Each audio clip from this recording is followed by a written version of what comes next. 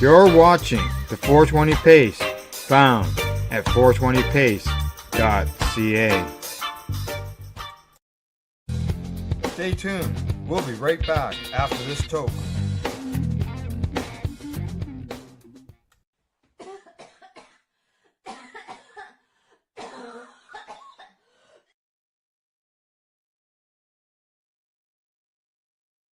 You're listening to the Pace Radio Network here at paceradio.net. The views expressed by the individuals during this broadcast are their own opinions, and they may not be the same as those of their group or other organizations they may be involved with. All medical advice during our broadcast is not a medical opinion and should be checked with your medical physician.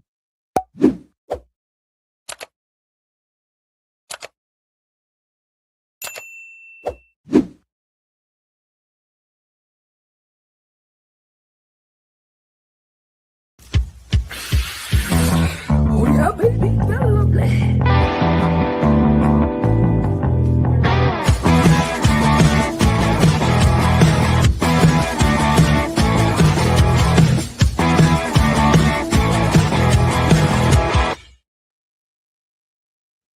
Good morning and welcome to Psychedelics and Cannabis Educational News for June the 22nd. Here at paceradio.net and 420pace.ca. And a good morning to you, Rev Cindy. How are you doing today? Feeling any better? Good morning, Al. I'm singing the praises of cold medicine today. I am I have a cold, one of those icky chest colds that gives you body aches, and but Yeah. for the win. I'm here. And it's always great to get them at the end of June. Cold. Yeah. It's weird. I mean, I feel that it has a lot to do with, like AC's now on, and it's hot outside. It's the changing of temperatures, Yeah. body getting used to it. It wasn't scorching hot at your place over the weekend, I don't assume. And if it wasn't, then that could help ease the symptoms versus if it was really hot out. Yeah. So, all righty. Other than that, we got news stories for today. I think some of them will be some updates on some things, as well as some new stuff as well. And as always, seems that way. Cindy, you're right. There's a couple of interesting ones in the second half, or maybe you put them in the first half. I can't remember. There's a couple of your stories that caught my eye that I'm interested to follow. Yeah. Well, they'll be along sometime during the show. That's for sure. Yeah. Okay. All righty. Okay. So we might as well kick it off. The first story of the day comes to us from here in Nova Scotia, from our local paper, actually, the Chronicle Herald. And the title of this article says, Nova Scotia's illegal cannabis market remains large despite record Nova Scotia Liquor Commission sales. Nova Scotia's legal cannabis market may be breaking sales records, but a new report suggests the illicit or indigenous market remains a major force in the province. According to the Chronicle Herald, despite the Nova Scotia Liquor Corporation reporting some of its strongest cannabis sales to date, industry experts and government officials estimate that a significant portion of cannabis purchases are still taking place outside the legal system. The story highlights one of the ongoing challenges facing legalization across Canada. While legal stores offer tested products, regulated retail environments, and consumer protections, many buyers continue to seek out unlicensed source due to lower prices, greater convenience, wider product selection, or long-standing relationships with legacy suppliers.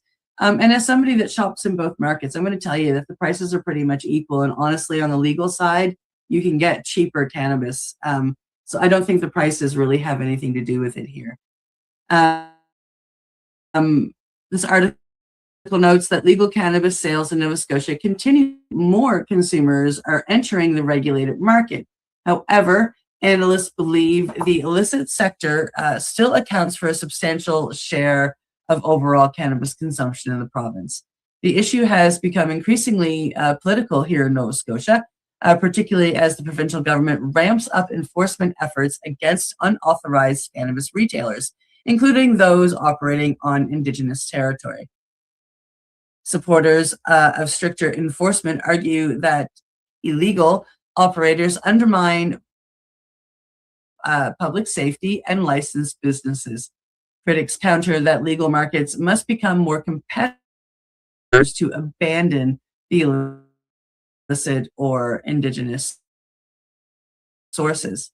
The numbers suggest that legalization has been successful in creating a thriving legal industry. After legalization, is the legal, the legal system scared of competition? As I stated when I was reading that, at least here in Nova Scotia, and I've seen across the board as I've traveled, and if you go, especially go with the smaller producers who operate, with organic and they don't use all the chemicals and stuff, you're going to get really clean burning cannabis. So I don't think it has, it has much people shopping over on the illicit side or the Indigenous side fully. I don't think it has to do with the fact that one is cleaner than the other or one is cheaper than the other, because, I've seen the proof that they're pretty much the same in that aspect. Yeah. And, alcohol prohibition, when it ended, it didn't eliminate bootleggers when it became legal. And even today, I was going to say, even almost today, 100 years later, right? It's still, you can still get it from a bootlegger. there are still bootleggers out there, like you can buy these legal kits to make wine and whatnot at home, wine, beer, rum, the whole bit. But yeah, or it could be somebody who just has access to getting some alcohol, whether it's from, or just going and buying it at the store itself, and then just reselling it in their home, and putting the extra cost on that, and saying convenience, so on and so forth. Or midnight runs, because here in Nova Scotia, our liquor stores close at 9 or 10 most days, 5 o'clock or 4 o'clock on Sundays. So you've got to go to an illegal source. They'll never ever get rid of all the other cannabis sales out of the system. The ones that aren't in the legal system, they'll never get rid of them. They'll always be there. All righty. From there, anything else on that? I don't think so. Okay. From that, we're going to move on to the next one. And this story is coming to us from Global News. Is an up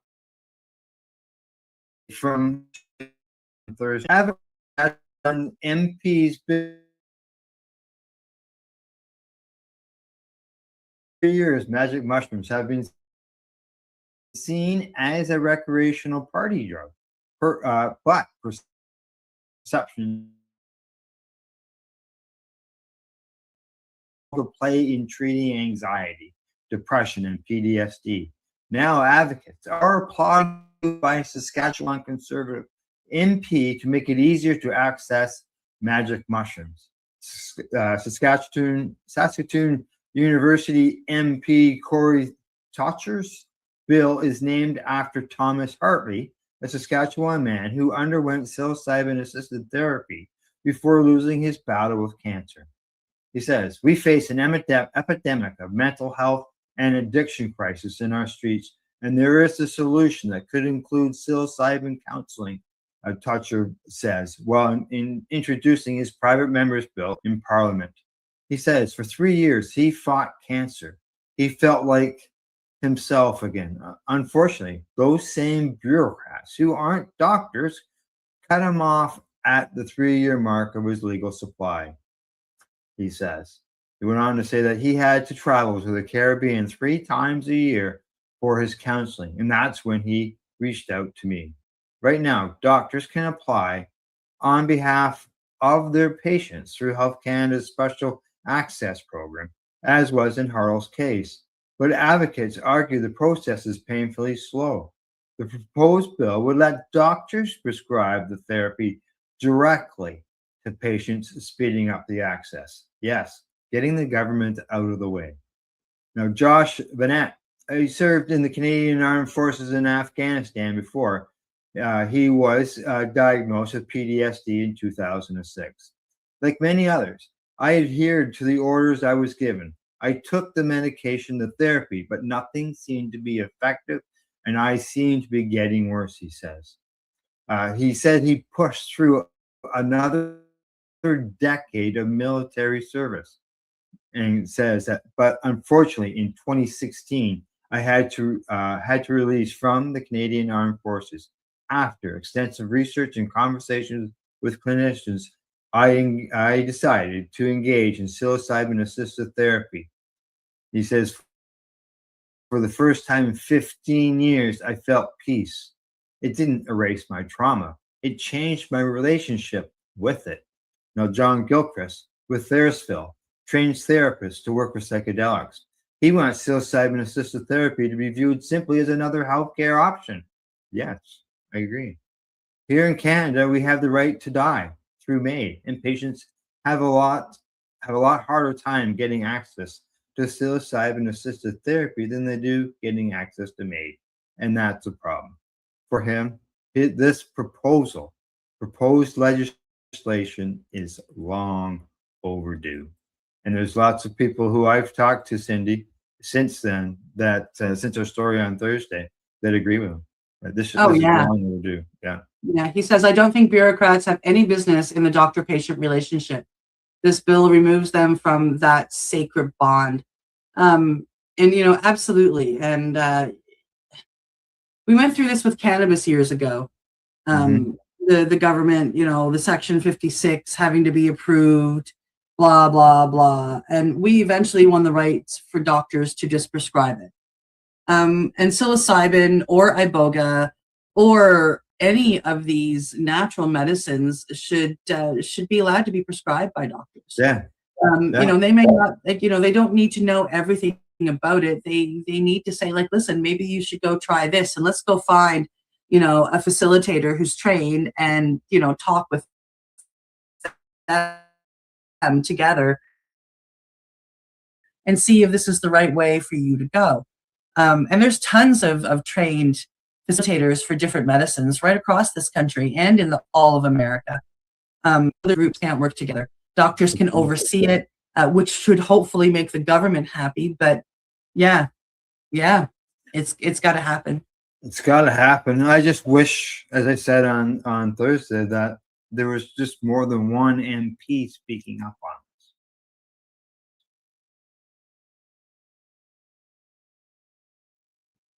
this. Yeah, well, I mean, the MP is coming with. There are things standing behind the MP together. There's there'll be veteran groups, I'm sure, that will be supporting this as well. Oh yeah, there's the ones that I know are planning on standing behind it. Yeah, I'm just looking for more MPs, which would be nice, and I think it's coming because you can't ignore the veterans. Oh, you can't ignore the fact. The research we report on it often. Right. Yeah, for sure. Yeah. Alrighty. That's it on that story. You want to move on to the next one? Might as well, for sure. This next story is coming to us from StratCan. The OPSEU warns of possible OCS labor action and negotiations. So the union warns of possible Ontario cannabis store labor action as negotiations are continuing.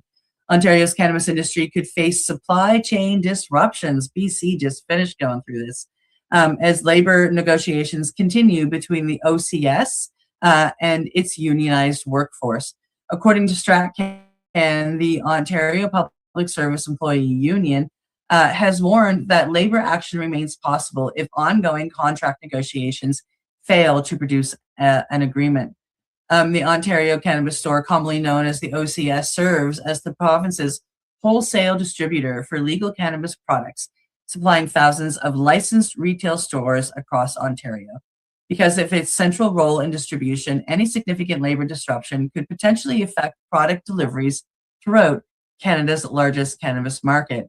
Union representatives say workers are seeking improvements related to wages, working conditions, and job security.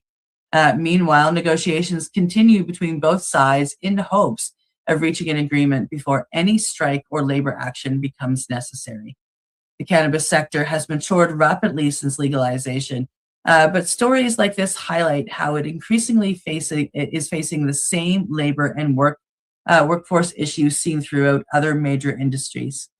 Retailers and producers are watching closely because even short-term disruptions at the wholesale level could create inventory shortages and logistical challenges throughout the supply chain.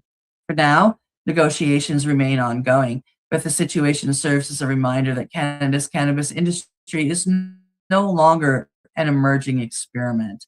It's a major economic sector with thousands of workers whose labor conditions absolutely matter. What do you think, Al? Well, I'm just reading through the story and looking at things, and there was three things that to point out. That meeting that they're talking about having, that's today. So I suspect that there will be an update for our next report on what's going on. Another thing was that it's done different than in BC. The OCS, the warehouse and all that, is operated by a third party, which is not unionized. Ooh. Okay, this union, it represents, says here, the bargaining unit represented by OPSU at the OCS consists largely of frontline corporate and contact center personnel. While management is excluded, various roles are governed by the OPS, which is the Ontario Public Service Unified Collective Agreement. So it's not the warehouse. I'm not saying that there's not going to be issues, but it may not be as disruptive as what they had out in BC when the stores going in. Fingers crossed. Yeah, you never know. You never know. So that's why I grow my own. Oh, that's one reason. One of many. So, all right. Anything else on this one? I don't think so. All right. Time to move on to the next one. This one is coming to us from Green State. And the headline there says Supreme Court rejects broad gun ban for cannabis consumers. Cannabis is legal in some form in nearly every U.S. state, while medical cannabis was recently moved to Schedule 3. Yet, federal law has continued to treat cannabis consumers differently when it comes to gun ownership. Now, the Supreme Court has ruled that simply consuming cannabis does not automatically disqualify someone from owning firearms. The justices decided unanimously in favor of Ali Denal Hemeni, a Texas man who argued that a federal law barring firearm ownership by people who regularly use illegal drugs violates the Second Amendment. Hemeni was previously charged with a felony for allegedly keeping a gun at home while regularly using cannabis. His lawyers secured the dismissal of the charge after the Fifth U.S. Circuit Court of Appeals ruled the ban unconstitutional under the Supreme Court's expanded Second Amendment framework. The Justice Department under President Donald Trump eventually asked the Supreme Court to take up the case. Now, Justice Neil Gorsuch wrote that the opinion narrowly limits the government's power to disarm drug users who are not considered dangerous. Hemeni was not charged with any other crimes and was not accused of possessing or using a firearm while under the influence. The law under which he was originally charged was intended to keep guns away from people deemed a threat. But millions of Americans now use cannabis, Gorsuch wrote. Now, given broader changes in cannabis policy, it was difficult to assume that every cannabis consumer is categorically dangerous. Whatever one thinks of these developments, the federal government has not just tolerated them, it helped fuel them, Gorsuch wrote. He continues with, all of which leaves it awkwardly positioned to suggest that millions of Americans who now regularly use cannabis are categorically and unusually dangerous. What is the government's evidence that using cannabis a couple times a week makes someone dangerous? Justice Amy Barrett asked during the hearing. The ruling does not affect laws governing firearm possession or use while under the influence. People may still face criminal penalties for possessing or using a gun while impaired, depending on the circumstances and applicable laws. The decision marks a legal setback for the Trump administration, which opposed this challenge despite taking positions against some other firearm restrictions. I don't know about you, Cindy. I'm not a big firearms person in any way. I've actually been on the wrong end of one, but I think cannabis is. I agree. I mean, like, I agree with the fact that, it should be illegal to use these weapons while under the influence of anything. Mm-hmm.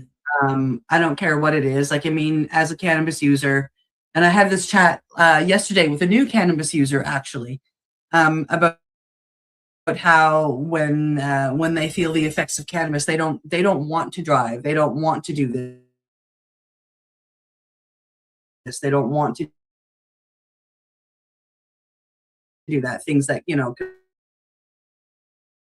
possibly be dangerous if you're too out of it, and do them all the time. I thought, so driving.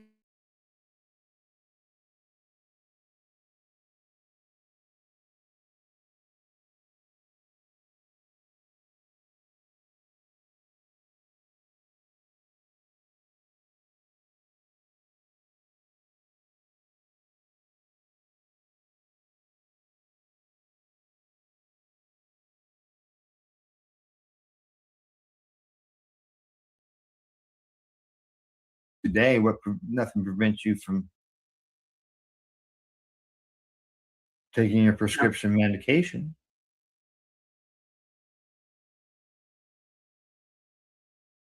Own hands going against. He was the one who appointed them too, but yeah.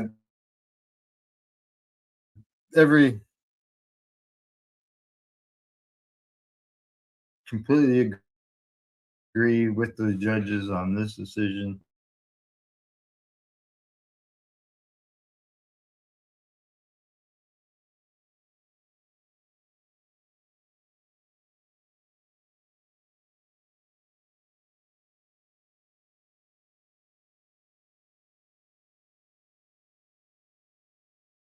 By chance, check out our flags, our t-shirts, plus our hats, and look at that supply of rolling papers, plus much more. Got look at all the incense we have, as well as for those who collect knives, these knives are collection. And while you're here, stop in to see Shay at the daily deals. Check them out. Camelford Lifestyle Shop, 17 Bridge Street West, Camelford, Ontario.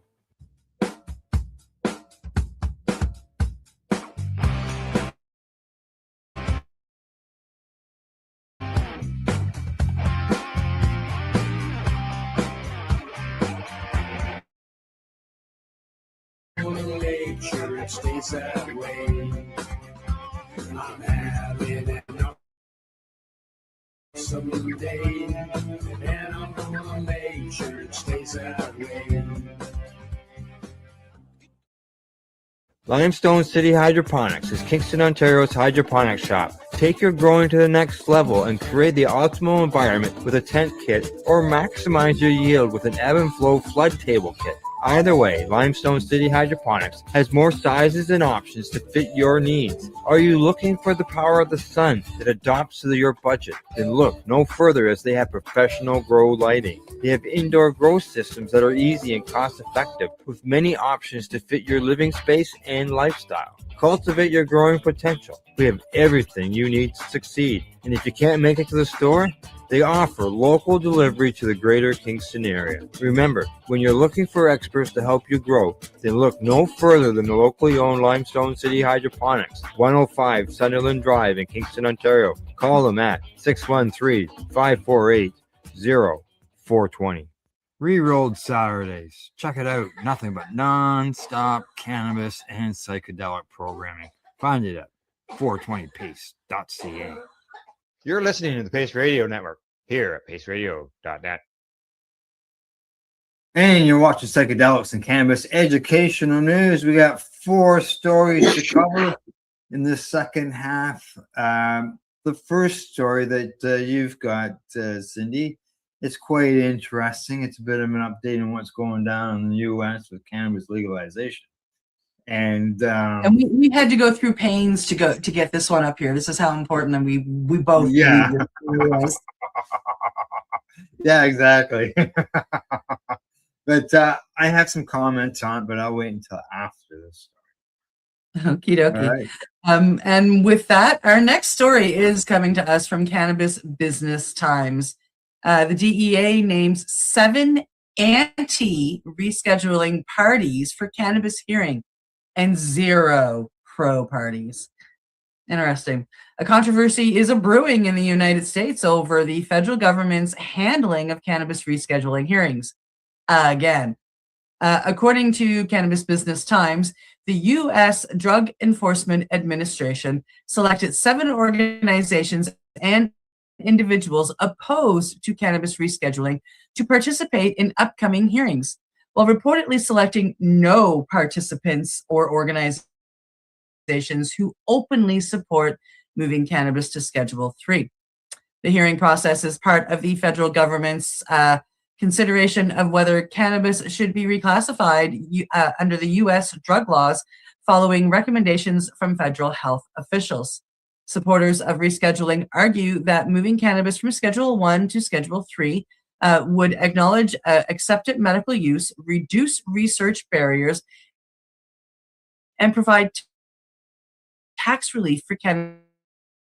Critics of the DEA's witness selection process argue that the absence of pro-rescheduling voices creates the appearance of a bias and undermines confidence in the fairness of the proceedings.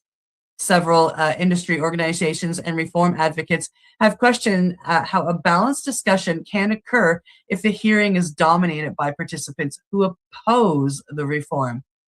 The DEA has not publicly characterized the selections as an endorsement of any particular position, but the decision has already generated significant criticism from cannabis advocates and industry leaders.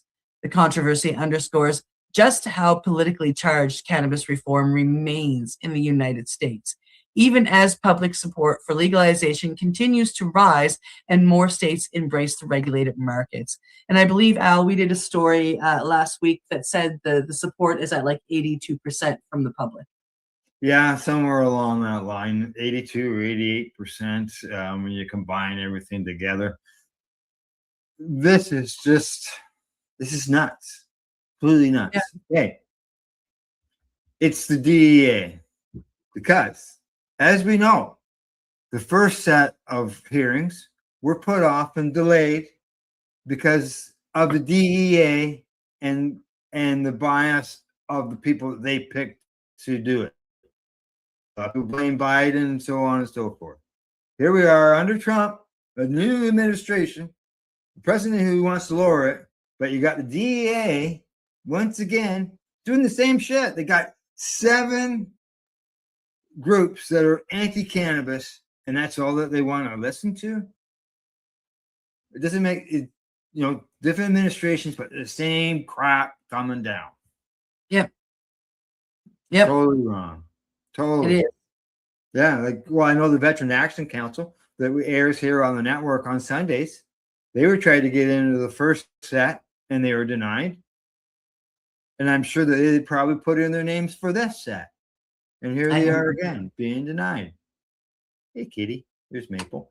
And it's somebody in the DEA. I don't know. They even have it's the new administration. It's new people running the show, even in the DEA, but this comes up again. Yep, same thing. Same thing. Kind of crazy. Yeah. They do list. You read off some of the groups, right? No, I didn't. Okay. I didn't do that. So I've Here closed they my story now. So you should. I have them. Yeah. Now this meeting is taking place next Monday, just so you know.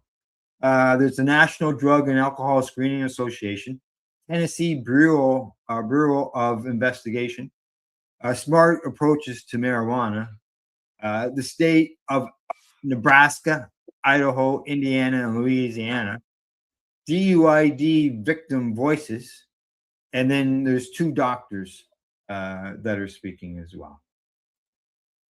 And Buddy Weed spoke up.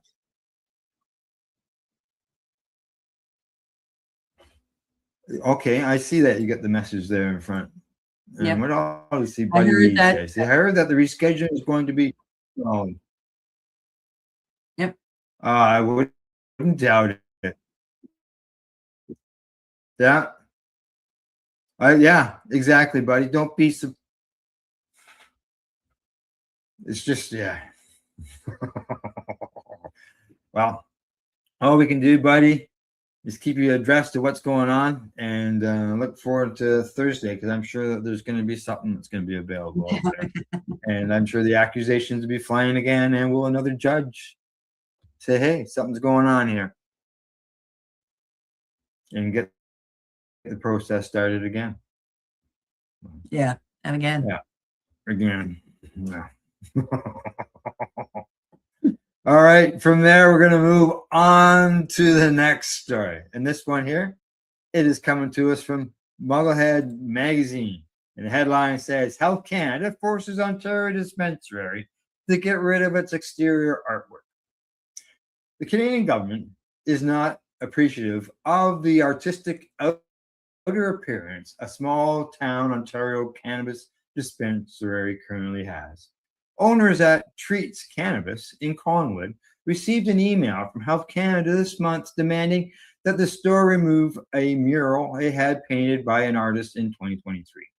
The department says the cartoonish characters on the cannabis shop's walls are too appealing to the youth. Store manager Jordan Wanamaker informed local news outlet Simcoe.com about the development last week. He says him and the crew are disappointed considering the amount of work that went into the large-scale painting, but they will have to comply. Now, in a statement shared to social media on June the 19th, Treats stated that it is currently in discussions with another artist about a aesthetically appealing repainting that will adhere to Health Canada's guidelines. He says, it's unfortunate that restrictions regarding cannabis is much more strict than alcohol, but we have to abide by the rules. Now, in a Facebook post, one local claimed that Treats was slapped with a hefty fine as well, though that has not been verified by store officials.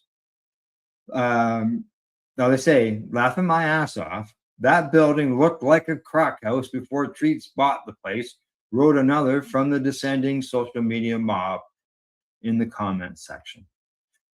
This case appears to be the first of its kind since Canada's order from Health Canada. This variety has never been received by a cannabis shop in the country before. However, it appears it does bear similarity to an incident in Ontario last year.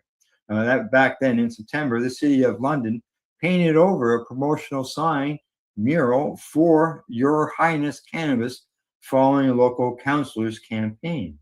These cases highlight different levels of government intervention against cannabis-related exterior art in Canada, while both involve covering up eye-catching exterior artwork tied to sales of a adults-only substance.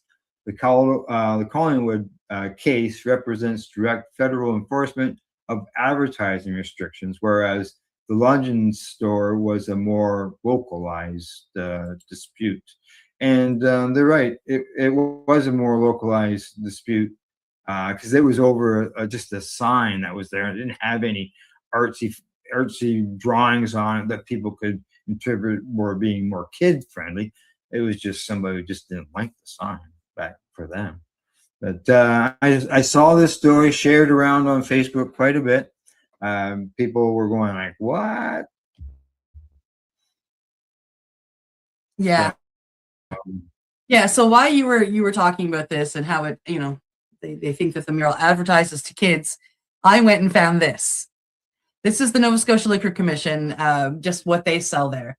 And if you take a look at this BU, tell me that, like this one over here on the side, tell me that doesn't appeal to kids. If you take a look at this Blue Lobster rocket, tell me that doesn't appeal to kids. Oh, wow. Yeah, nice find. Scoop. Yes, exactly.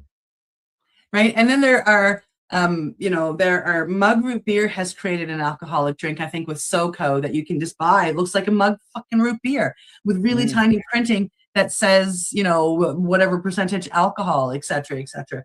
As I'm looking here, Rockstar vodka.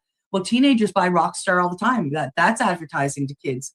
There are these other pretty drinks right beside it, like this other one with a cat on it. What drink gives you wings that you can fly? Red Bull. And you can buy Red Bull vodka, and it's give me a freaking break. I had to find that and point out that alcohol is, if they're saying that we are trying to attract children, well, you got to go after the alcohol people too, because that is blatantly appealing to young kids, whether it's the root beer one, whether it's that lobster rocket one. I mean, I don't care. Those are not pictures that are like, if you're telling us that we've got to go black and white with cannabis and we got to get rid of all the pretty pictures, that should be for alcohol and any other substance that's illegal for people under a certain age. Done. Fair.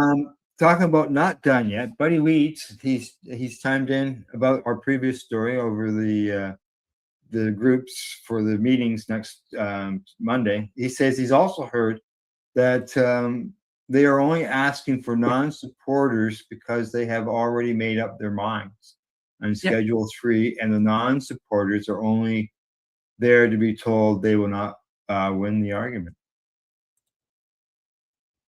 Oh. Yeah. We shall see. We shall see, exactly. Yeah. All right, talking about seeing, what's the next story of the day? The next story of the day is coming to us from Targeted Oncology. This one kind of caught my eye. We talk about how cannabis oil all the time can help fight cancer. This one specifically says how turning to psychedelics can help patients with cancer heal. A growing number of oncologists and mental health specialists are exploring how psychedelic-assisted therapies may help cancer patients cope with some of the emotional challenges that accompany serious illnesses. According to Targeted Oncology, researchers are increasingly studying substances such as psilocybin as tools for addressing cancer-related anxiety, depression, fear, and existential distress. The article emphasizes that psychedelic therapy is not being investigated as a treatment for cancer itself. Instead, researchers are examining whether these experiences can help patients process the emotional and psychological realities of a life-changing diagnosis. Several clinical studies have reported promising results. Patients participating in supervised psilocybin-assisted therapy have often described reductions in anxiety, improvements in mood, increased acceptance, and a renewed sense of meaning and connection. One of the most striking findings emerging from the research is that benefits can sometimes persist long after the psychedelic experience itself. Researchers believe these therapies may help patients view their illness, mortality, relationships, and priorities from a different perspective. The article includes perspectives from clinicians who have witnessed profound emotional breakthroughs among patients facing some of the most difficult periods of their lives. For many cancer patients, the greatest suffering is not always physical. It can be fear. It can be uncertainty. It can be that loss of identity, purpose, or their hope. Researchers caution that psychedelic-assisted therapy remains experimental at the moment, and should only be pursued within appropriate medical and therapeutic settings. But the science continues to develop. Many experts believe these treatments may eventually become an important part of comprehensive cancer care, helping patients not simply survive, but heal emotionally as they navigate the journey before them. And for those facing some of life's hardest questions, that possibility is generating tremendous interest across both oncology and psychedelic medicine. And Al, we've had many stories talking about how psilocybin has helped people face their cancer diagnosis. Right. And there's a documentary, Dosed, the second Dosed movie, who follows a woman who's fighting, cancer. And even though the psilocybin that she, participated in didn't cure her cancer, because it gave her calmness and because it gave her peace of mind, that actually gave her time. Yeah. Well, Thomas Harrell. Yep. Perfect example. Yep. Looking for the end of life, the mental therapy that's involved in it. Like as I said, it's not just about trying to defeat the disease. Even after somebody defeats the disease, if they do, can be a mental challenge afterwards. Oh my goodness. Yes. You've just beat cancer, or you're just Right. fighting cancer. Like it's all, a terminal disease, even any chronic disease comes with that. Oh my Yeah. God, my life has changed dramatically. And to find peace with that is beautiful. Mm-hmm. Yeah. And, psilocybin can help that. So Yeah. why not? Okay. Last story of the day. And it is coming to us from StratCan, but I see I haven't got it ready yet. So Cindy's going to hold me off on the screen there.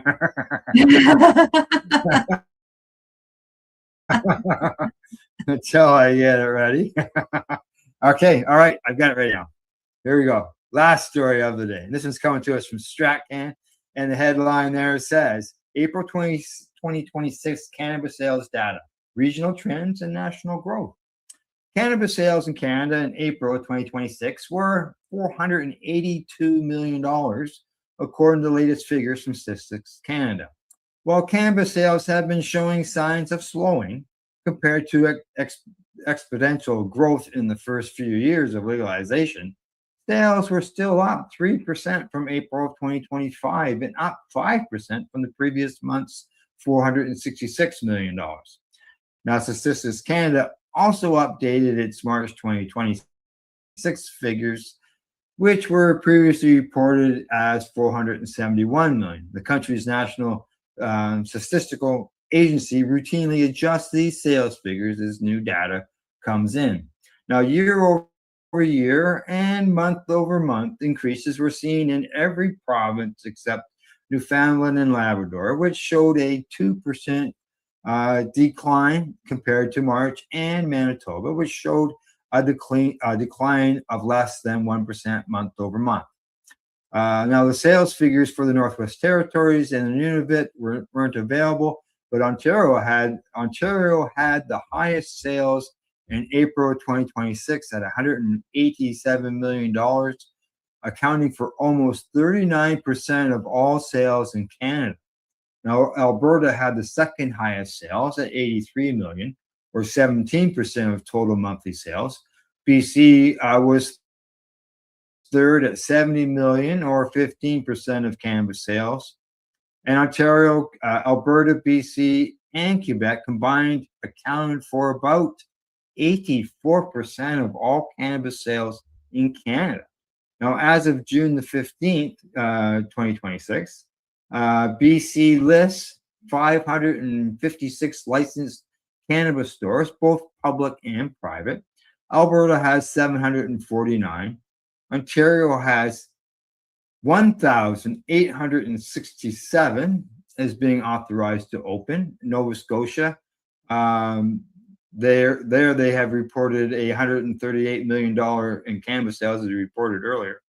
And in Quebec, they reported an $809 million in sales in this fiscal year for 2025. Ontario cannabis sales topped at $2.28 billion in 2025, driven by pre-rolls and vape growth. The Canadian cannabis sector experienced significant growth in 2025, with farm receipts increasing 17% to $2.5 billion, and total recreational sales reaching $5.5 billion, they say. And cannabis prices have also continued to fall year over year, with a 2.5% decrease in April 2026 compared to April 2025.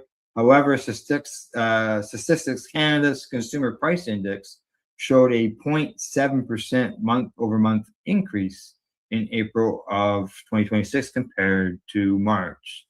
So that gives us a bit of an idea on what's going on in the country as far as sales. People are still buying cannabis at the stores. There's obviously no doubt about that. We'd like to see some report, I'm sure, on where all the tax money is going, but at least we know that'd be nice. Like, yeah, recreational sales equaling $5.5 billion. I'd love to know where some of the tax rev is going from that. Yes. Yeah, exactly.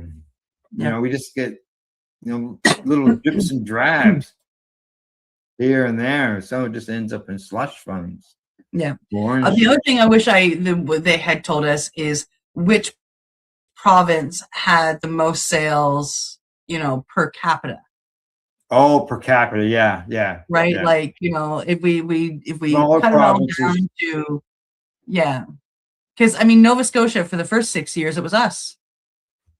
Yeah, well, even as just to the medical end as well, like it was Nova Scotia, the East Coast. A lot of patients. Yep. So, but 1,800 stores in Ontario.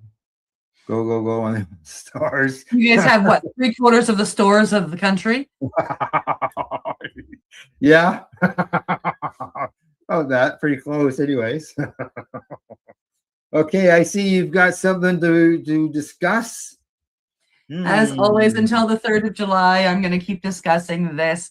We here at the Nova Scotia Psychedelic Society are putting on our annual movie fundraiser this year. This year we're bringing in Descending the Mountain. It is a film about mushrooms and meditation. We are, putting this on July 3rd, as I've said many times, starting at 7 p.m. at the Paul O'Regan Hall in the Halifax Library. We're pretty excited to put this on. I'm really excited to go watch the movie myself. We will have, a panel of people there to chat about psychedelics and meditation after the movie. And we do have a tonic provider who will be selling pre-made tonics. They're non-alcoholic. You can also bring your own water, etc. Tickets are $25 ahead of time. You can buy them on Eventbrite. If you go to our Facebook page, the Nova Scotia Psychedelic Society, and if you go to events, the link is there for sure. So you can follow that to the Eventbrite and have a look and grab a ticket for $20. If you wait till you buy it at the door, it goes up by $5 to $25, although we will have tickets at the door. And before I completely take off with these guys, as you can see, I'm scrolling and now I'm going backwards. We also have, this little post that we've put up looking for things to do this summer. We are talking about Descending the Mountain here with all of the information there. And then we have another speaker series coming up.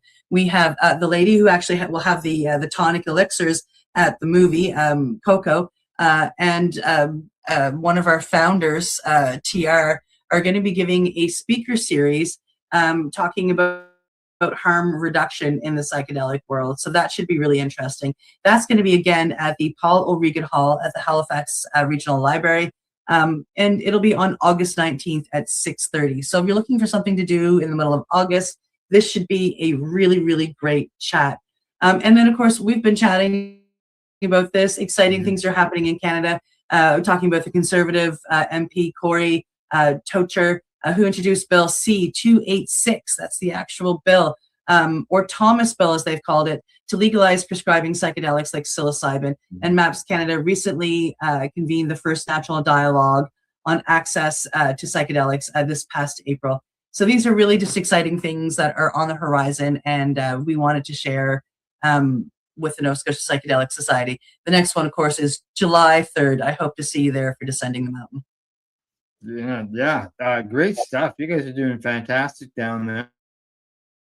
Let's hope stuff like this spreads and, get going now, because if this bill grabs hold, or if another bill comes along afterwards, more people who are educated ahead of time makes things like that get done. People contact their MPs and say, hey, this is good stuff. Keep doing it. Yep. So more people can get educated ahead of time, the better. So that there. All right. Anything else offhand? Gosh, happy birthday, Ted Smith. Happy birthday, Ted Smith. That's right. Exactly. I sent him a happy birthday notice. Beautiful. Yes. And you're very welcome, Buddy Weeds. Buddy says, thank you, Al and Cindy, for the latest news stories. Have a great week. Have a great week. We will. You have a great week as well, Buddy Weeds. And other than that, I'd say we're done, right? I think so. All right. As I always say, thanks to everybody for tuning into the program. Thanks to our sponsors, Limestone City Hydroponics.ca, the Campbellford Lifestyle Shop, as well as at ease.ca. We will see you Thursday morning, 10 a.m. Eastern. And as always, don't forget to educate, medicate, and do not incarcerate. You're listening to the Pace Radio Network here at paceradio.net. The opinions of the individuals during this broadcast are their own and may not be the opinions of their group or other organizations they may be involved with. All medical advice during our broadcast is not a medical opinion and should be checked with your medical physician. Enjoy the buzz of legalization with Campbellford Lifestyle Shop. From lights to plant nutrients, books, consumption accessories, and more, we've got all your basics to grow or consume cannabis. Visit our info center or take a look at our piercing services and body jewelry, now available in-store through Campbellford Lifestyle Shop, 17 Bridge Street West, Campbellford. Limestone City Hydroponics is Kingston, Ontario's hydroponics shop. Take your growing to the next level and create the optimal environment with a tent kit, or maximize your yield with an ebb and flow flood table kit. Either way, Limestone City Hydroponics has more sizes and options to fit your needs. Are you looking for the power of the sun that adapts to your budget? Then look no further, as they have professional grow lighting. They have indoor grow systems that are easy and cost effective, with many options to fit your living space and lifestyle. Cultivate your growing potential. We have everything you need to succeed. And if you can't make it to the store, they offer local delivery to the greater Kingston area. Remember, when you're looking for experts to help you grow, then look no further than the locally owned Limestone City Hydroponics, 105 Sunderland Drive in Kingston, Ontario. Call them at 613-548-0420. We are people advocating cannabis education here at paceradio.net.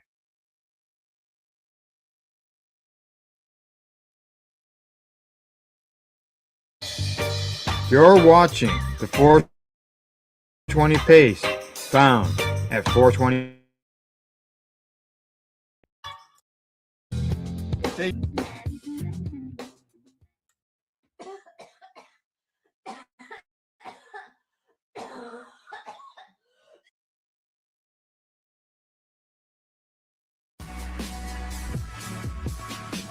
Tune in Fridays at 7 p.m. Eastern Time on 420radio.ca.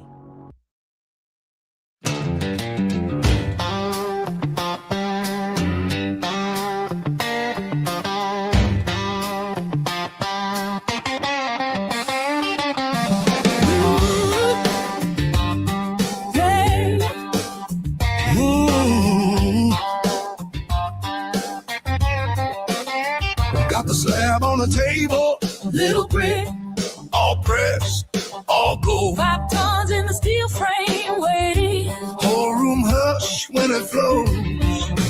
Ross and back, That custom mold, fill it up, tuck tight. then load and press. We just trying to keep long still shining. Do it calm, do it clean. Heat makes the trichome flow. Slow drip, let the pressure go. From the flower to the glow. Soft and free, keep the spirit in me. High in the mind, All that for harm reduction, yeah. but the method low key. Heat makes the trichome flow. Loading on the paper like honey on the snow. That's a 710 code.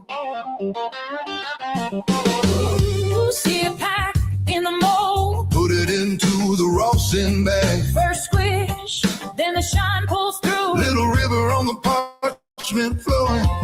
Think glass, Clear drop, that you wait out, take a breath. think twice. Dose right. Keep the bag in view. We just squish. We don't strip, we don't rush. Treat the plant like it's part of you. Heat makes the trichome flow. Slow drip, Let the pressure go. From the flower to the glow. soft and free, keep the spirit in me. High in the mind, All that for harm reduction, yeah. but the method low key. Heat makes the trichome flow. Rolling on the paper like honey on the snow. That's a 710 code. Smooth as silk, Brittle like glass. creamy like milk. Put in your rig Light the torch, or push the button. Get you medicated like nothing. Heat makes the trichome flow. Slow drip, let the pressure go. From the flower to the glow. Soft and free, keep the spirit in me. high in the mind, All that for harm reduction, yeah. but the method low key. Heat makes the trichome flow. Golden on the paper like honey on the snow. That's the 710 code. Feel it in your toe, feel it in your head. Body temperature, Up it goes. forehead sweat. Where's the bed? Things calm down, body sweats disappear. Wow. Memories of their first dance. Ooh. Heat makes the trichome flow. Slow drip, let the pressure go. Let the pressure From the roll flower to the glow. Soul and free, keep the spirit in me. Keep the spirit in me. I'll ever harm reduction, Yeah. but the method low key. Heat makes the trichome flow. Golden on the paper like honey on the snow. That's a 710 code.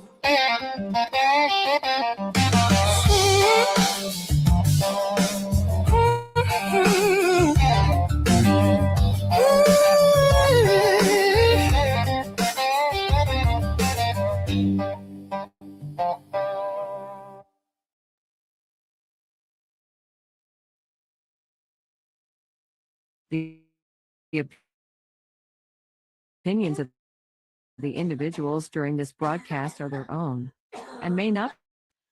All medical advice during our broadcast is not a medical opinion and should be checked with your medical physician. Wake up, roll up. Tune in, it's the high guy. Let the good vibes begin. Yeah. Yeah.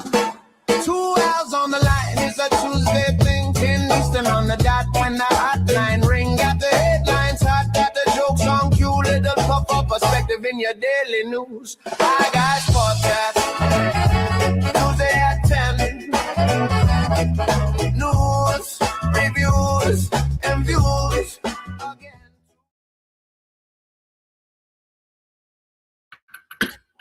Ooh. Hi guys, nice intro. I like that. I like that. Hi. Now, unless you, we can leave it as is, or you can make a fourth little endings if you like. Yeah. I just thought that it would be cool to have the ending with our logo thingy on there, and then transition into this, because it all man. Blends in. That's a combination. That's a combination effort from myself, Al, and AI. Yeah, that's right. 3 L's. Yeah. Yeah, that's I just thought, hey, I'm gonna throw that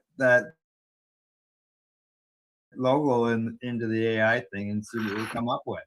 Well, here's the other thing that you made. And, I did the graphics for this as well, and then Al. Catch the High Guys Tuesdays at 10 a.m. Eastern on 420pace.ca. Yes, yeah. I like that. I thought about it. I thought it worked out pretty good. I did one. It was my sister's birthday, so I took a picture of our cat, and I said, "Had the cat it to my sister and I sent it to her." Oh, cool.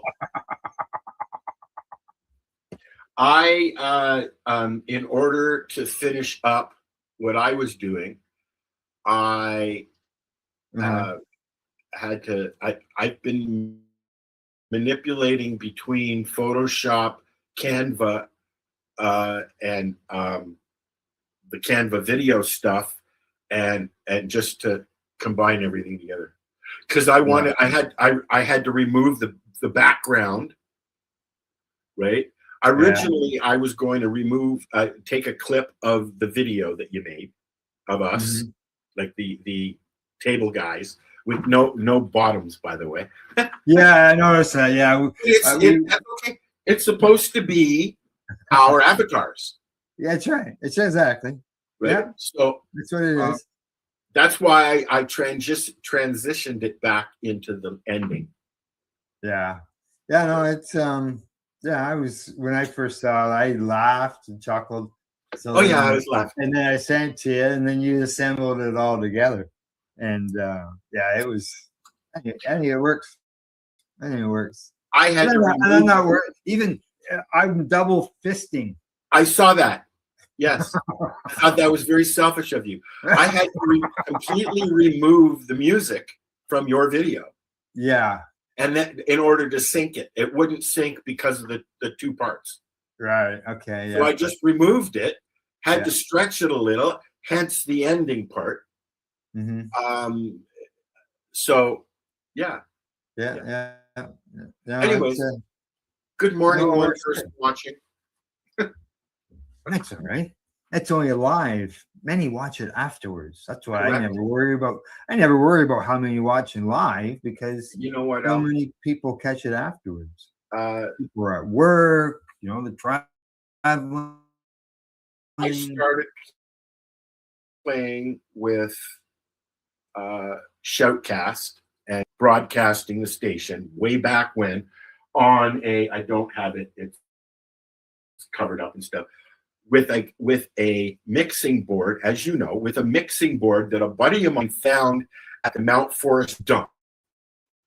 Hey, it worked. I ran the full station 24/7 on that mixing board until I got this one here. Oh yes. Till I got my analog one. Now I've got a digital one, a digital mixing board. But it was a long time ago. I just started messing around with Shoutcast and Winamp, which is the way that you used to be able to broadcast, which was all put together. Thank you, AOL. It was their way of promoting free speech. Oh yes. And so they developed a way to do this, and that's how a lot of radio stations started back then. And it was all audio. And it was all live. There was no recordings. There was no video. Although, after we started using Skype, we saw each other. Yeah. Right. Like Al, I produced all of Al's for several years, so that he could concentrate on doing the show and blah blah blah blah blah, because he didn't want to have to set up Shoutcast and shit. So, I mean, Jesus, yeah, that was a long time ago. That was a long time ago. That's right. Yeah, A lot of things have changed. a lot of things have changed big time. And as you know, independent stuff is being viewed more than ever. You know? People have access to it everywhere they go. And you know They're what? in their pockets. We can thank COVID for that, because Zoom came out with a scream when COVID started. Everybody was using it. TV was using it. Newscasts were using it so that you could work from home. Yeah. You know? Yeah. And that turned into a lot of sites like like StreamYard, OneStream, Livestream, this stream, that stream, you know, being able to send to multiple places. Now we're at the point where one outfit says, no, you can't do that. And the next outfit says, sure, you go right ahead. And it's confusing.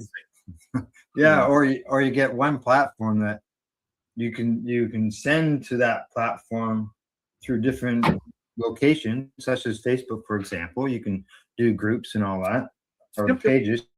Go to different pages, or you go to YouTube. You can go to different channels on YouTube. But for example, on YouTube, one channel might get a mark because of your show, whereas on another channel on YouTube, your show doesn't get any mark. Also, things like, you know, Meta owns a lot of different websites, and it you know, there's no consistency there, because on Instagram we might get bumped, but on Facebook we don't this week. And then on what's the other site that they have? We get bumped off. You know, it's make up your fucking mind. You know, it's all run by the same system. Meta, come on. But let me say. But as I said to you, you know, sometimes when you on your pick of the favorite ice cream, sometimes rules are made to be broken. Correct. And sometimes they allow you to dispute, and they say, okay, "Oh yeah, yeah, yeah." I've done that in the YouTube. I filed a what do you call it, appeal. And every week, dude. Every week. Yeah. They sent me back notice. And sorry, we don't change your mind. What gets me is the my personal page.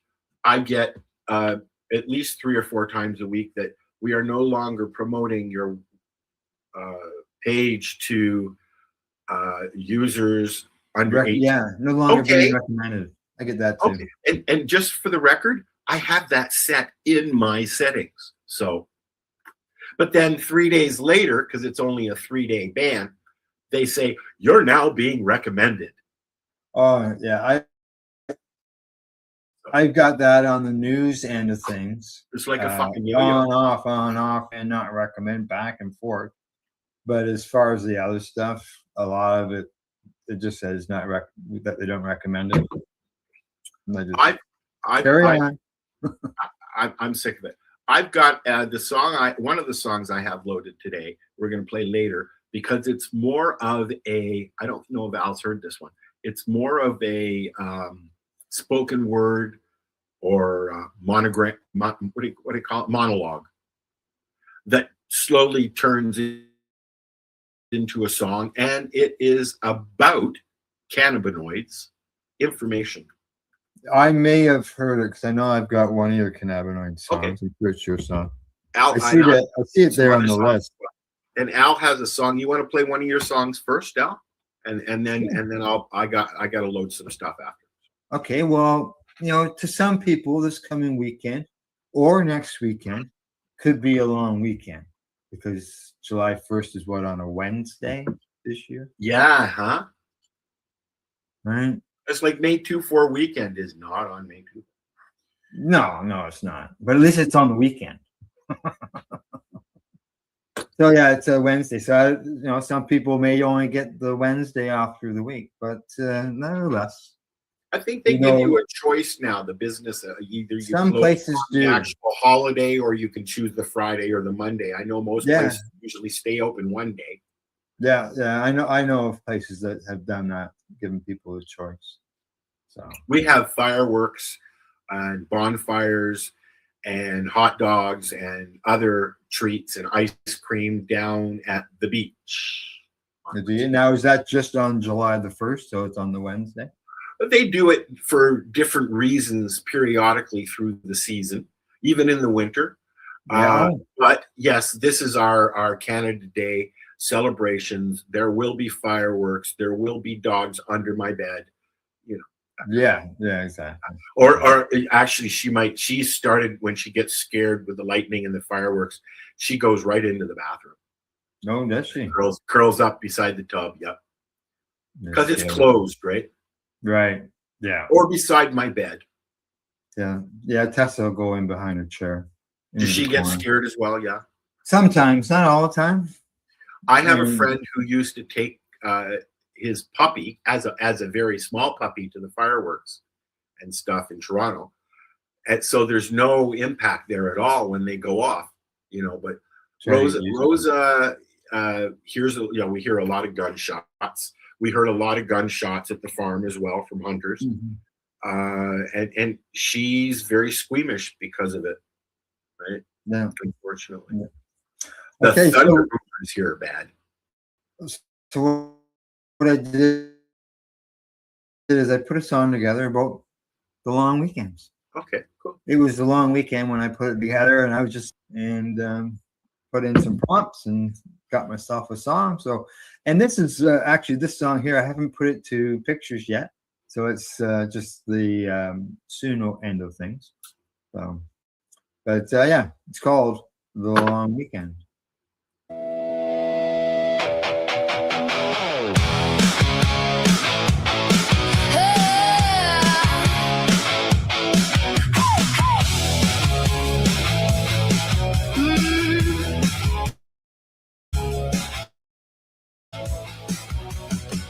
Hot sun on my shoulders, grass clippings on my pants.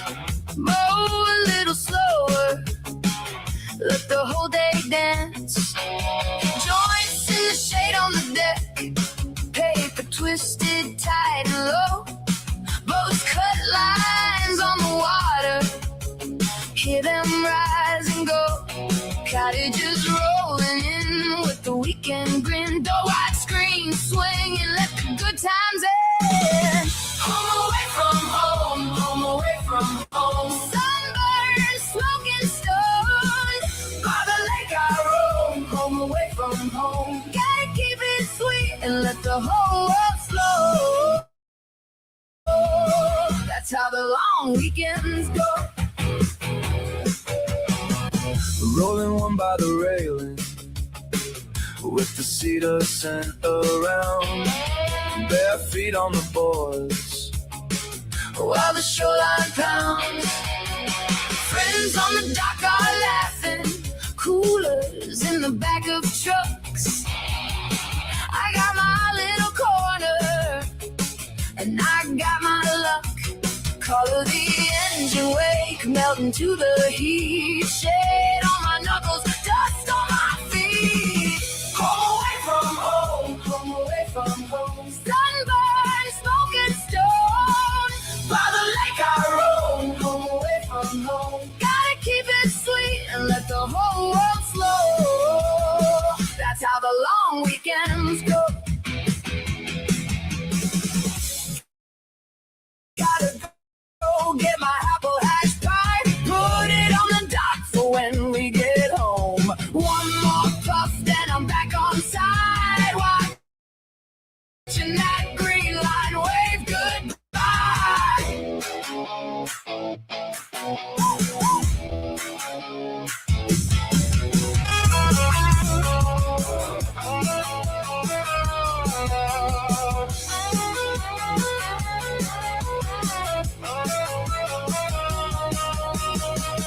Home away from home, home away from from home. Sunburn, smoke and stone.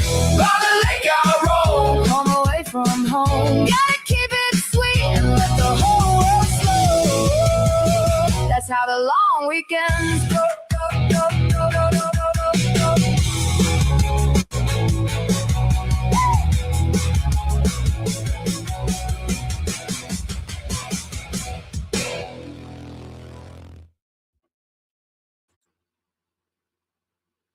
There we go. That's the long weekend. Being we got a long weekend coming up.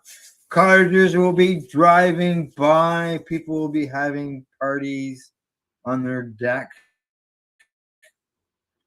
and having a good time. Good times. Well, some of us might just be sitting watching YouTube Some, that's right. Some, or riding around on his mower. that's right. Some people might just be camping in a spot where there's a river, not a lake. Are you guys going camping? Good question. You don't know yet. No, I discovered something very. Oh, your trailer's still not working out.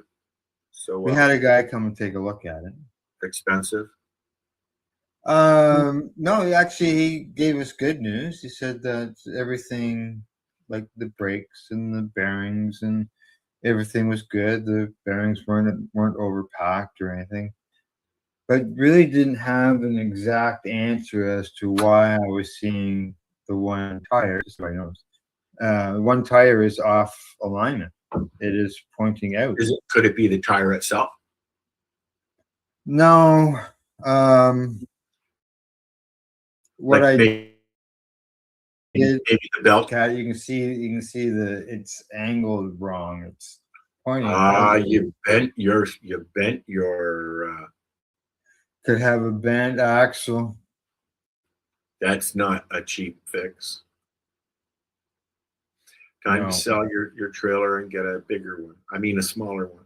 And I like your trailer. I stayed in your trailer. It's a nice trailer. Yeah, I don't know. I should have gotten that size for myself. I probably still have it. yeah, you probably would. You could take over. I could have brought it up. Yeah.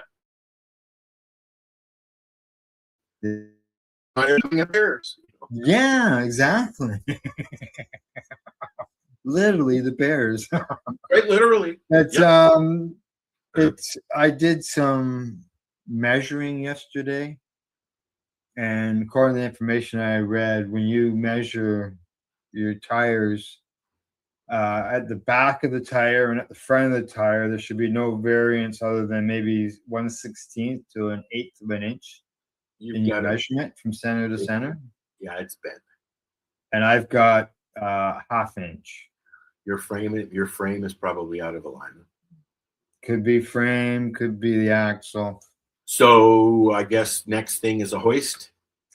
When we get done here doing the show, I'll be going to a RV shop in Peterborough and I know talking that to them. Because I had a guy come over and take a look at it. Everything, he was an RV mechanic and all that. He's a mobile mechanic and everything was all fine. But obviously something is wrong here. He pointed out to me that my inside of my tires were worn on the one side. So I went and took a good look at it. And yeah, it is worn on the inside. Not only is it worn, but it has a flare to it. So basically what's going on is that left tire has been plowing going down the road. And I don't know how long it's been doing it. Ouch. Whether it's been doing it just for one trip, whether it's been doing it since day one that we bought the trailer. I haven't got a clue. And you're just, but you're just seeing it like you're noticing it more now. Yeah, we noticed it a couple of weeks ago. So I called a friend of mine who's a RV mechanic, and he come over and took a look at it. Cool. So he doesn't have equipment to check for frame or anything like that. And I did point out some things to him, like this tire on this side is inside the wheel well. by a couple inches. It looks like a couple inches, whereas the other tire on the other side isn't inside the wheel well. Well, you can check the frame the same way that you would check a home frame by doing the four corners and matching up the distances, right? Distances and stuff. Yeah. And that would tell you if it's out of alignment. To me, and I know nothing, but it sounds like a bent axle to me. Possibility. I can't remember hitting anything. Or maybe a spring is gone, or the springs look fine. I know you know way more than I do. I know. I did post it online in a group that same models as what we've got, same make as what we got, and people said that either you got a bent axle frame, but obviously your camber is off.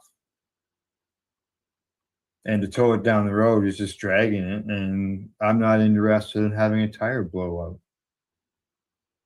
Yeah, that's a pretty heavy trailer.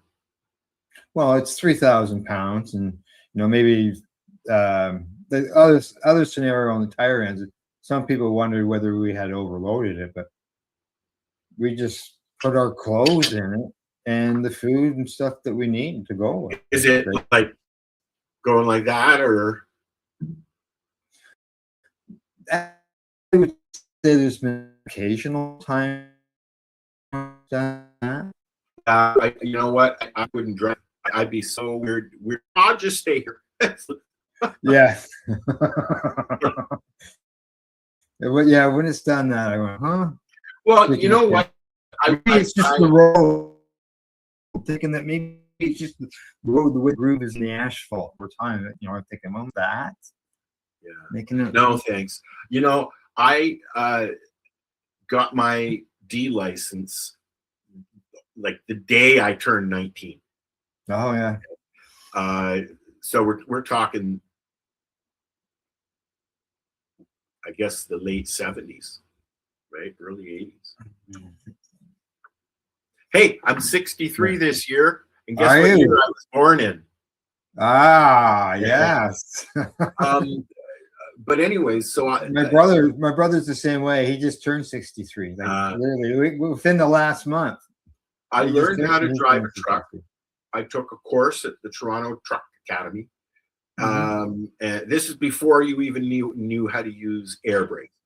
But then over the years, I've driven this and that, tow motors and dump trucks, and taking trucks from the garage over to the food terminal across the street, things like that.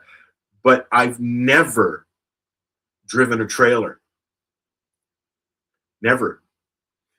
And I was going to take a course and everything, and I'm glad I didn't, because I couldn't have pulled my trailer anyways with my car.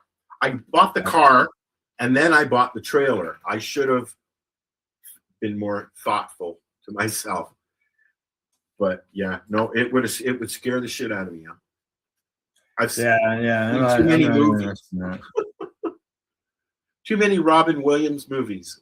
Oh yeah. And so I'm gonna go up and talk to them today about it. Show them my pictures.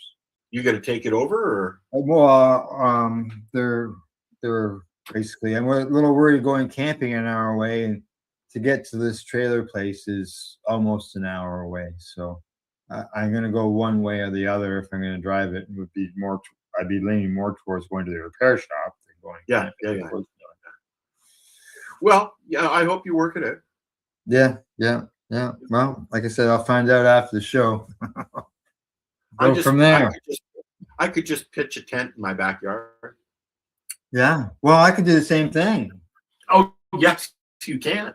Right in the forest. Correct. Yeah, we can go in where the moose is. I wouldn't go anywhere, dude. You got that view. You just leave the trailer there. Your grandkids are there. Your dogs are there. Why do you have to go anywhere? Yeah, I know, eh? Yeah, because we have lots of crickets and frogs that Once- make noise. Once I bought my trailer, I knew I wasn't going to go anywhere. There was no point of, I mean, I should have gotten something smaller, but there was no point of going anywhere. Everything I wanted and needed was right there. Yeah. McDonald's 20 minutes away, restaurants just up the road, water everywhere. You know, Yeah. no bears though.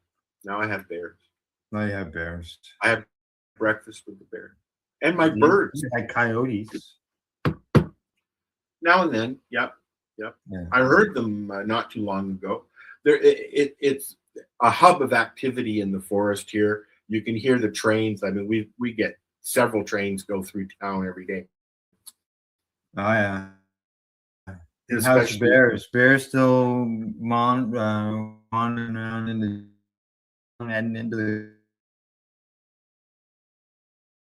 convenience store for. Have been seen wandering with Mom. There's a really big lady with 4 cubs walking around town somewhere. We have a mother with 2 fawns here. Did they ever come up to you? No. The son-in-law actually he got a picture of one of the babies laying in the grass. Oh, So like literally he got there just shortly after he was born. I've been entertaining the youngins, the chippies, the new ones, Chippies. the little guys, right? Yeah. And they're, pretty smart. They come running. I walk out the door and they come running. The birds come flying at me. And they are actually getting very close. They stand right above me on the roof, and I throw nuts up to them. Yeah.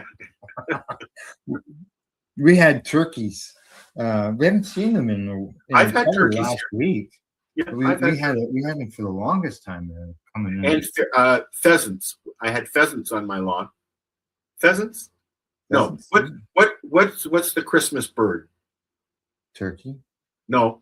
Oh, the partridge. Partridges. I had partridges, and they're huge. Yeah. And we've got, of course, the bullies, the robins. I haven't seen any blue jays yet. We got lots of chickadees and sterlings and stuff. Yeah. But I've been sitting out playing with the raven and the crows, and they're getting real close, Al. Are they? I have vowed that I am going to have one talking to me and eat it out of my hand by the end of this summer. My mom used to get them to walk right up to her. She would feed them grapes. Well, I get peanuts. Oh yeah. And they would come right up to her with these grapes. And I've started. I put them on the railing, and then I sit down, and they just come over and they sit there and they eat them in front of me. Oh yeah. Sometimes they take them and they put them in the grass for later. Right. Mm-hmm. I put apples out for them the other day because I didn't finish it. Did you? And it didn't. No. I had a rotten apple that I threw out into the driveway. And it was still there in the morning. I honestly thought a bear or a coyote or something would have grabbed it. Yeah, I usually take if we've got apples that are starting to get old, then I'll take them out back, give them to the deer. Yeah, apples. I'll throw an egg into the woods if I've got an old egg. Instead of just throwing it in the garbage, I'll toss it in. Something will eat it. Maybe it'll plant a chicken or something. I don't know. Maybe. Go back and you'll find yourself a chicken tree. There's stuff going on that we should chat about. One of the stories that caught my attention is there's a dispensary, and I don't remember where it is. Do you, Al? Yes, I do. Yeah, that's his. Wait a sec, I'm pulling up the article. You didn't give me forewarning. No. Hang on first. I was reading this article this morning, and you won't believe what happened. Tell me. Okay, well, we are going to tell you. Yeah, Health Canada. Again. Yeah. Where is this? Collingwood. Collingwood. Yeah, that figures. Collingwood is a tourist trap. And it's a family tourist trap. So there's I see Al's pulling the story up. Boy, they ever look small. I know that's really, but you can go like this, Al. Okay. So there you go. You can see the headline: Health Canada orders Ontario cannabis store to remove the colorful mural. Yeah, when stores started opening, there was a influx of people trying to do things to promote, and Health Canada does not allow any cannabis display of anything. And so it makes sense that it would be Collingwood because, like I said, it's a family tourist trap. The it's because the murals and the pictures can be enticing to children. Correct. Is the complaint from Health Canada. The owners of the store said that they will comply with the change. Well, they have to. Their license will get pulled. Now, there's people who are quoted in the article, like, or just locals, who think it's great as far as the way that it was done. They say it looks much better now than what it looked like before. They called it. It said it used to be a crack house. Yeah, exactly. I think it's great, and if you want to take a few steps back in time, there's still clubs in Toronto, bars that have done the same kind of thing. Lee's Palace, for one, is famous for their murals. That have beer and alcohol references painted on their walls. Yeah. Should we not be able to have cannabis references as well? You can actually, we reported this on the news yesterday, and Cindy, what she did was she brought up the Liquor Control Board's website and went in and showed us beverages that had cartoon characters on them. Right. Like they fucking sell Jell-O shots in the liquor store. Is Jell-O not synonymous with children? You know, if you have a burger place, are you not allowed to put burgers on your walls? Rosalie, no, out, go. So yeah, they have had offers from artists to help them out. Oh, awesome. To change things. Put pot leaves on the whole building. Well, that's the thing. They could maybe take some of those characters off and put something else on there that isn't child related. Now, as far as being a cannabis leaf, I don't see why not. I've seen stories over the last few years where a dispensary has had a leaf in their signage, and they've been true. And as well as they're loosening up a little bit. I mean, if they're allowing you to not have covered windows now, as long as that's where I was going to go. Product is not displayed, that kind of thing. Yeah. Out. So see what happens down the road. I know that as far as we say that a lot, don't we? Yeah. I know as far as the news end of things, we're going to be keeping an eye on that. I would as well. There we go. we'll keep an eye on it and see what happens. See if they bring up the transformation of it and what it comes up with next. If they can't leave an issue in advertising, then what about bongs? I remember, when the Smoke Free Ontario Act came along, and they stopped allowing advertising of cigarettes. They also stopped advertising of alcohol and beer. But now the alcohol and beer advertisers are showing up everywhere again. When legalization first took hold, they weren't allowed to, dispensaries and LPs produce weren't allowed. But yet, if you went down to Budweiser stage, Tweed had a huge booth there for recruiting at the concerts. Mm-hmm. They had advertising for Tweed. All you drive, this, you come down the garden, and there was ads everywhere. Posters and billboards and cannabis this and cannabis that. They stopped that real quick. Yeah, because the advertising rules. But yet you're allowed to advertise alcohol with a sexy girl on it, or a baseball player. Yeah. Yeah. See, there's another story about a dispensary who developed a bong that was in the same shape as the FIFA. Correct. Cup. Yes. And they've been demanded by FIFA to destroy it.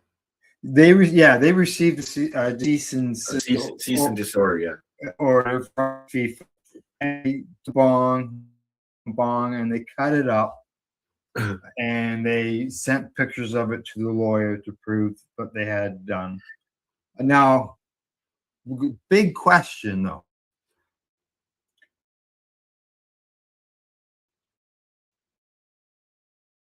That he got it made, but that place made it, so they sold it to him.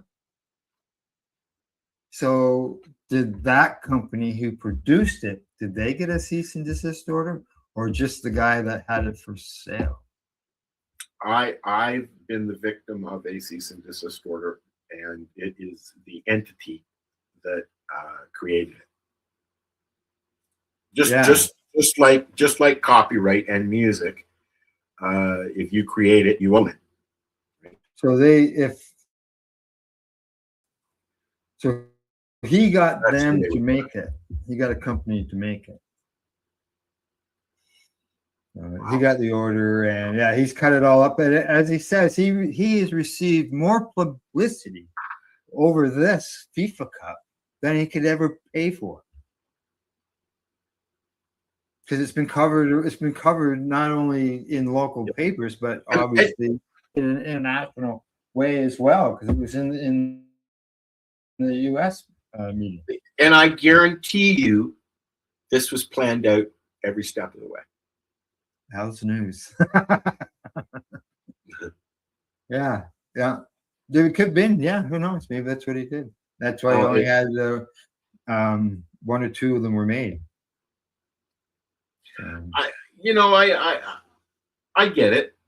That's their copyrighted thing, and FIFA has been very, very, very open about the fact that they are not associating or allowing anything cannabis anywhere near the event, be it here in Toronto or here in Ontario or in PEI or wherever else, Nova Scotia, wherever else they're playing. I believe they're playing in every province, right? Yeah. I think they are anyways. I don't know. But wherever they are, they have said no cannabis advertising, but I'm sure there's alcohol. Yeah. Something else for us to watch out for here in Ontario is that a strike. Union Another- warns of possible Ontario cannabis store labor action as negotiations continue. They were to meet yesterday. Now, this is not the warehouse staff, right, as it was in British Columbia. Is this not the union that's doing this? This is the union, but the union isn't the warehouse staff. That's run by a third party. It's run by a third party, and those employees are not unionized. But it's the cannabis union that's doing this now. Let me tell you, this is who they are. Is it Teamsters? I think it's Ontario Public Service employees. So OPSU. Okay. Yeah. It's OPSU. It says here warns of ongoing investigations. The OPSU represents a Pacific bargaining unit of employees at the Ontario Cannabis Retail Corporation. They say on April 22nd, the OCS and OPSU ratified the first collective agreement. It spanned 3 years. This is on dates here.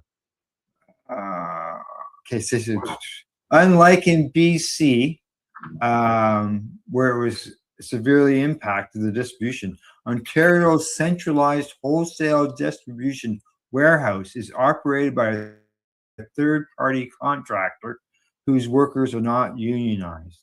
The bargaining unit consists largely of frontline corporate and contact center personnel, while management is excluded. Various roles are governed by OPSU. So it's not the warehouse people that's going to be. So I can see there's going to be disruptions, but I can't see stores going empty like they did in British Columbia. People have spent millions of dollars to open these businesses, and then I understand it's about wages, it's about this, it's about that. The minute unions get involved, I've been on both sides. I've been management and I've been a union employee. So. I've never been in a union. I've never been in a shop that's unionized. But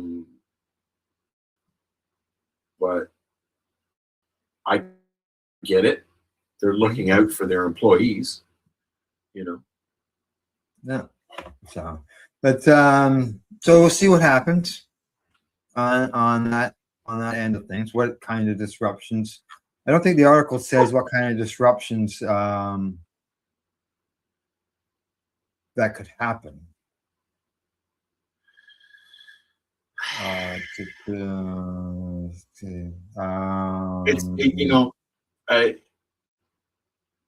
It's going to destroy more businesses, right? How long can you actually stay in business if everybody's striking around you? Look at what's going on with Canada Post. They've been striking on and off for 2 years now, probably, right? Yeah. Maybe longer. And now they've decided that they're going to back things up a little bit. They're taking away home delivery. So there's going to be mailboxes in your area that you'll have to go to now. Here we have a post office and they've got the mailboxes there. Yeah, I walk out to the mailbox. You probably got a little flag that's on your box. No, ours is broken, and the flag is meant for the mailman to pick up mail. Yep. Mail is not. The flag isn't meant to let you know that mail's in the mailbox. Some people sure it is, because if you put it up and they come and get mail and then they put your mail in there, then they put it down so you know there's mail there now. You're supposed to put it up if you put mail in there, and they're supposed to pick up the mail. That was during one of the recent strikes that they were talking about that. A lot of people had it confused. But we'll see what happens with the strike, if there is one. I'm not sure what happened yesterday. Actually, I haven't even didn't have time to check the news. I was dealing with other stuff this morning. So, and I guess the last thing in the news that we should mention that's affected here in Canada, the Cannabis Council of Canada has suspended operations. Yeah, like so many other really good groups. The money's not there anymore, and because of legalization, people just don't feel like they want to or they should have to donate to a cause that's not going to do anything. Or I'm not sure what all they were into, but like the rallies and events, it just sort of.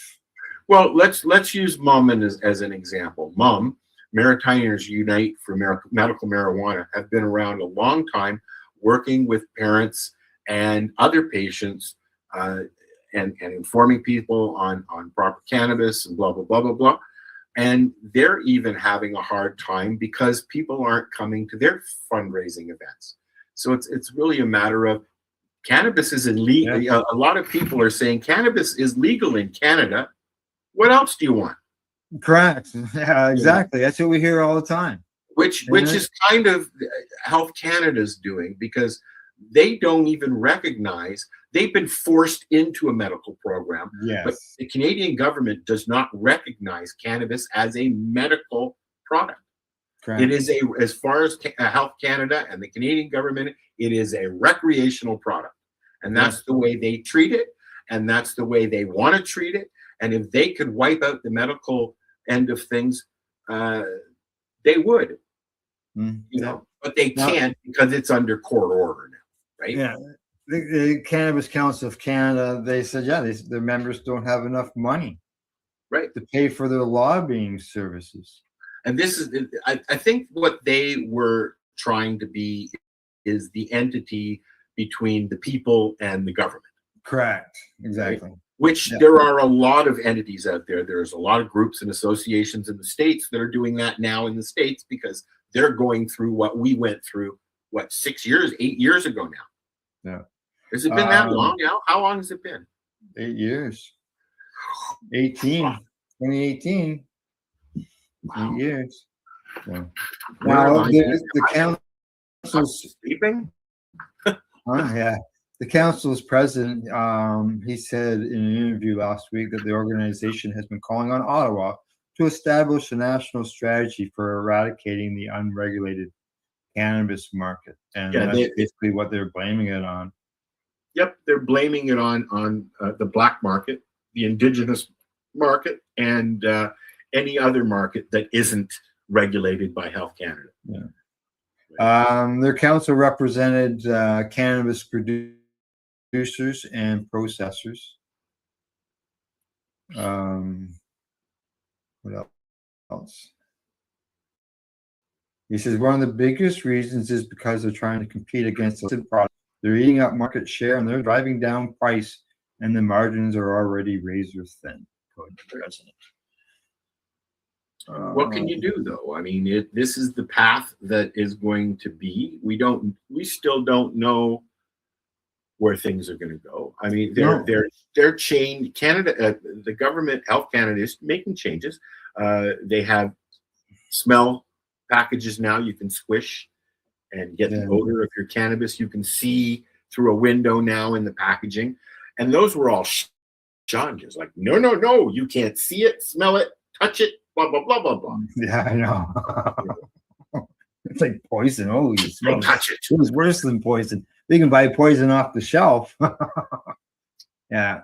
Let's see what else they say here. Yeah, they want them to change things at Canada Post, delivery companies, to clamp down on product going through the mail. Yeah, I mean, how can you do that? It is legal to send cannabis through the mail now. The government is doing it. LPs are doing it. How do you control this person can, that person can't? I've gone to the post office and the lady said to me, "Here's your smelly package." We laughed and I laughed. They know where I live. Yeah. But I mean, because it's now you would know. You can send your legal amount through the mail. Well, this is what I'm getting at. Like you'd know that. I mean, it's legal for a patient to send another patient through the mail, right? Technically. Yeah, there was a ruling, something to do at one point about courtroom sections 4 and section 5, and was dropped. That would allow basically patients to share amongst themselves. I remember, and some of the dispensaries at the time, way back then, were using that as a way to operate. Right. So, well, the old school guys were only places like Calm and Justin Lau's place there. TCC. Yeah, and they were only allowing verified by your doctor that you may use cannabis. Whether or not you went as far as getting licensed from Health Canada or not was your business. But in most cases, back when all this started, you go to a dispensary with a letter from your doctor, and they say, "Sure, here you go." Yeah, exactly. The if you're already licensed by Health Canada, a compassion center would take your card, your Health Canada card, as proof of your medical use, because you obviously proved it to get the card, right? So they always accept that, and some but you know, the members. Back in the earlier days, we didn't have cards. We had Section 56 or a letter. You know, the dispensaries that I went to back then had their own form that you could go take to your doctor, and your doctor, if he signed it, they're good to go. You know, once your doctor says, yes, you can use cannabis, fuck Health Canada. That's how I feel. Yeah, I know, but the Health Canada didn't feel that way. Correct. That's people got busted for that because they started their gardens early, or they're waiting for the license to come in. Yep. And yeah, I hear my dog barking. So it's nice to be able to have 4 plants, and there's really nothing anybody can do about it in Canada. Yeah. There's a few provinces that don't allow it, but here in Ontario, we're good. All right, why don't you start up a song, and I will go deal with my dog. Okay. So I got a question for you before you leave. Okay. You ever had an eye toke? Yeah, I have. They hurt. They're a bitch.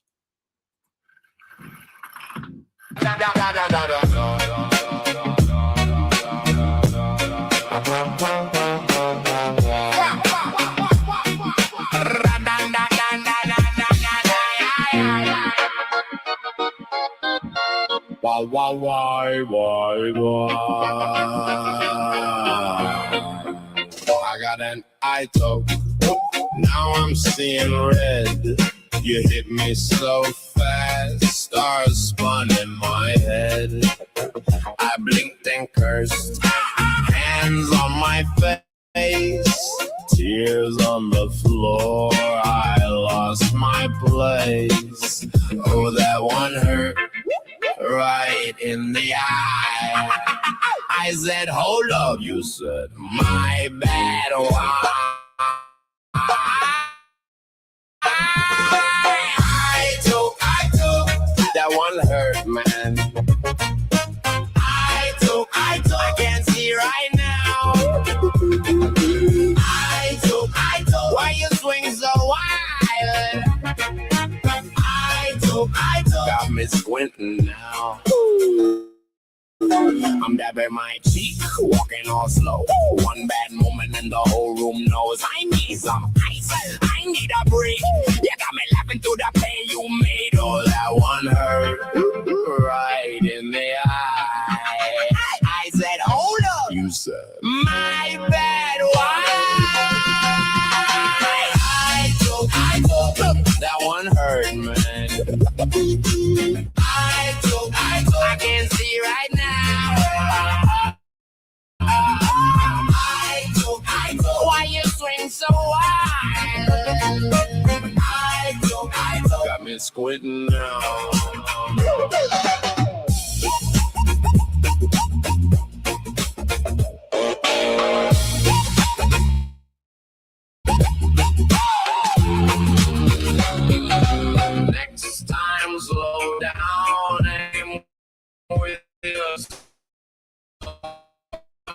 top. You know.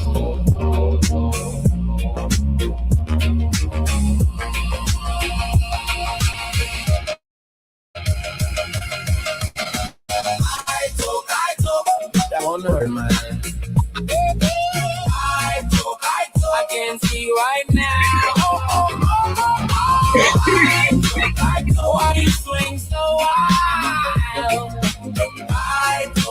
Got me squinting now.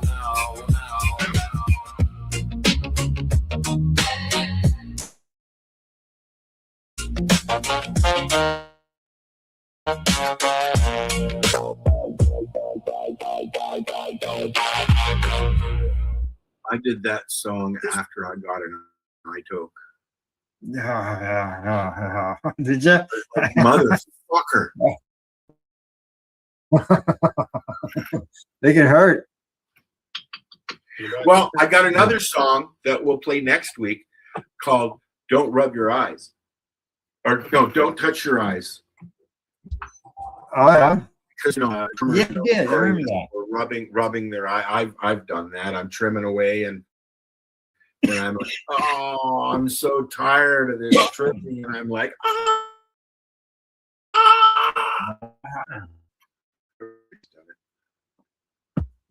I don't like trimming.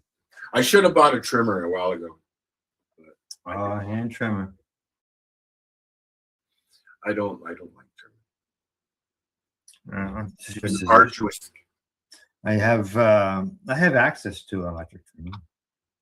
Hey Al. Yo. What do you got to review today? Today. Well, did you see this one? Did you see this one? Did you see that one? Did you see it? This picture? Yes. No, this is the first time I've seen it. Here, let me blow it up so I can see it. Oh yeah.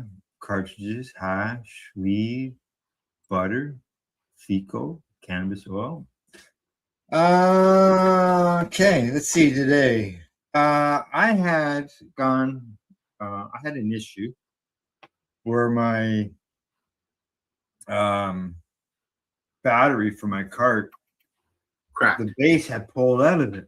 The wires hanging out in the whole bit.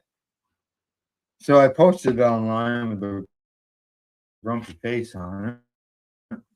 And a fellow I know that was one of the stores in Campbell for me said stop in, and so I went over and talking to the employees over there about the different batteries that are available and the companies and similarities and so on and so forth.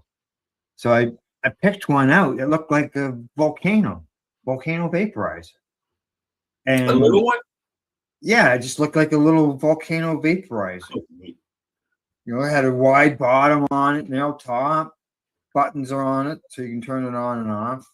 And you put your cart down inside the center where you would put your buds. So I got it home, got it all charged, pulled my cart off my battery, went to stick it in the hole, and found out it doesn't fit. The cart was wrong.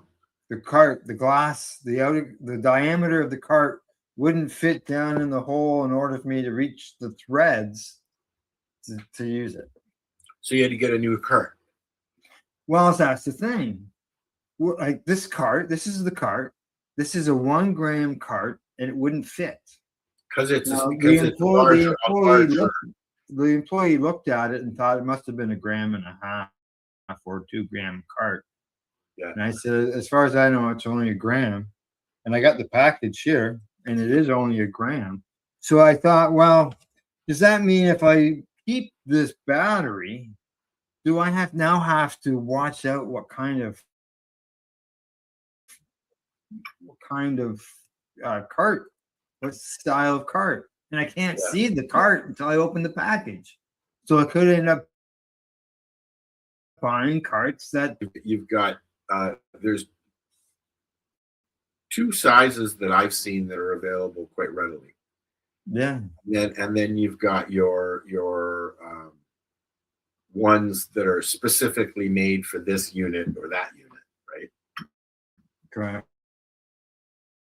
So I just thought, okay, I gotta go back. It's flush mounted, Yeah. not one that's down inside of a hole. So that's what I did. You got a new one. Yeah, I got one from Red Eye Glass.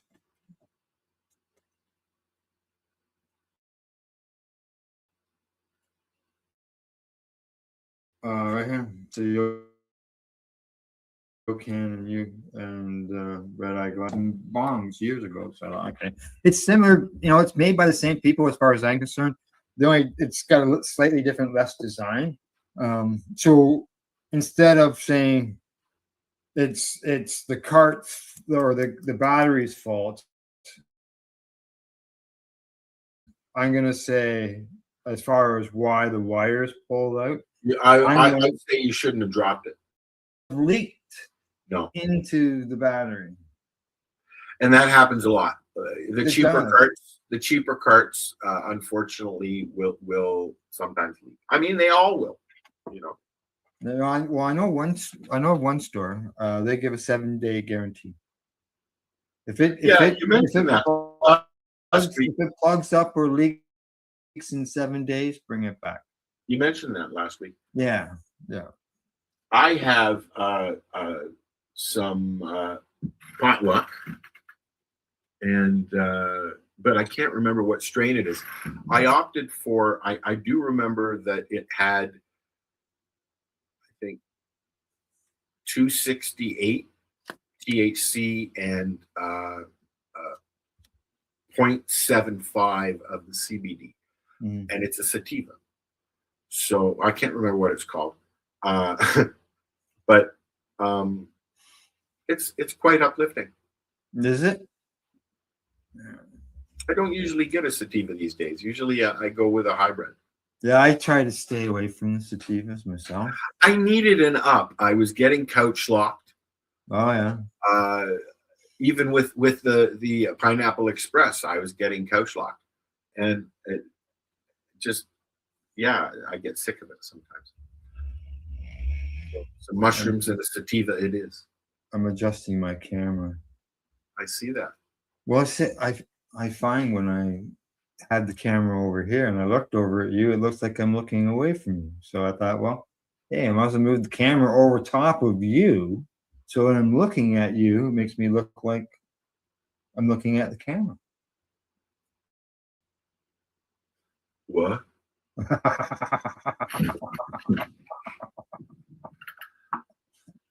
Oh, I know what. Okay. Did I talk about last week? Did I talk about the hash? Oh, you got more stuff. Hash that you tell that, and I'm going to go get the package so I can tell you what strain I got. Okay. All right. Okay. Go ahead. All right. So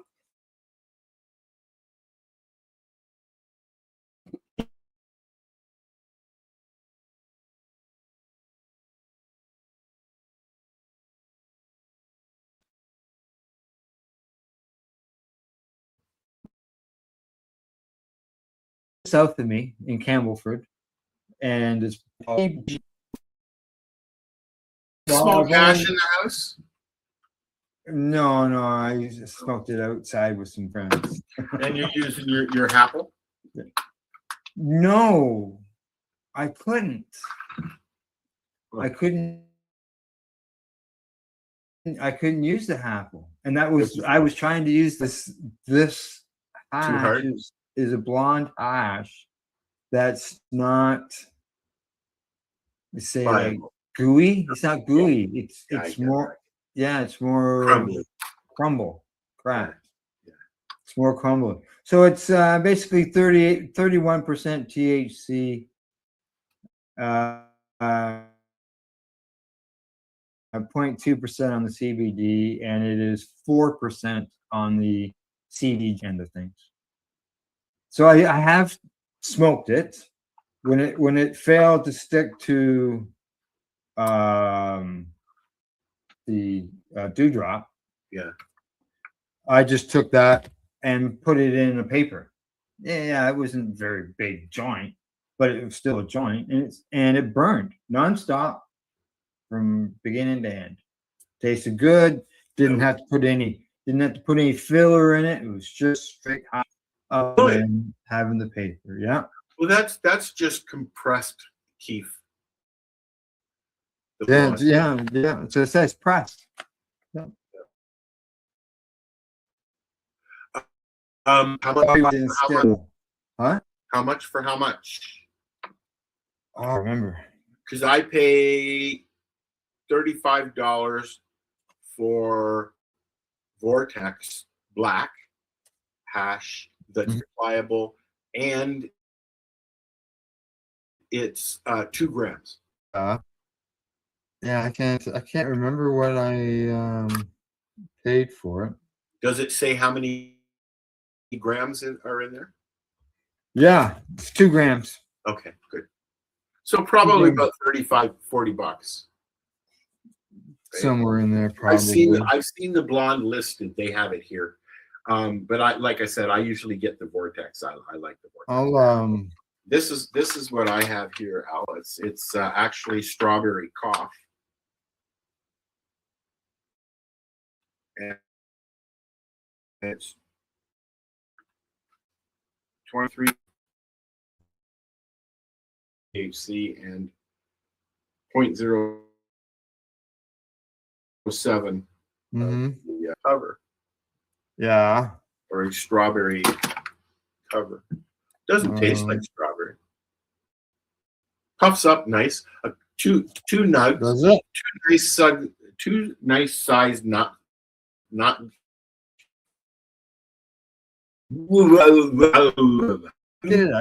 sized nugs will get you 4 Ds. Like nice, like your size. What? I'm looking up the stuff here at a store in town, but I'm not seeing this package. Yeah. I've been trying different strains just to mix it up a little bit. I hate smoke the same shit all the time. So yeah, as far as product reviews, I'm done. You can take that off the screen. Done. There we go. One thing we should mention, I see we're getting the last name, is music by Al. Music by AI. This coming Thursday night, I'm going to release a hour's worth of music, 60 minutes of nonstop AI music that you and I have created, and give an hour worth of music with no commercials in it. There's a station identification in it. Everything, basically, the music is AI created. Not all of it, because there is some writing and there is some pushing and manipulating and all that. Completely agree with you. I say it's 2 owls with an assist from AI. Yeah, and so that music's going to be released this coming Thursday night. Cool. At 10 o'clock, and then next time I put another set together, I'll release it as well. Cool. You can also 14 songs. Check out the channel on YouTube as well. Yeah. Check out or as I like to say, here's the other one I made. Like and share us. I like this one better. Even the host of the show is an AI host. It's got a sample? Not loaded up. Just give me a second and I'll go grab one. Should be prepared now. I should have Well, had he's it ready. doing that. I just want to throw one more news thing. Massachusetts has okayed medical marijuana legalization, not medical, but marijuana legalization repeal initiative on the November ballot. So that's I assume that's a good thing for Massachusetts. Now, the only reason that popped out on me is because I spent the first year of my life in Boston, Massachusetts, because my dad was finishing his doctorate up at Harvard. So my mom and my dad and I, this is before my sister, my mom and dad and I, after they adopted me, they shipped me off to the U.S. where I lived with my parents. And, so were you a dual citizen? No, my mom is though. Oh yeah. My mom was born in New York, and she she didn't have dual citizenship. She was a Canadian citizen, but she has a U.S. Birth certificate. Right. Right. Okay, so here's that little blurb about the music example of this. So here we go. Music by Al.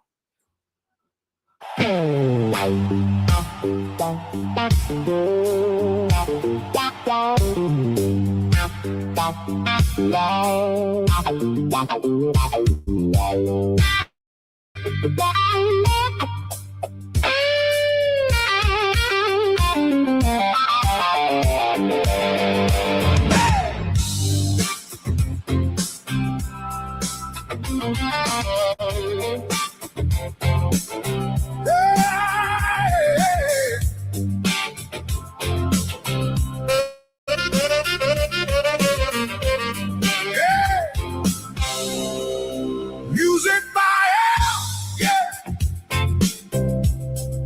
Music by Al.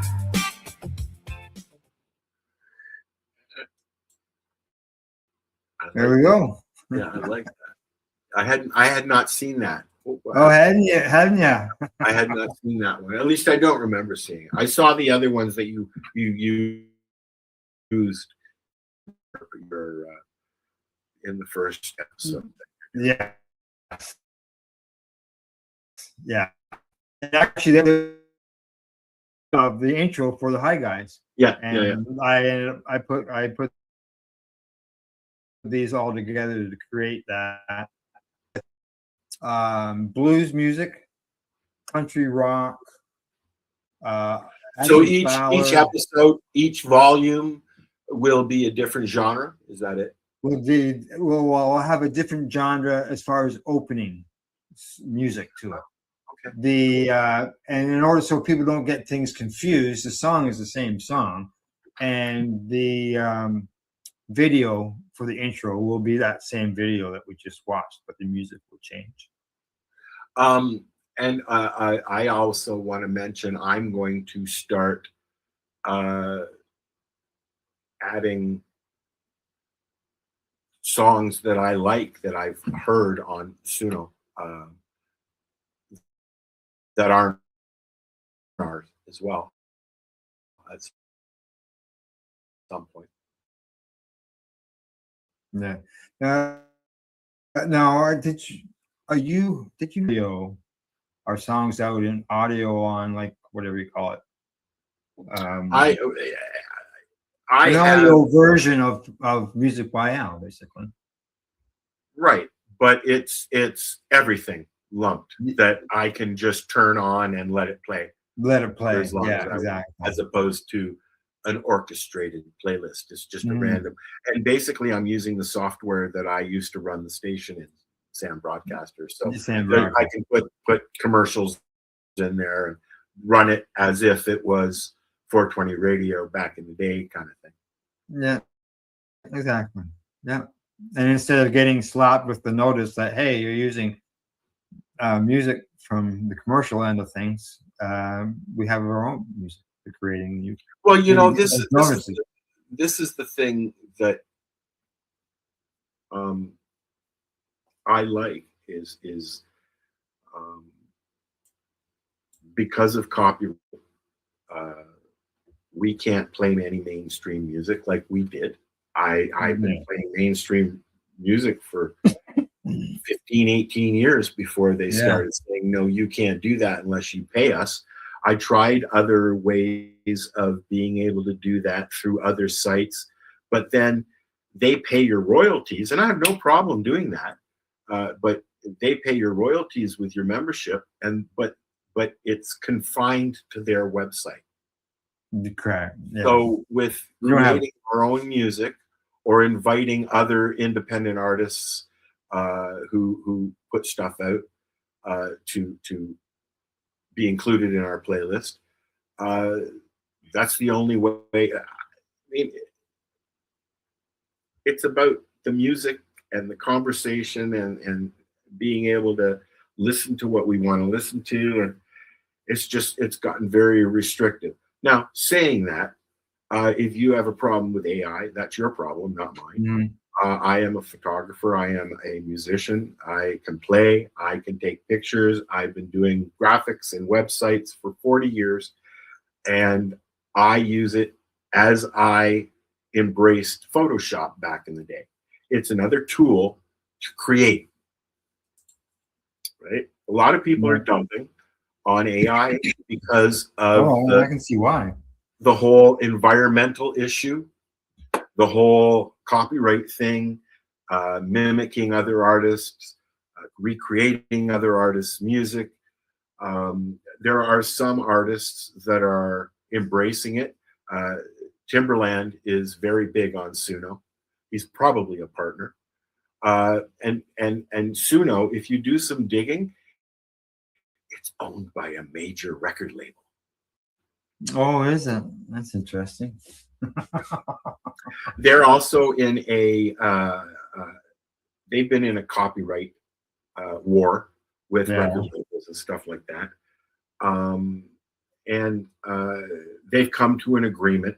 So I was just reading an article about it. The next batch or version is going to be more restrictive as far as you're not going to be able to mimic other artists. Okay? Yeah. I haven't tried to do anything like that. Neither have I. I just want some tunes that we can play that you don't get in trouble for. So exactly. And now I've been playing with the whole make them educational. As we can make songs educational. Exactly. The one you got lined up there, cannabinoids. Yeah, and I have been doing promos that we chop up and use in certain things, like Al's done here with the AI stuff or with the video there. So it's for me, it's a tool. Environmentally speaking, do I have a problem with it? A lot of people say that they're using so many resources and so much environmental in the water, and because these stations of computers have to be supercooled. These data centers in the Arctic, because ice, right? Natural resources, water, and they recycle the water. It's like the same kind of idea that nuclear plant, they recycle the water that they use, right, to make the steam in the reactors. So whatever your opinion is, I respect that, but let's follow along, shall we? This is the new thing. I mean, it's here, it's not going anywhere, and this is just the beginning. Oh, it is just the beginning. Oh, there's no doubt. There's gonna be all kinds of movies out. There's already hits on the AI thing. Actually, the conservative government, like Pierre Poilievre's party, the Conservative Party, there. Yeah, they've just released an AI ad. There are some major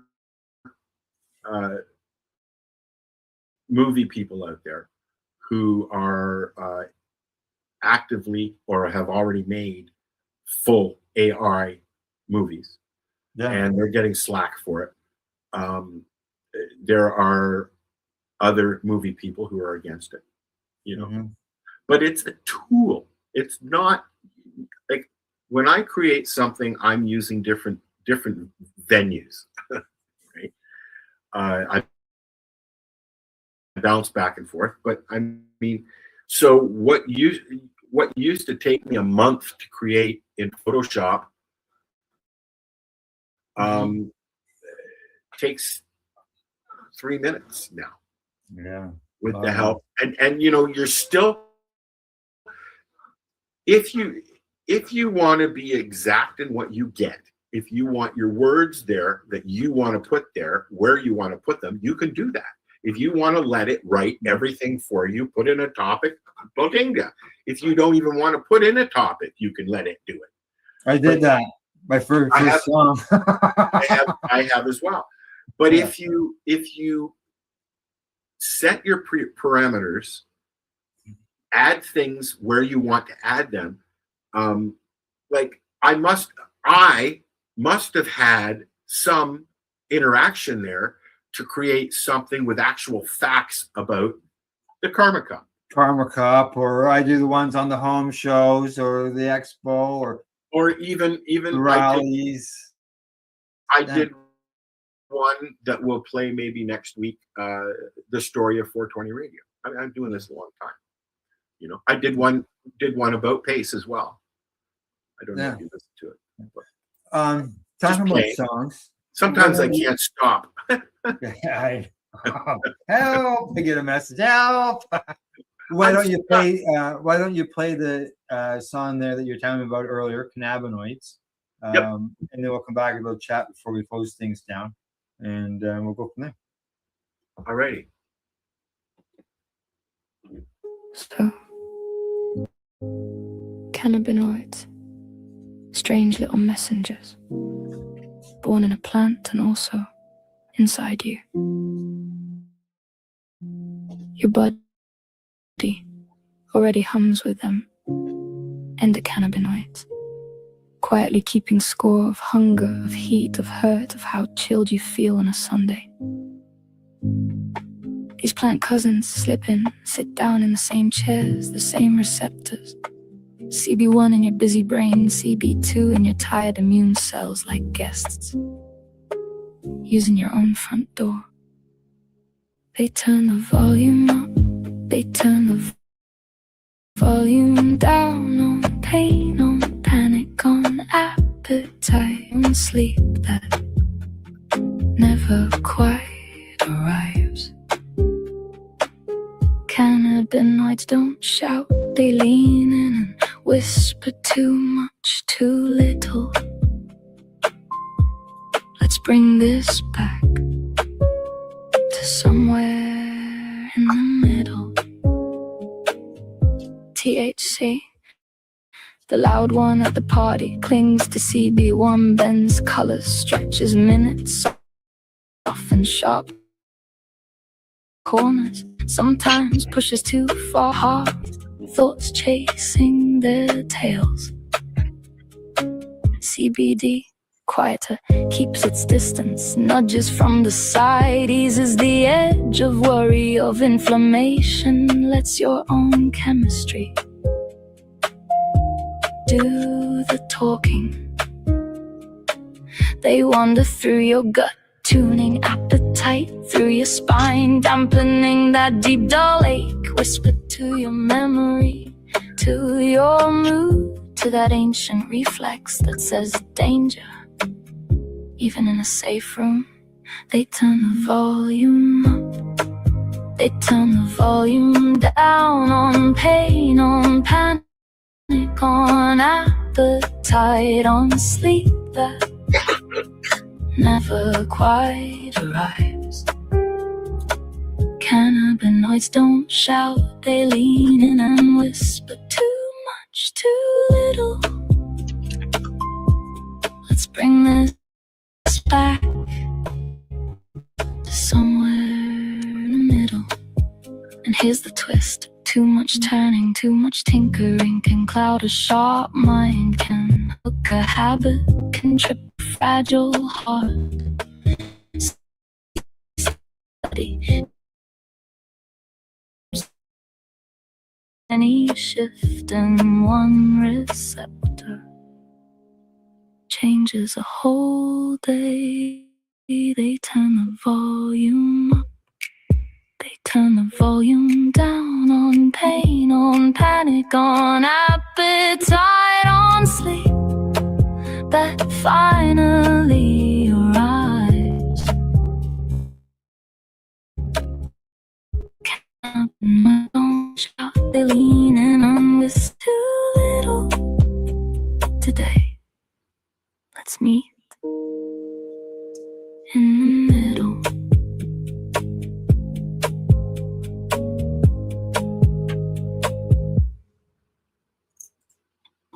There you go. Like, just exactly what we were talking about before you played the song. Songs can be educational.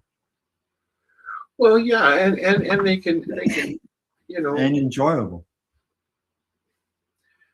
Music has always been a big part of my life. And I was never a singer. I never played in any instruments really, but I always enjoyed listening.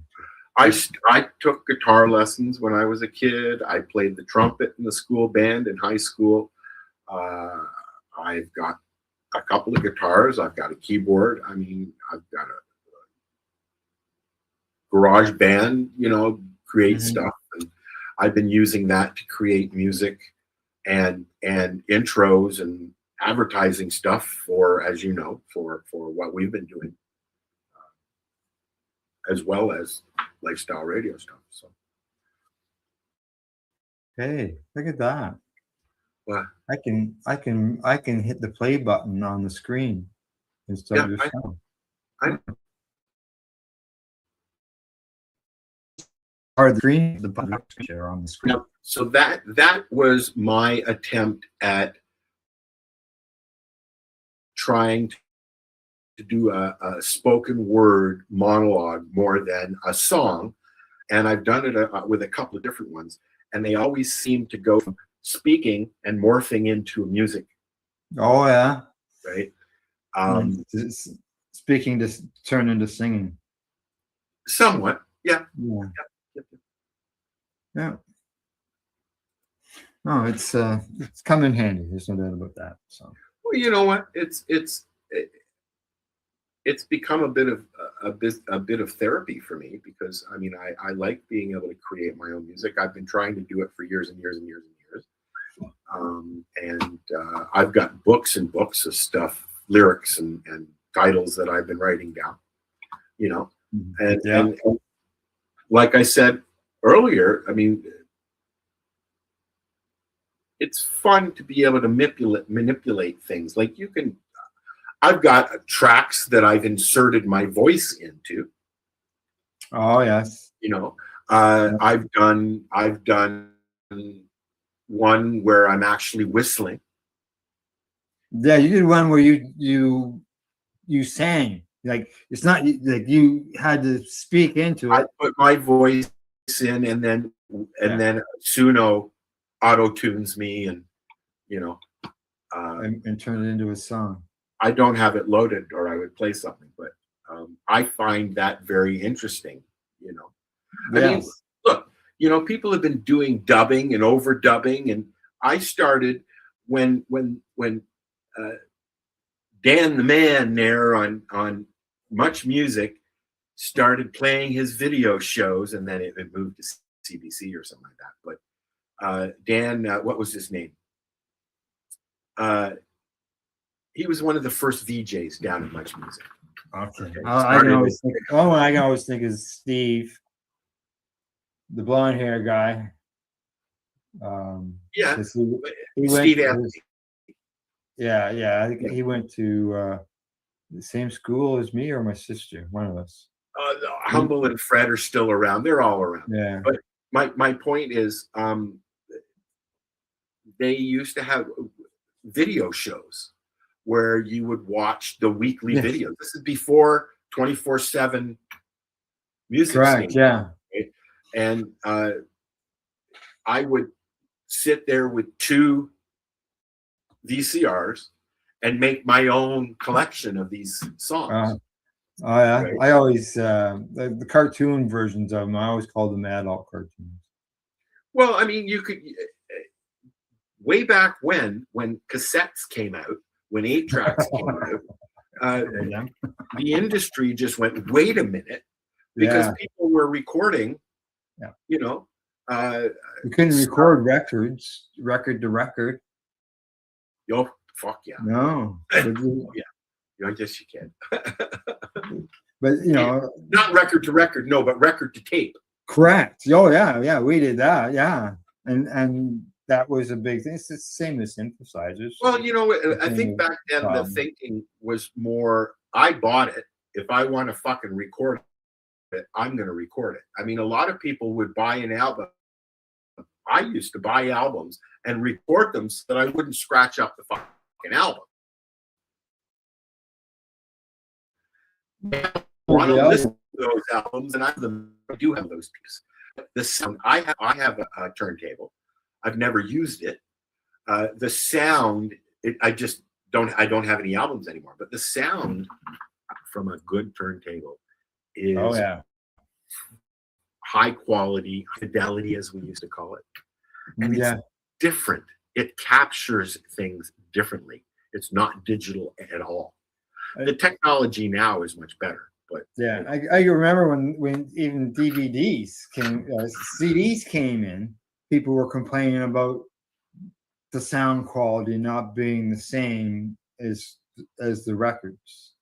And when MIDI came along, people complained with sampling and things like that. And now, I mean, sampling is a normal thing for a musician to use.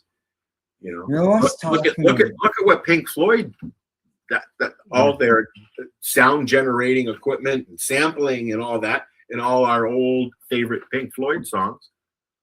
You know, us talking about recording on direct or onto tapes and using tapes, would that be like us sitting around listening to our parents learning about the new first television shows that were released?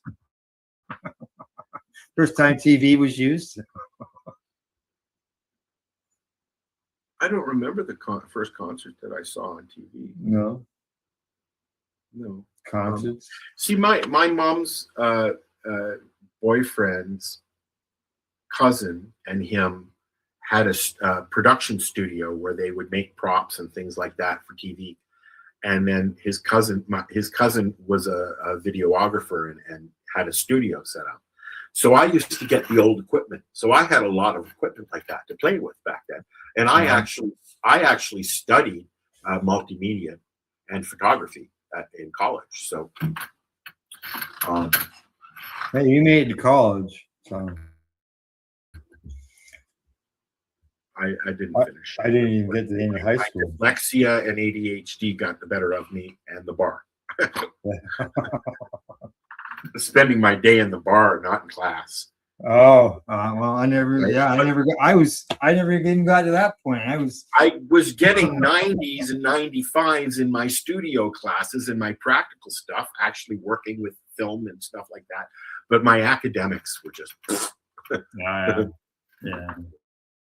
You preferred hands-on practical work versus sitting down and doing. I enjoy being in a greenhouse, in a light room, in a dark room, working with. Yeah, you preferred the hands-on versus sitting in a classroom style, having to take notes and studying and. Yeah, my brain don't work that way. The same way. Yeah. You know, I preferred the hands-on. I've always it's a right brain thing. I think, is it right brain or left brain? I don't know. One side of my brain, and it only works one side at a time. So. All right. If we got anything else offhand? No, it's time for you to go and see how much your trailer is going to cost you. Yeah. That sucks, buddy. It does. Fuck it, does it ever? And hi, B. I didn't mean to ignore you. Yeah. I sent a message. Hi. I see you've just discovered that you can talk back. talk back? in the chat. Oh, well, I've always sent comments back, but that's the first time that I seen my name as a destination, like from StreamYard, being listed on a location where it went. I'm used to seeing it go to all our regular destinations, but yeah, that's the first time. They've made some some changes. Still no playlists though, eh? All kinds. I see all kinds of updates and improvements. Yes, yes, and there's some there I haven't even looked at yet. Lots I haven't even looked at. But Well, no it was sold, so a new company's running it. Yeah. You know,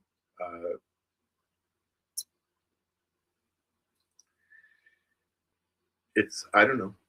I like it. There's a lot of things that it will do that really don't impact what we're doing. Correct. Yeah. And aren't needed for us. It'd be nice to shut some of those things off that you don't want to use, because this thing is so much, it's so power hungry. It isn't funny. You know? No, I just basically use it as I've always used it before all those additional things are added. But there's some things that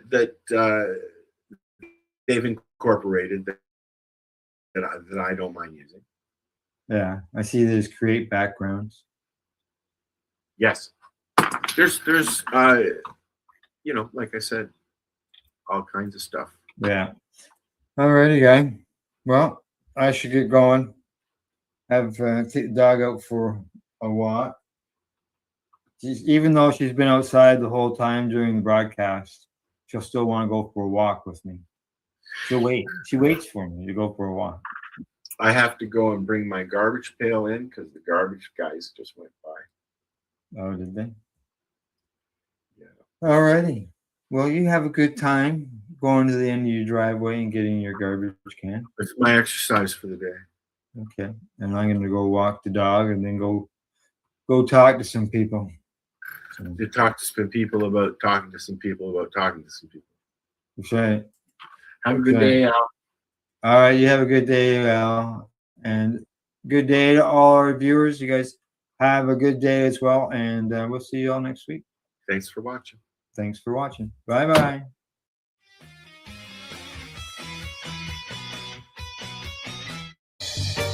You're watching the 420 Pace, found at 420pace.ca. Rerolled Saturdays. Check it out. Nothing but non-stop cannabis and psychedelic programming. Find it at 420pace.ca. Stay tuned. We'll be right back after this toke.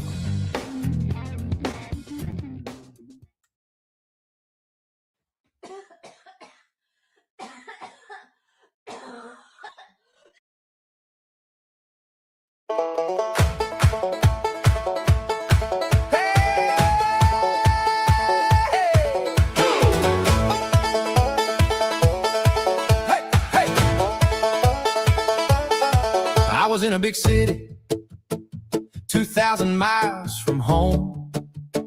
Saw an old buddy I used to know at a music festival, waiting for a show. Said, you know, I know a guy, if you wanna get stoned. I know a guy. If you wanna get high, He's a little bit shy, but he can change your mind. so come on and try. And you'll see why. He's a little bit shy, But I know a guy. I know a guy. If you wanna get high, He's a little bit shy.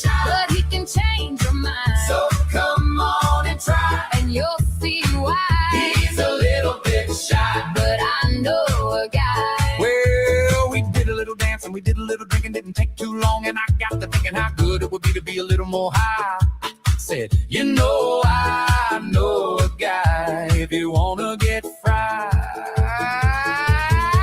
I know a guy If you wanna get high, he's a little bit shy, but he can change your mind. so come on and try. And you'll see why. He's a little bit shy, But I know a guy. hey, I know a guy. If you wanna get high, He's a little bit shy, but he can change your mind. so come on and try. And you'll see why. He's a little bit shy. But I know a guy. You should have seen the look on my face when I saw his face, when he saw the look on my face, when he turned and he saw those blue lights are shining in the rearview mirror. When I heard that voice come over the intercom, and he said, Boys, what you doing? I said, you know, officer, I know a guy. I know a guy. If you wanna get high, He's a little bit shy, but he can change your mind. so come on and try. And you'll see why. He's a little bit shy, But I know a guy. hey, I know a guy. If you wanna get high, He's a little bit shy, but he can change your mind. so come on and try. And you'll see why. He's a little bit shy. But I know a guy.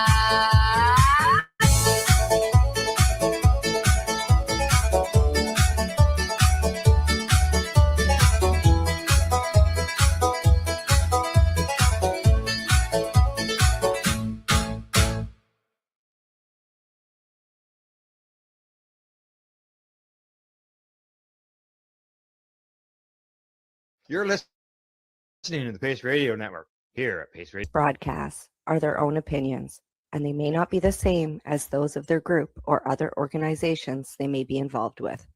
All medical advice during our broadcast is not a medical opinion and should be checked with your medical physician.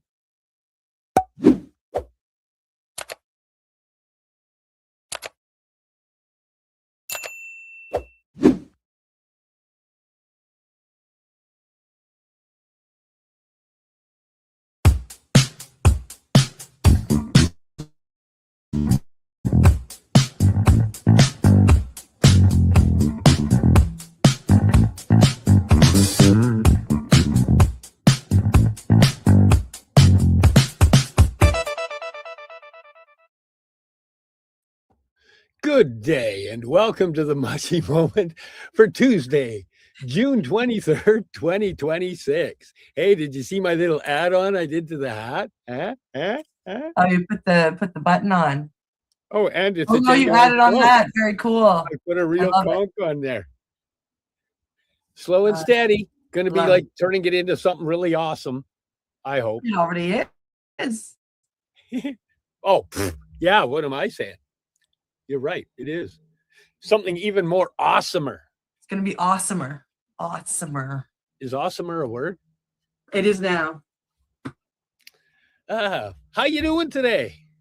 I am doing okay. I'm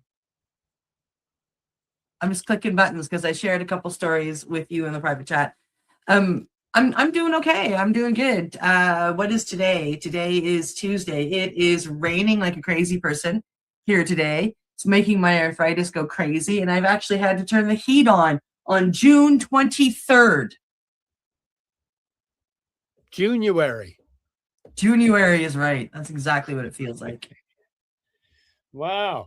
Well, we've got sun poking out a little bit. It was a little bit cloudier earlier, but we got sun poking out now, which is pretty cool. Nice. I'd be digging it. Yeah, I bet.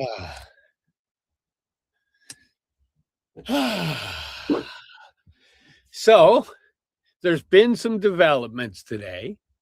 You know, we were going to have Katie on. We may still have Katie on, but it's don't you find it interesting that we were going to be discussing toxic supply and overdosing and what's going on, and I have to read this because I sent Katie a message a few minutes ago. What, about 15 reminding her that, go click the link. We're waiting for you. Yeah, we're waiting for you to come in. And she sent me a message back saying, dealing with an overdose. Sorry, I'll call you right back. And then we waited, which of course, somebody's overdosing. That's important shit. And somebody's life. they're yeah. And then she sent a message said, I'm so sorry. A friend of ours just got out of treatment and overdosed on our front lawn. And it's interesting because this is some of the stuff we were going to be discussing. Mm-hmm. And, with her, who is literally on the front lines in addiction, witnessing what's going on and being a part of what's going on. And, she wanted to be on the show today. Hopefully she'll make it on. I don't, we have no idea. This is this is life matters. If not, we do have plans to pre-record with her, and it'll be on in 4 weeks' time. So she will be on whether she is able to make it on today. And we do have a grace of being able to extend the show if that's the case. So we, if she can make it on, we can just tack an extra half hour on to chat with her. And I'm sorry to interrupt, but I've been friends with you going on 6 years now. And I've been, friends with your girls going on 5 years now. And I have watched their struggles, and I've watched the struggles in Vancouver. And the first time I came out for iboga, Gareth took me down to the east side.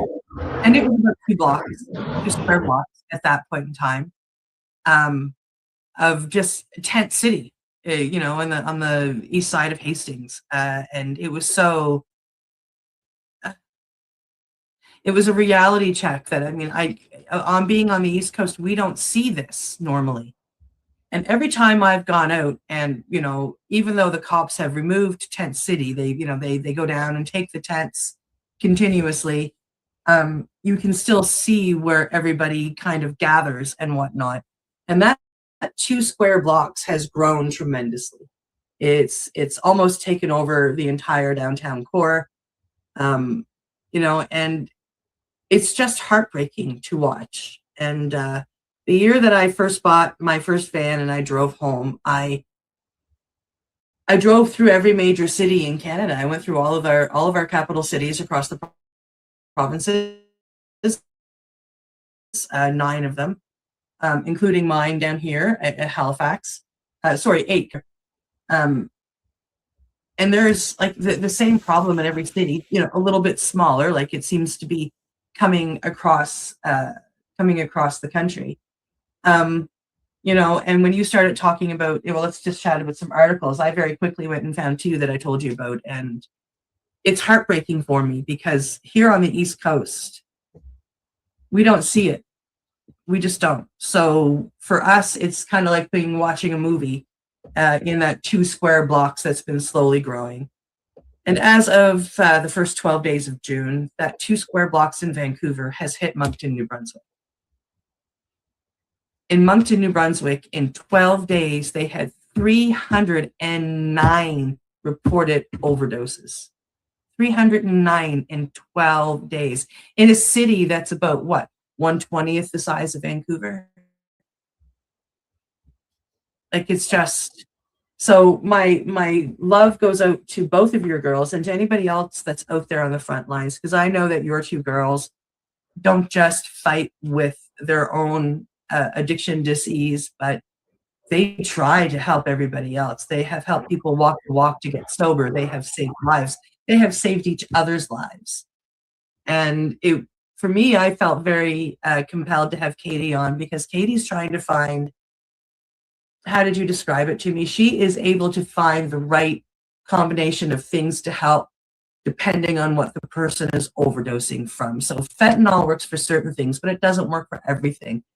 And Katie has strived to find ways to save those people that she suffers with, no matter what. So sorry to take over for a minute, but it just for me, that's the first time I was out there, we didn't have anything down here. There wasn't one fentanyl death. There wasn't one fentanyl overdose that was reported. Everything was out west. And it was in that 2 square blocks for the most part. And the fact that less than a month ago, like that 2 square blocks hit Moncton, New Brunswick. And we've had a few overdoses here in Nova Scotia from fentanyl. But it just, like, I mean, it's, folks, it's across the country, and this is an epidemic, and we need to come together. And Steve's daughter is trying to fight the fight out there while she's trying to fight her own addiction. And this is just such a beautiful girl. And right now she's missing this podcast because what is she doing? She's saving a life. Just, yeah. Why don't you bring up one of the articles? Let's go through a couple of those articles on the Atlantic there. Okay, well, I'll bring up the one that I was just talking about. It's the first one that I sent you.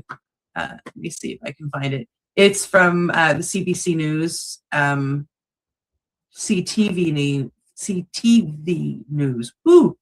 As I've got up here, and it says more than 300 drug overdoses reported in Moncton, New Brunswick in less than 2 weeks. It was 12 days. And these are just the ones that are reported. Like, I mean, and I know from now experience that sometimes when somebody overdoses, somebody like Katie or Jesse are there and they Narcan, they save the person, and 911 is never called, so it's not reported. So these are just the ones that are reported in 12 days in Moncton, New Brunswick.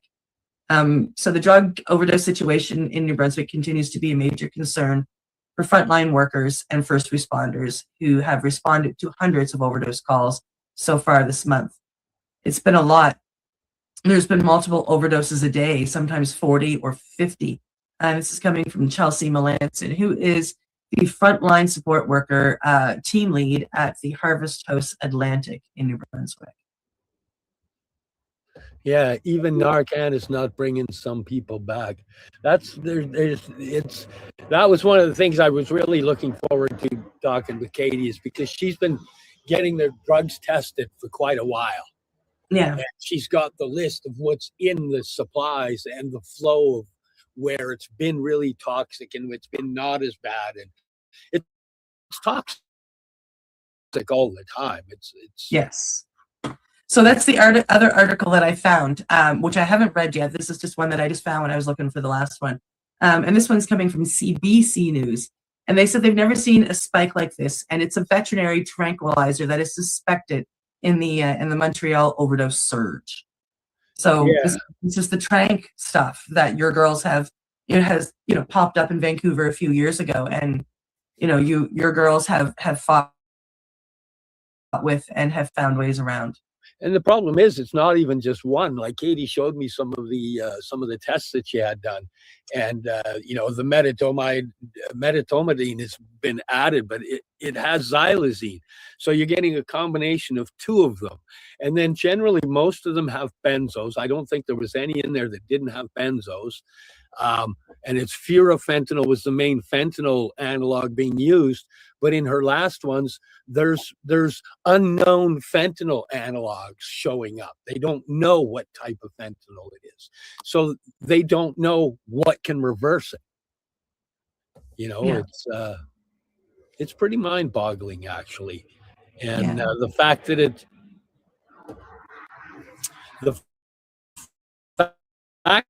that it keeps getting worse is even more mind-boggling.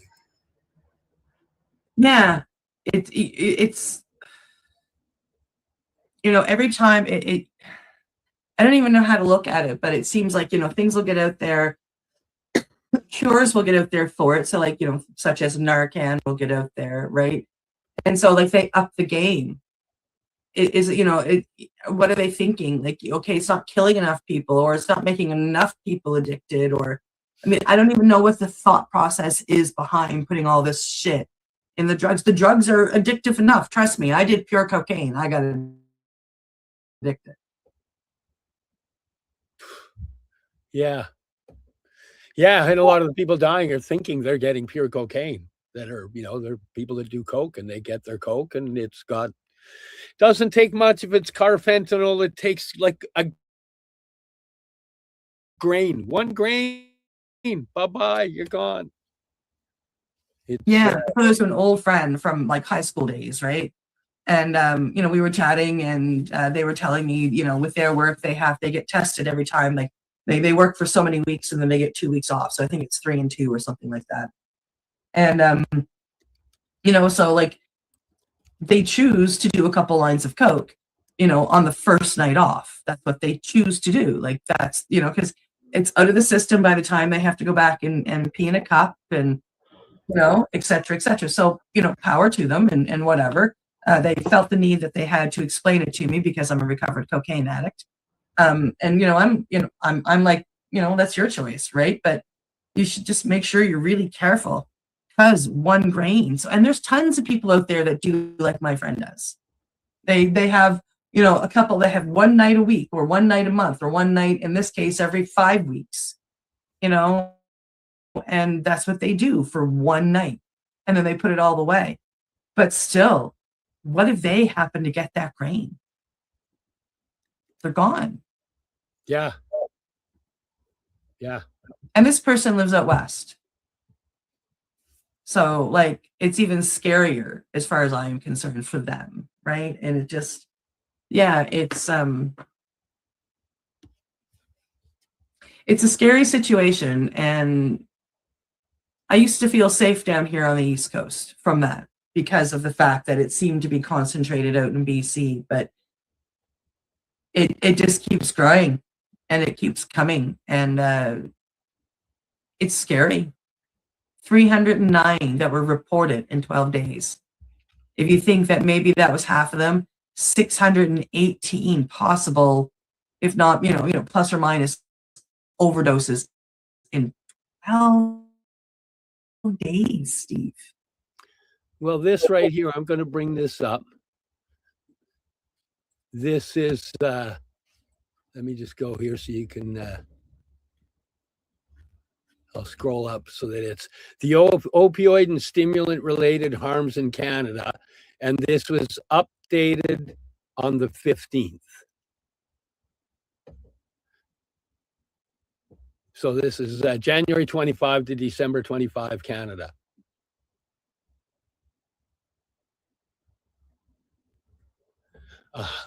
Like 15 deaths per day on average, 13 hospitalizations per day on average, 64 emergency visits per day on average, 108 EMS responses per day on average, 56,631 apparent opioid toxicity deaths. Like, yeah. Some of the stuff is just staggering. It's absolutely staggering. And today, one of the things Katie sent me was it's welfare day. So today will be a high overdose day because people are getting their checks. And, that's some of the problem with people in early recovery. They'll get their checks. And when that check comes, the call is bigger than the call for recovery. And you've been clean for a little while, and that dose you're used to doing is too much, and the next thing you know, you're overdosing on somebody's front lawn. Yeah. Wow.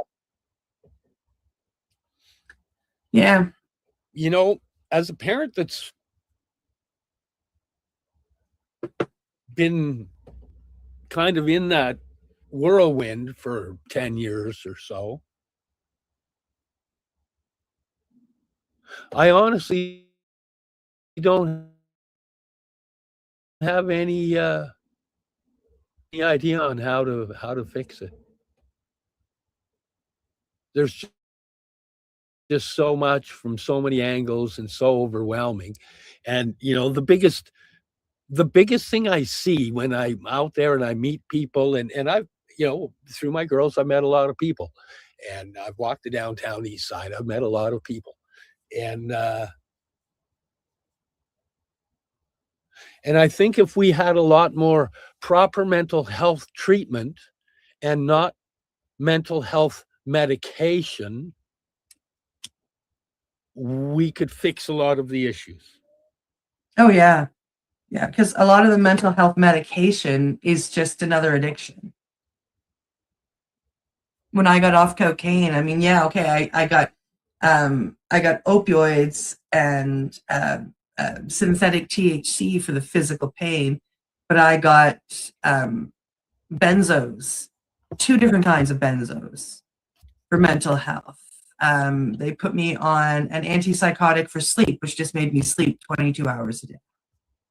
You know, and then the effexors and whatnot, and none of the stuff that I really needed. You know what I mean? And you know, that addiction, that was harder to get off of than the cocaine and the alcohol, right? It just, Benzos are brutal. yeah. I'm finding that, you know, in the world I'm in, I'm finding that there's more people have long-term suffering off of benzos than SSRIs even. Yep. Yep.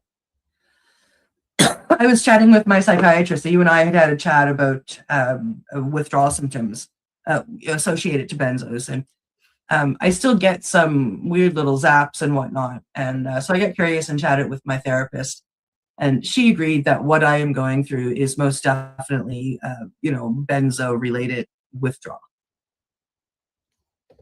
It can last up to 30 years. Yeah. Yeah. I've been doing a bunch of research on it, and it's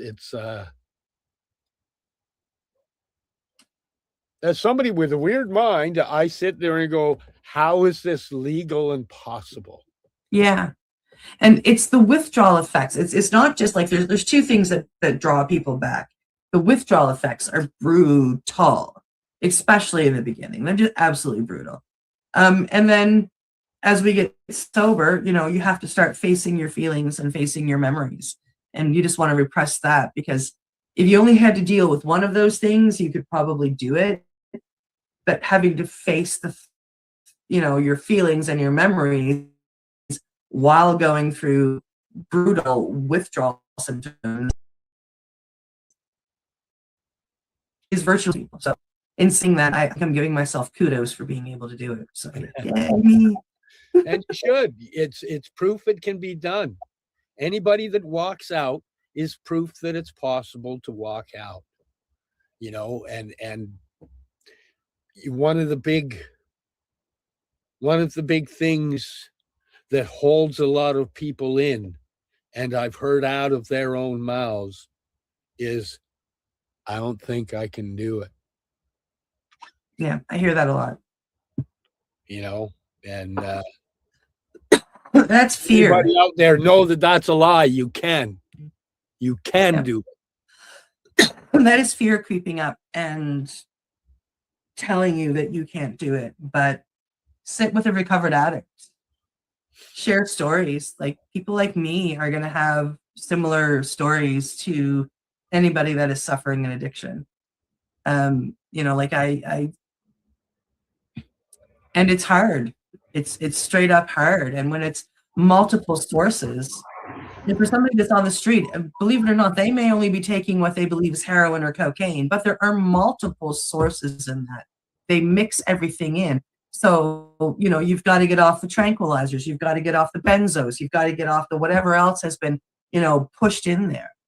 And for your own human body, you got to know what you're putting in so you can get off one at a time, because that's the only safe way to do it. Do not shock your body, because that'll kill you just as fast as staying on the drugs. So figure out what's in your drugs and go, okay, you know, keep getting them tested. Make sure that you're cutting out something, you know, slower. If you can, if you're lucky enough to have an understanding doctor, you know, maybe they can prescribe you stuff and help you cut it back. Safe supply. Yeah. I was lucky enough to have that in my life. An understanding therapist who, you know, when I called her up and I said, it's time, let's start cutting it back, she was there with me and she made sure I had, you know, my prescriptions, and we followed along with everything. And it took 8 months for me to get off everything. And it was hard. And I still have days where I get the zaps, or if a depression hits me for some reason, you know, I sit here and I go, yeah, I know where the liquor store is. I know where all the dealers hang out. But I sit here and I tap my fingers and sit with my parts and go, do we really want to do that again? And I'm able and strong enough now to say, no. and find different ways of dealing and letting go through breath work, through other medicines that I practice. So yeah. Wow. Yeah. Well, this is incredible for a staff. Congratulations. Well, congratulations on what you've done and what you're showing to people, because you're proving that it's possible to get out. Yeah. And some people don't believe it's possible to get out, and they end up getting out by dying, which I'd prefer people don't use that route. Me too. I mean, we all have to go someday, but it would be so much better to get them onto this route and let it happen naturally versus, the way that it happens. And the stats from New Brunswick, it didn't show us, there were 309 overdoses that were called in, but we don't know how many of those survived and how many of those went in those 12 days. They didn't put those stats up. Yeah.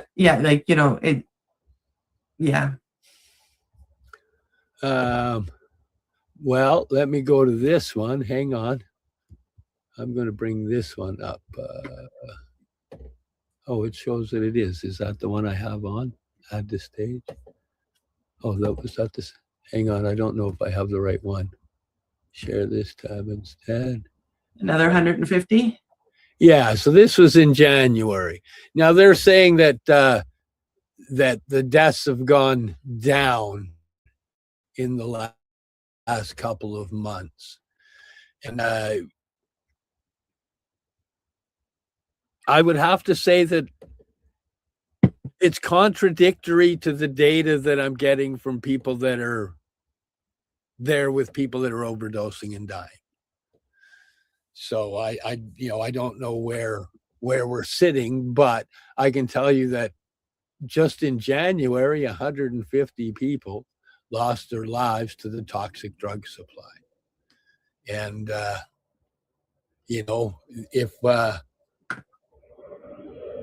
if we had proper mental health treatment in place, I believe at least 3/4 of that would not have happened.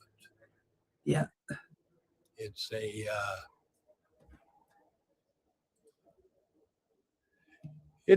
a serious tragedy. It really is.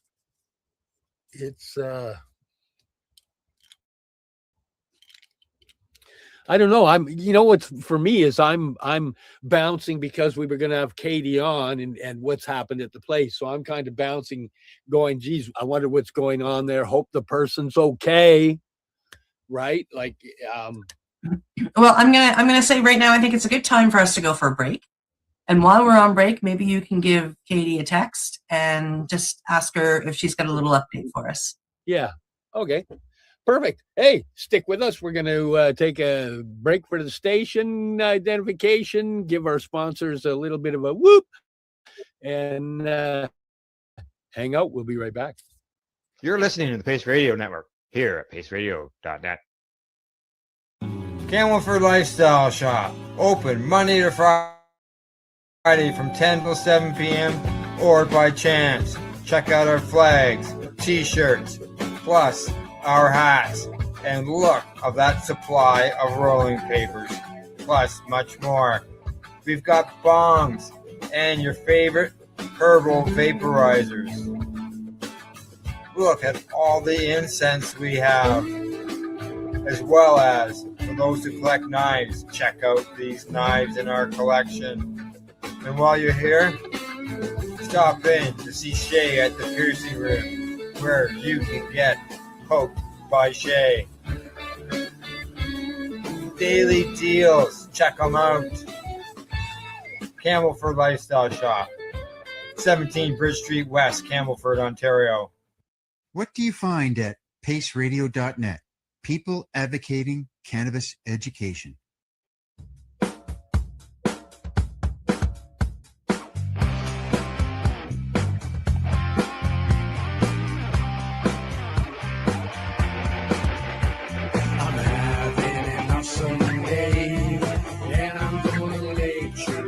That way.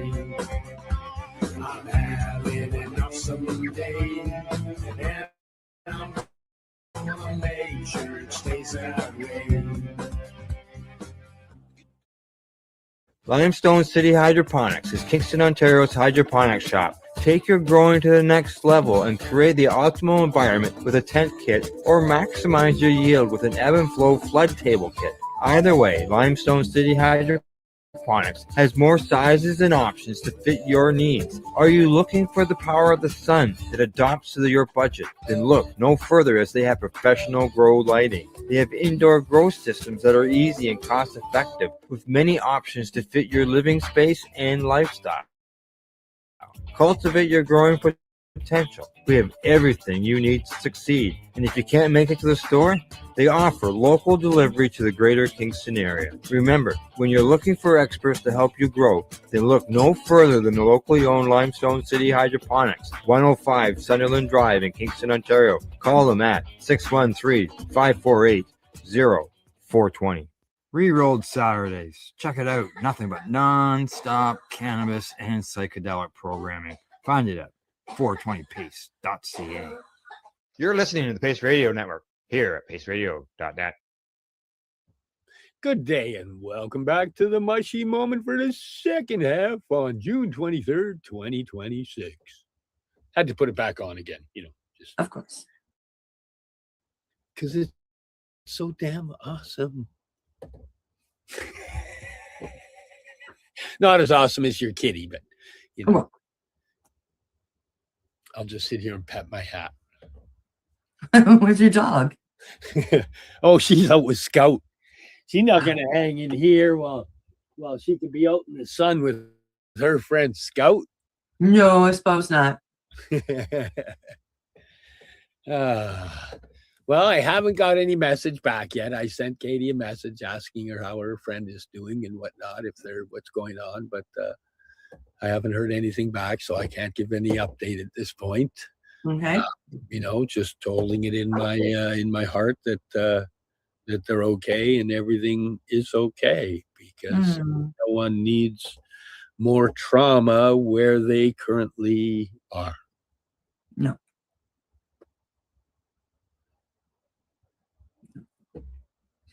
Do you want to talk about any of these other articles that you had brought up? Sure. Where am I here? Oh, give me a second. Because apparently I blew that screen out. Okay, what is that? That one. Okay, let me bring up this one. Now this one, let me get it up on the screen here. This one is from 2025. And I'm going to just scroll it here. This is in BC. This is the overdose response in British Columbia for 2025, and it's by community. So some of these are tiny little communities, but 100 Mile House, that's a small community. 29 over. Oh my God, Kelowna. Oh yeah. Abbotsford, 1,600. Campbell River, another small community, 600. Chilliwack, 1,100. Cobble Hill had 4. It honestly, I'm. This is my first time scrolling through this, and I'm looking, going, oh, look it up in Fort Nelson, Fort St. James, Fort St. John, where there's a lot of, those are areas where there's a lot of work going on. The boys are up in the mines and they're up in the oil patches and they're working, doing that stuff. And Fort St. John, oil patch. Oh, look at that, 152. Wow, Kamloops. Wow. Vancouver's 9,500. Victoria is almost 2,300. Wow. Well, my hometown, Richmond, this was, what was it? It was 2 years ago. I went to City Hall to discuss the overdose consumption site thing.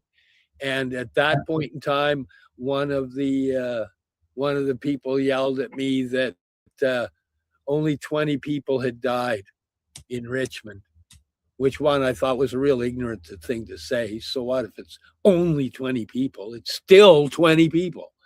But in Richmond, there's 419 people overdosed just last year. So those numbers are going to go up. It's not like they're going down anytime soon. And, you know, I don't know. I don't know what to say. I'll bring in this one here. This is the Vancouver's approach to the overdose crisis. And in Vancouver, we lost over 4,000 people to overdose deaths during this time, driven by an increasingly unsafe supply. So since 2016 to 2025, 16,000 people just in BC had died, 4,000 just in our city. Wow. And I know a few of those people. Wow. And then they just kind of, they go into how and what they're doing. But honestly, it's not working. And I get that people are frustrated and people are saying, screw safe supply and go on with harsher sentencing and harsher this and harsher that. But it's got to be a combination of, it's all got to work. It's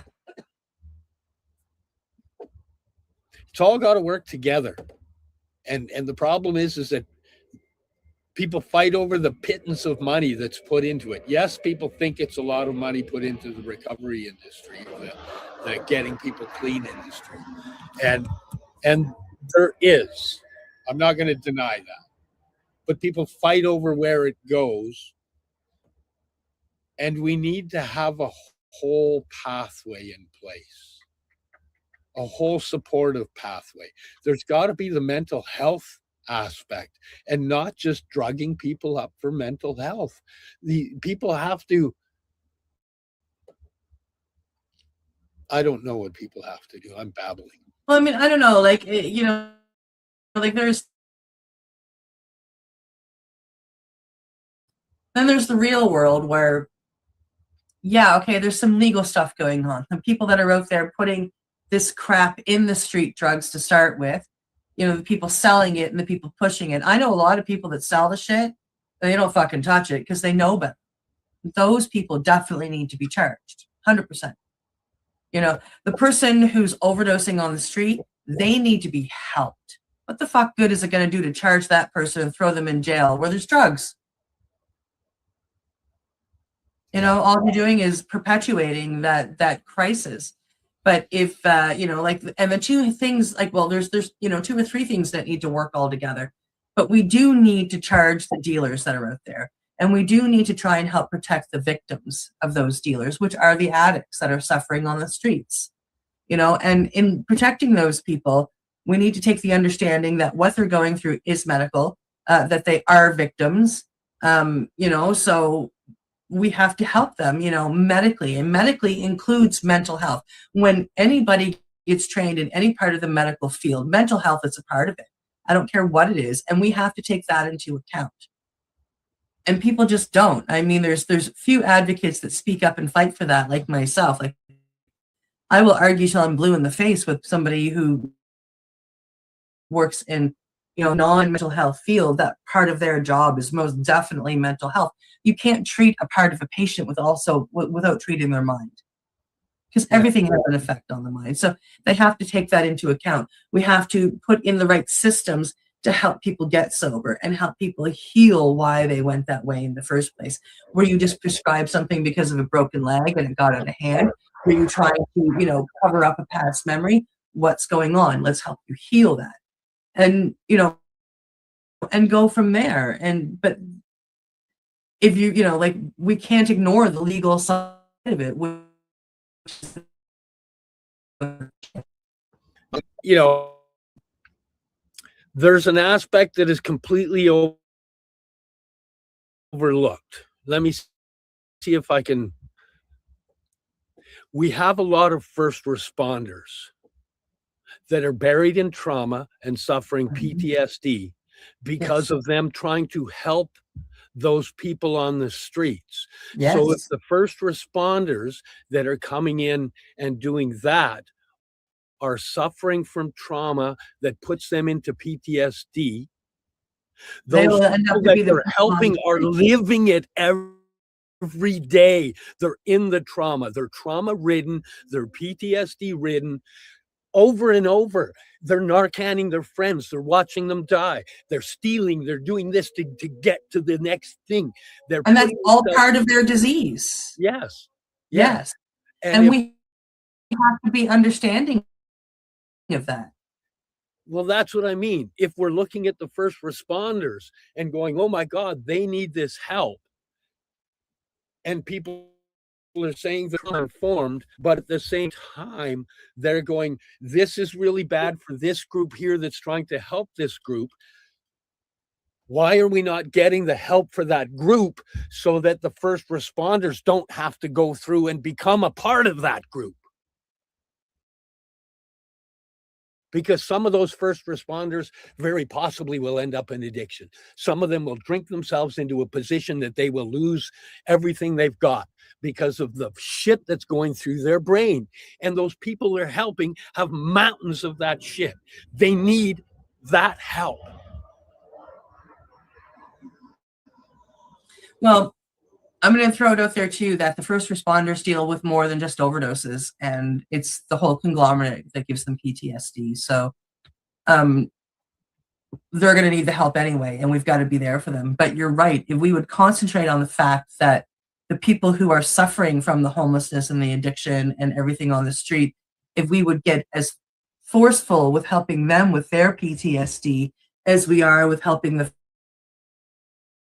first responders when they come forward with their PTSD, it would just be easier. Yes. Yeah. Absolutely. When I'm talking about the first responder end, it's because out here it makes the news how much of a toll it takes on the first responders, and particularly today, Welfare Day. Yes. They're going to be hitting things over and over, and they're going to see people dying over and over. And it's like I'm not trying to downplay anything to do with the first responders. If 10 years ago, when we saw the epidemic expanding and growing at an astronomical rate, we had invested in the mental health to help the people on the streets, the first responders would not go through half of what they go through to take the toll on them. Is that said politically correctly or right? No, I get what you're saying.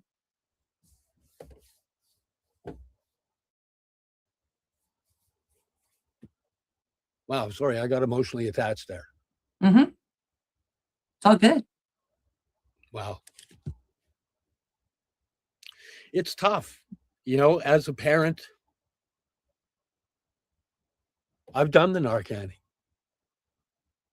You know, I've met a lot of the people that are no longer here. I have friends that have lost their kids. You know, I recognize that I'm one of the lucky ones. I still get to hug them, and there's still a chance.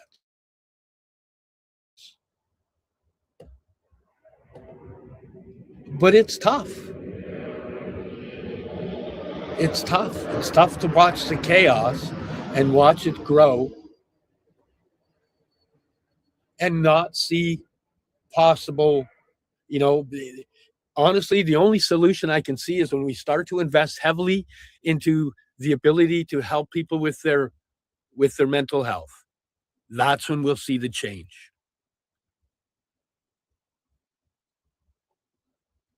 In my belief. Big disclaimer. That's why we have the disclaimer at the beginning and the end.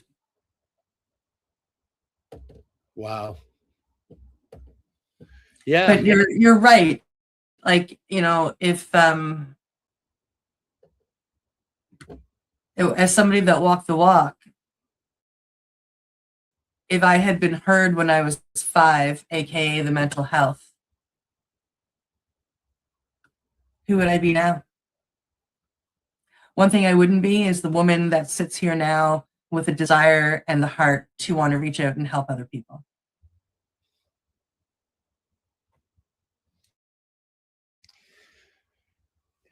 Yeah, that's true. The universe has a plan. We just got to believe we're strong enough for the plan. Yeah. The universe has a lot of faith in people.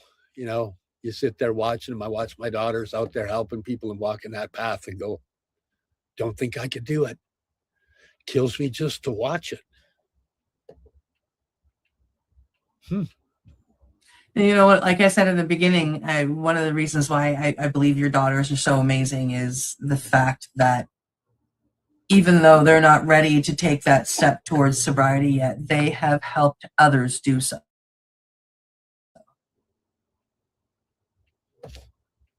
Yeah. And they Yeah, we support. talk about it, but boy, making the jump is the hardest part. Mm. It is. The first step is the hardest, committing to it. But for me, to anybody out there that suffers, once you commit to it and once you take that step and you just know that you're walking the right way. Yeah, I'm not going to lie, it's hard, but it's also one of the most beautiful walks you'll ever walk. Straight up. Hard. Man, I look at, what my daughters and their friends go through. It's easier than that. It's easier than what they're going through now. I would have to agree. It's just different, and that's what makes it scary. And one of the other things that we have to do when we're getting sober is we have to face those things that we have been quashing for so long. And that's why we need the mental health people out there, is to help people walk that walk, and the natural healers and those people that take people through some of these natural medicines and help them deal with it. And the talk therapy, it's all so important when you're getting sober and having to face those memories and those reasons, and letting those parts of yourself rest and saying, thank you very much. You were there to protect me, and I know why you were there, and I know, but I don't need you anymore because I got it from now on. And learning how to say that and let those parts rest is massive, and you need the right people to help you. Yeah, but it's possible. It's so possible. Yeah, I had a great doctor that helped me with walking through my trauma and my PTSD, and helping me with my microdosing, and understanding of the brain and understanding of stims and trauma patterns. Like behaviors, trauma creates lots of dysfunctional or odd behavioral patterns. And, I've been lucky enough to have the person that was able to come in and help me with my mental health. I know how important it is. I know how important it is finding the right people and having the right support to give you that extra energy that makes you want to keep going. Mm. Yeah. Wow. Well, this wasn't really, what I was expecting for a podcast for today. No, we're kind of filling in for your daughter. So, but I think we did a good job. I hope we made her proud. I hope so. I hope that they've saved that person. I hope we're not going to find out that somebody's passed away this morning. I'm pretty confident that person will be okay. Knowing that it's your daughter there Narcaning her, me too. Yeah. Wow. Well, it was kind of a weird way to start, eh? When the universe has strange plans sometimes, but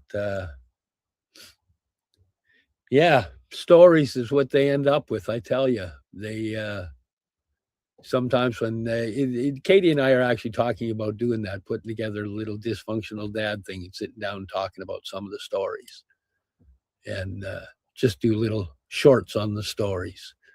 Because man, sometimes you just got to let those stories out, because if they only stay in the head, sometimes they'll Sometimes they'll become nightmares instead of stories. You let them out, you can free them, and things can become dreams again. Yep. Yeah. Just going to check my phone here, see if there's any response yet. Oh, I see. Nothing yet. Nothing yet. I was Wow. kind of hoping we'd know by the end of the podcast. Yeah, so was I. It would be nice to let the people know. Yes. I don't know. Was there another story you wanted to bring up? No, I think it's okay. We ended a little bit early today. Okay. I hate to say it, but I'm okay with it as well. I'm here, but I have to say I have an emotional attachment to what's going on, and Same here. So I guess thank you for joining us today. Hopefully one of these podcasts here, we can have Katie on and she'll let us know what happened, and we'll actually go through the safe supply stuff and what's been in the supply, etc.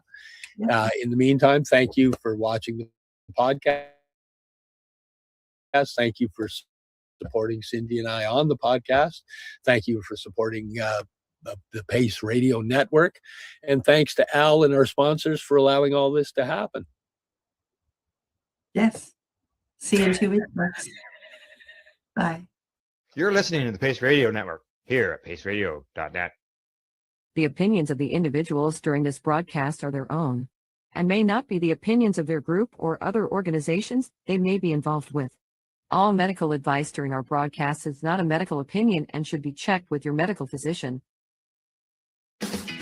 Enjoy the buzz of legalization with Campbellford Lifestyle Shop. From lights to plant nutrients, books, consumption accessories, and more, we've got all your basics to grow or consume cannabis. Visit our info center or take a look at our piercing services and body jewelry, now available in-store through Campbellford Lifestyle Shop, 17 Bridge Street West, Campbellford. Limestone City Hydroponics is Kingston, Ontario's hydroponic shop. Take your growing to the next level and create the optimal environment with a tent kit, or maximize your yield with an ebb and flow flood table kit. Either way, Limestone City Hydroponics has more sizes and options to fit your needs. Are you looking for the power of the sun that adapts to your budget? Then look no further, as they have professional grow light systems that are easy and cost effective, with many options to fit your living space and lifestyle. Cultivate your growing potential. We have everything you need to succeed. And if you can't make it to the store, they offer local delivery to the greater Kingston area. Remember, when you're looking for experts to help you grow, then look no further than the locally owned Limestone City Hydroponics, 105 Sunderland Drive in Kingston, Ontario. Call them at 613-548-0420. We are people advocating cannabis education here at paceradio.net.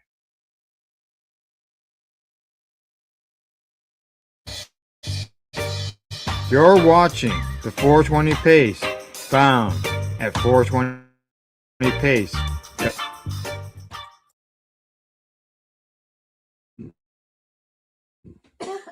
You're watching the 420 Pace Reroll Saturday.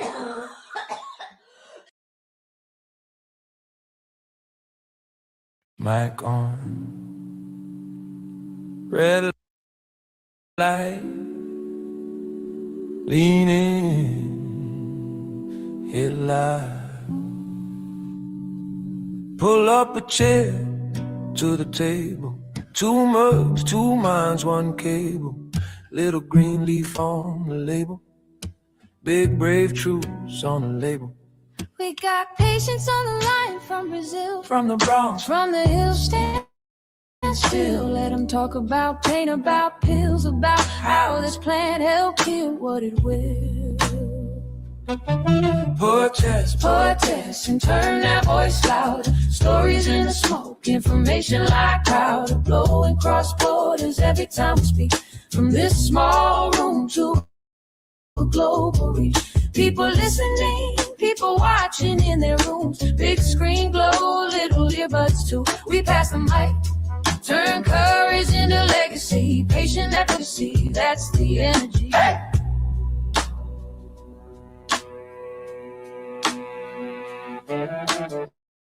Glass jar on the desk, just a symbol. Camera on a ring light, simple. Host with the notes in a spiral. Guest with a scar and a trial. They say I was scared, I was quiet, till one dose cut the storm, stop the riot. Now millions of hearts stay silent, just leaning in closer to the science. Podcast, and turn that voice louder. Stories in the smoke, information like powder. Blowing cross borders every time we speak. From this small room to a global reach. People listening, people watching in their rooms. Big screen glow, little earbuds too. We pass the mic, turn courage into legacy. Patient advocacy, that's the energy.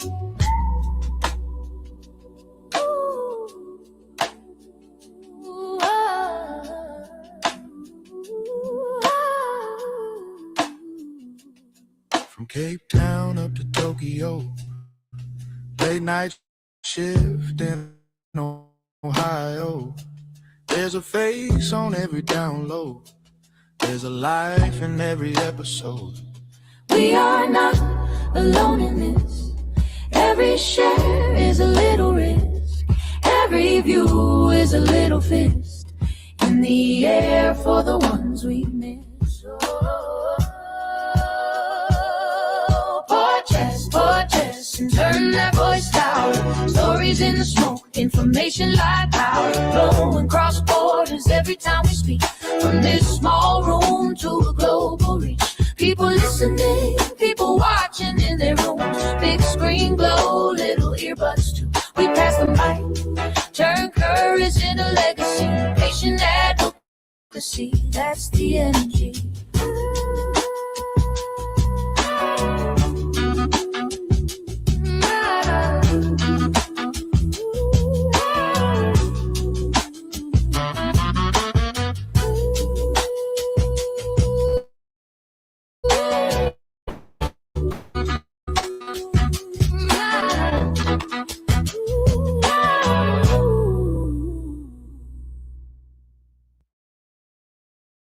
You're listening to the Pace Radio Network here at paceradio.net. The views expressed by the individuals during this broadcast are their own opinions, same as those of their group or other organizations they may be involved with. All medical advice during our broadcast is not a medical opinion and should be checked with your medical physician.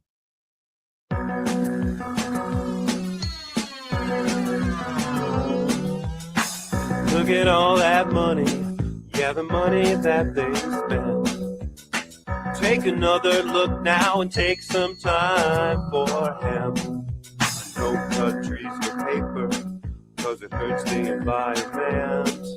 Stop deforestation, yeah, it's time for hemp. Oh, an acre of hemp makes 20 barrels of oil.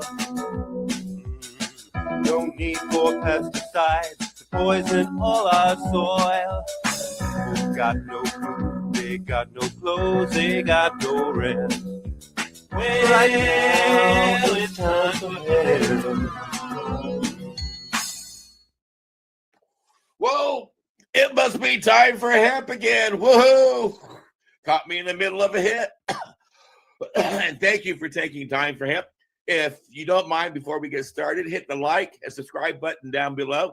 Share this with your friends. That is how we get found around on the internet. And anywhere there is sound to be found on the internet, you can find Time for Hemp Global Broadcasting Network is making as much noise as we can on BitChute, Rumble, YouTube, iHeart, iTunes, and Spotify, and of course at timeforhemp.news. We are blessed today to have an interesting individual who's working diligently in Texas to raise the voice of the cannabis movement as our guest. But we're going to be bringing on our joint host first, as always. And don't forget, anytime you hear the word joint on the big broadcast, we want you to hit your pipes, your bongs, your vaporizers, and take time for him. Coming up out of the wings is a good friend of mine from Canada. That's how you pronounce Canada. And he does a thing called Pace Radio Network. Al Graham. Al, thank you for being part of the big broadcast today. Hey, you're welcome, and thank you for having me part of the big broadcast as well. What's that quacking I hear? Oh, that's my phone quacking off at me. I'll just turn off those ducks so we don't hear them. All right, so why don't you let people know about the Pace Radio Network while you got a minute? Okay, the Pace Radio Network is people advocating cannabis education. We are a radio and video network, just so you know. But when we got started, there was no video, was there, Casper? It was all just audio, and we cover cannabis, obviously, as well as psychedelics, and we interview guests include, let's see, business owners, patients, advocates, finding out what's going on in and around Canada and elsewhere around the world as well. Well, groovy. And I understand that we've got another groovy joint host on the big broadcast, Al Byrne. Al has written a fantastic book you can find on Amazon. Al Byrne, why don't you let people know about that fantastic book so they can make it a point to read it? I will. But first, I got to say good evening. Usually we do this show in the afternoon on East Coast time, but tonight we're doing it in the evening, so the lights are going to be a little different, I suppose. The book I wrote is called For Country and Cannabis. It's about my journey of 40 years with the cannabis plant through the early days when medical cannabis was not discussed until today. And so the big book is basically, how did that happen? What happened between today and 1985 that medical cannabis became a reality, not only in the United States, but in the world? You read the book, you'll know. And one of the offgrowths of all that education that we did was we hoped, the founders, the beginning of this conversation, hoped that we would build a sort of an inverse pyramid, if you will, that from a little bit of shouting, other people would. I remember distinctly we had a conference in Santa Barbara, California, years back, and the mayor of the city was kind enough to introduce the conference to the assembled audience. We had about 400 people there, and she said, "When you're done with this conference, you're going to learn a lot." She said, "And when you're done, go forth and multiply." And that was pretty much what we had wanted to do from the get-go. And we thought that if we could present education, real science. I used to say patience out of time deals in real science, not political science. And that real science argument is where we finally overcame the ignorance. We're not out of it. Those of us in the United States know that as a federal law, that cannabis is still prohibited. There's X number of reasons why that can't be, but it is. We'll see how that goes in the near future, but that's where we are.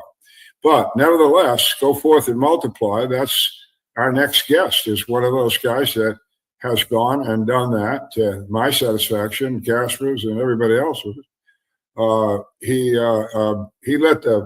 Casper let my joke out of the bag, because I was going to introduce this man as being from the state with the stupidest lieutenant governor of all of them. But he already said Texas. So Joshua is from Texas, and he's going to bring him up here. And I'm going to get my glasses so I can read his name. I know it is. Castaneda.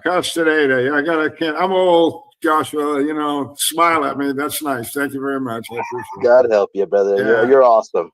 I appreciate everything you do. Thank you very much. And I am so sorry that you're in Texas having to work with that man. I don't even know if we want to even mention his name, but you're here because you are turning Casper back into a well-known name in the world of cannabis. That he's old, he dropped out, he's a geezer like me. Nobody gives a shit about old geezers, and then all of a sudden, you come up and you're resurrecting this guy. What's going on? Oh, first off, thank you for your time. Blessings to each and every one of y'all. Casper's amazing. The journey is very interesting. You know, he expresses a lot of his own opinions. So do you all, and I appreciate each and every one of you for that. As to just a minor correction, I was just a witness, and I'm trying to help these individuals promote an event in Texas. There's actual patients there. There's hemp legislation. There's other things that they're working towards, bringing the Department of Agriculture and strategic partners together. It's an event at the Texas Music River Ranch. And the reason why Casper came to mind is they're in the midst of talking. You know, the group, there's Justin, which Dabber 710 is his moniker. And then there's also Michael Camp. These are the two actual orchestrators. I'm just giving an echo of accolades and thankfulness that they've allowed me to be able to say, hey, here is Casper. He's the guy that you're looking for and proposing for the solution for this. The founder of the marijuana television stuff that, you know, helped everything go on in Canada with that whole, you know, cannabis culture thing that they do up there too.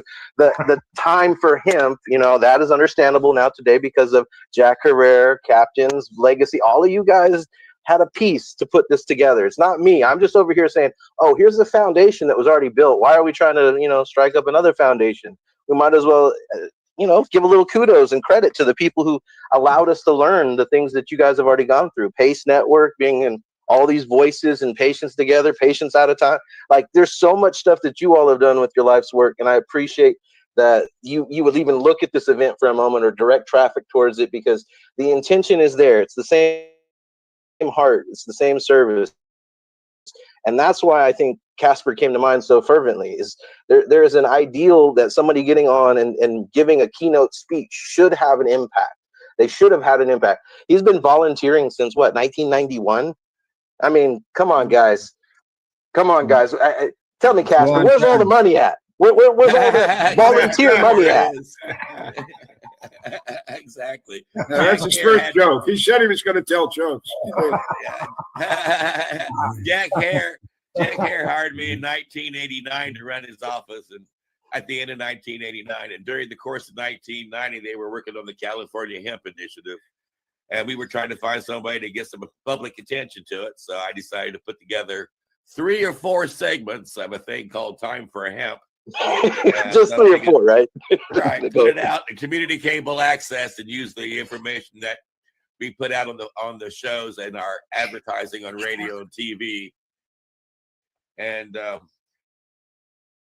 it made its debut on January 5th, 1991. And another television series and broadcast history to focus on cannabis, hemp, in a positive light.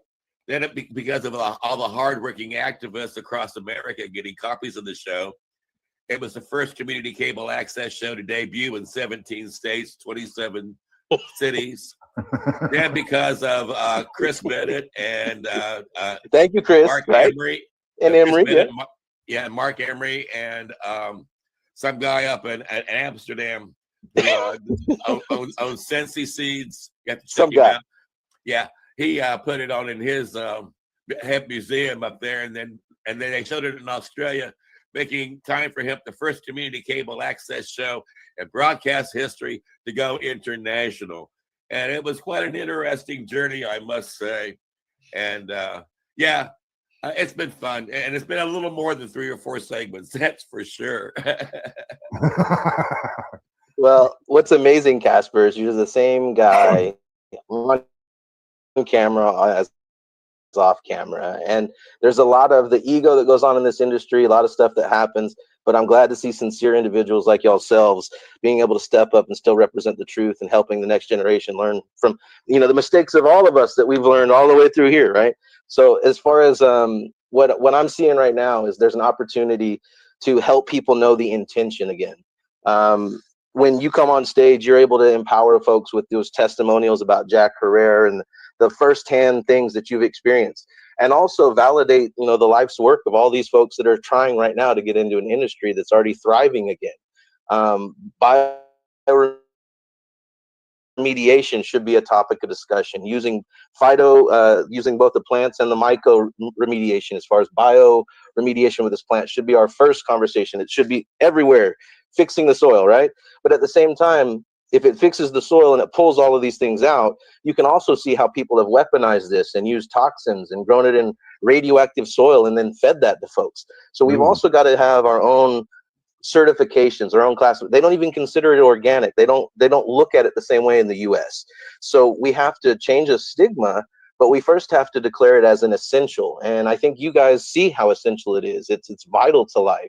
If you look at it from the point of view as a vegetable, we're supposed to take the flower when it's sensimilla and pure in its essence, and those sifted trichomes but rebonded to the seed oil that's been cold pressed extracted, and that superfood allows our bodies to finally repair. So why would it be that we can only buy Canadian hemp seed? Why would it be that we can only buy FDA approved XJ59 all the way from, you know, Ukraine? And so there's a direct legacy that you all represent. And you know, Jack, he'd be rolling around right now going, it's legal and you guys are still arguing the wrong things. Why are we even talking about this way? We should be making fuel and food. There wouldn't even be an issue with the economy if this was done properly. So these are the individuals that I see that are aligning with that in Texas. And I would love for Casper, and you have a newsletter. If everybody would like to take a look, I think it's texashempstock.com if you want to look at the website and where it is thus far. Casper's mug is right on there as a keynote speaker. It's going on for Memorial Day weekend, May 24th through the 25th. Paul Stanford is going to be there, which is going to be an interesting segue for you to bring up some of that amazing truth that you get to see both in front of the camera and behind, because these individuals are amazing folks that have testimonials that will help us all learn from each other and the mistakes of our forefathers so we don't make those same ones again, right? Personal soapbox to what I'm seeing, I want to make it very clear that we are here to help. We are not looking at this as an antagonistic way, but I will tongue-in-cheek make a character and kind of make fun of myself. Being from Alabama and I can figure this out, Texas should have already figured this out. So we're over here going, hey, come on, guys. I mean, we got 1 gram and we got 1 burn. You put them together, you're going to burn a gram right here, all of y'all. So blessed be, Tree Family. Go ahead. Casper, why don't you go ahead and look through the website and sir, if you would read off some of what's going on here, because I would love to hear the new information that you can go look at, but you're here with us live, so I would love to hear your point of view too. Well, what I'm curious about is, how did Portland hemp stock become Texas hemp stock? That's a great question. You know, I bet you if you go back into the archives, if you actually search, you'll find Jack was over there, right? At the Seattle hemp thing, right? Oh, okay. So he's noted all the way there. So they're trying to get to the legacy of Jack. Do you know anybody who still distributes Jack's book or has shows about him and Captain Ed and those kind of things where people could do a little research to find out why folks like Paul Stanford from Portland's hemp stock are validated by the life's work of someone like Jack Herrera and what he stood for? Well, I think you can find Jack's hair on Amazon. I give it away for free on my website. And I did a blog about Jack that really brings him to life. So I think I'm one of the few people on the planet who are still talking about Jack hair. Well, if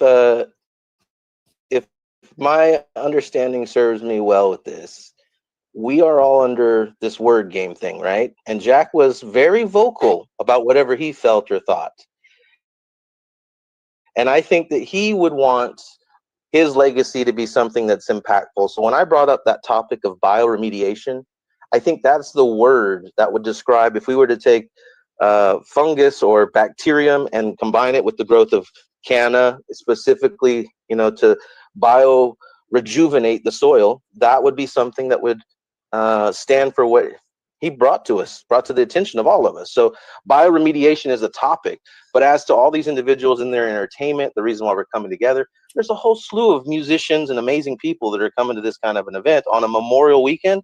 You don't have nothing to do, should definitely show up. But enough about that for a second. What I want to hear from is this live broadcast thing. Did you guys see this?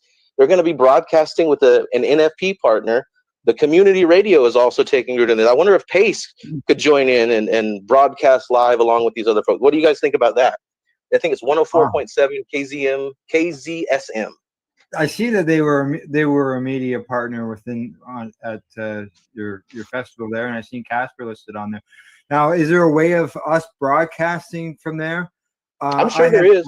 I have done it. I actually this weekend I'm heading to Toronto to cover the Global Marijuana March, and so we do mobile coverage. It's something that I would have to talk to Casper about doing, because it, just to say, yeah, I can do it, but he still needs to know what kind of equipment he would need to have, and so on and so forth. But yeah, it's very possible to do that for sure.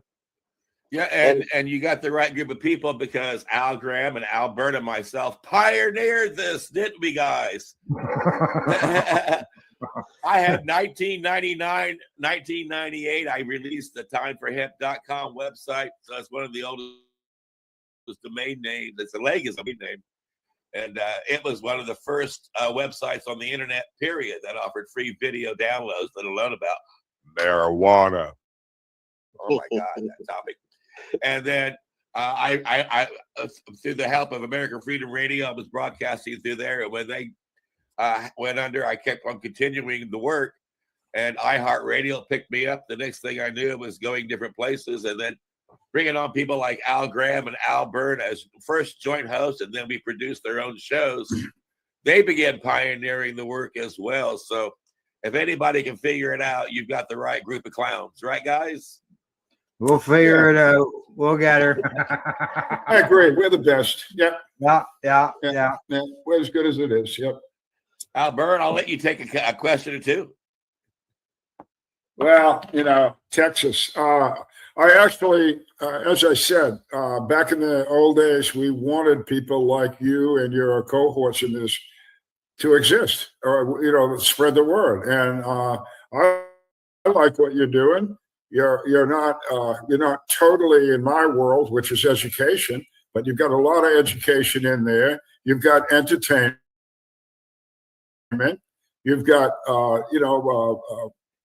civil atmosphere with a good vibe going on, and I think it's all positive. And in that kind of event, you're educating people about cannabis, not only its therapeutic value, but as we all know, it can do anything else. So I think it's wonderful. I hope you have multitudes of people, and I hope it's a great success, and we can see that kind of activity everywhere, more and more every year, until we don't have to do it anymore. Wouldn't that be wonderful? It's a cyclic behavior, brother. Like, Al, let me ask you a question, sir. I appreciate your sentiment about the education, and that we're maybe not perfectly aligned with what your ideals or whatever education you'd want. But can you define what the actual word hemp, the letters HEMPE, where that comes from? Do you know the Francis Bacon reference or anything like that? HEMPE. Correct. That was the original word. I have no idea. No. Okay, so we're gonna take first. I'll tell you. So I'm on the board of directors of Normal. I don't know, 1989, someplace in there. And I didn't know Jeff. We're having a board meeting in D.C. And one of the staff guys comes in and says, "Hey, this guy's from California, and he wants to have 10 minutes with the board of directors. He's got something he needs to talk to you guys about. Can you give him 10 minutes?" And yeah, sure. So in comes Jeff. I've never seen him before. I've told this story before, but it's worth repeating. He had on the worst fitting and appearing sport coat I have ever seen in my life, then, before, since. It was just fucking awful. It looked like it just didn't fit. It was just it's worse than that. It's worse, and it was like Joseph's coat of many colors, or whatever that thing is in the Bible. It's crazy. And he comes in and he says, he doesn't even say his name. He says, "This coat is made out of hemp."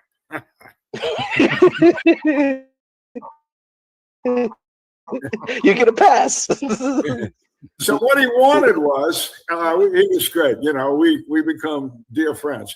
But what he wanted that day was Normal, for whatever reason, to get to your question, owned the copyright on H period, E period, M period, P period.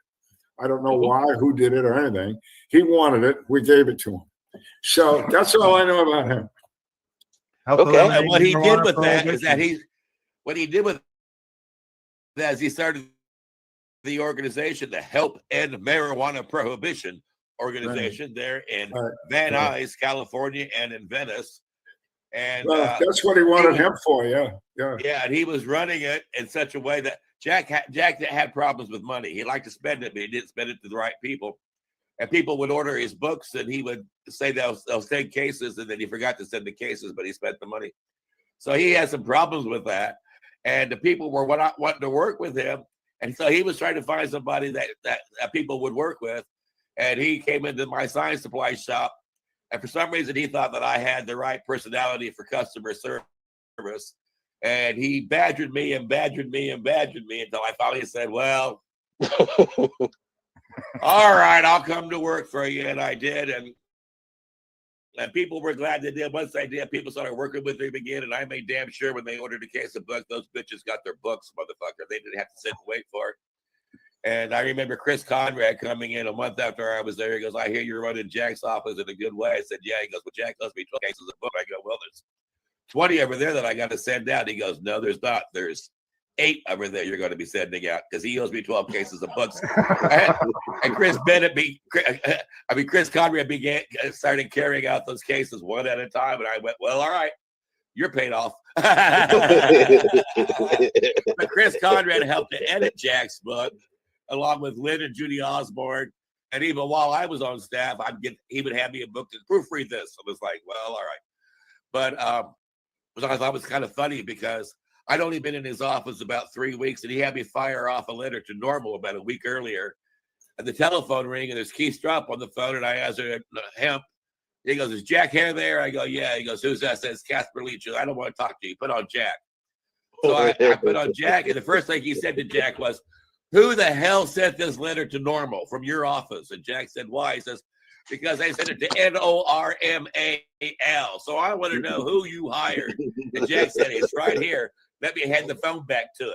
I went, can I help you? And Keith Strupp said, so you're the one who sent me the letter to NORMAL? I went, yeah, isn't that how you spell normal? He goes, nope, NORML. And if you ever send a letter to us like that again, it'll come back unanswered, unopened. Hey, I had a lot to learn when he hired me. I was wanting to put together I was working on a comedy magazine called Later about reasons to leave Los Angeles. And I was working on a comedy stand-up routine, which I got to say now at my age, the hardest part about stand-up comedy is not the comedy, it's the standing up. And I was wanting to learn how to write comedy scripts. And I'd been hanging out at the Comedy Store and kind of bumped into people that were kind of, you might have heard, like Roseanne Barr and people like that were just starting out. Yeah. But when you get involved in the cannabis hemp movement and you learn all the crap that's people have been lied to about, and you learn all the wonderful things that it can do, suddenly it just overtakes your whole life. Yeah. And I was no longer chasing a career writing and comedy routines and comedy magazines. I was suddenly taking time for him. It's wonderful. And how did we end up with the Portland hemp stock in Texas? I still haven't gotten an answer to that. Did you all just like throw a dart on the board? Boom! Let's have it there. You thought at his age he'd have short-term memory loss, didn't you? But nah, this guy's still sharp. He is. Yeah, it's a great question. What I would defer to is we need to get Michael Camp and to know the exact backstory of what happened. But as to general assessment, they tried to find the best of the best. It was connected that he had the IP for the Seattle Hemp Fest. Well, the individual, the LK, the commemorative part of this, you're going to have to look a little bit deeper to see what they're doing this for and why. But the reason why they reached out to Paul was because he was willing to offer the IP for the hemp stock to be done here in Texas. And so they tended to change that LK at the end in the legacy memory of an individual, which, I can't do justice to individuals that I don't fully know. And I want to make sure that that's clear, is that I'm just a steward of this information and trying to make sure as an ambassador for anybody who's watching to go do their own due diligence and research everything we're talking about. But the website should explain how that connection happens. And one of the reasons why I wanted to address it was, if you look at it from the point of view of Seattle, right? Hemp stock was the one that everybody was thinking, and then Portland was like an offshoot, and then we have this event to where that they're trying to give it that caliber of what the 1990s were, and that nostalgia effect of what we're all lacking today as the community, the genuine belonging to the one another that this hemp plant brings. Personally, I don't use terminology the same way other people do. It's more religious to me, and I use the Hebrew terms like canna, K-A-N-E-H, to refer to the same plant because it's not limited to industrialization or anything like that. I personally hold beliefs that I've conveyed to individuals privately, but I'll share this part of it is when I look at the plant, I saw it as something that people were shepherding and they should be sharing. And you're supposed to feed your sheep, and you kind of hit the staff down and everybody comes together to eat, right, and culminate and enjoy.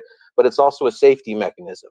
And by not having these kind of events and not having these kind of legacies, the shepherds are denying the sheep access to the clean water and the good food.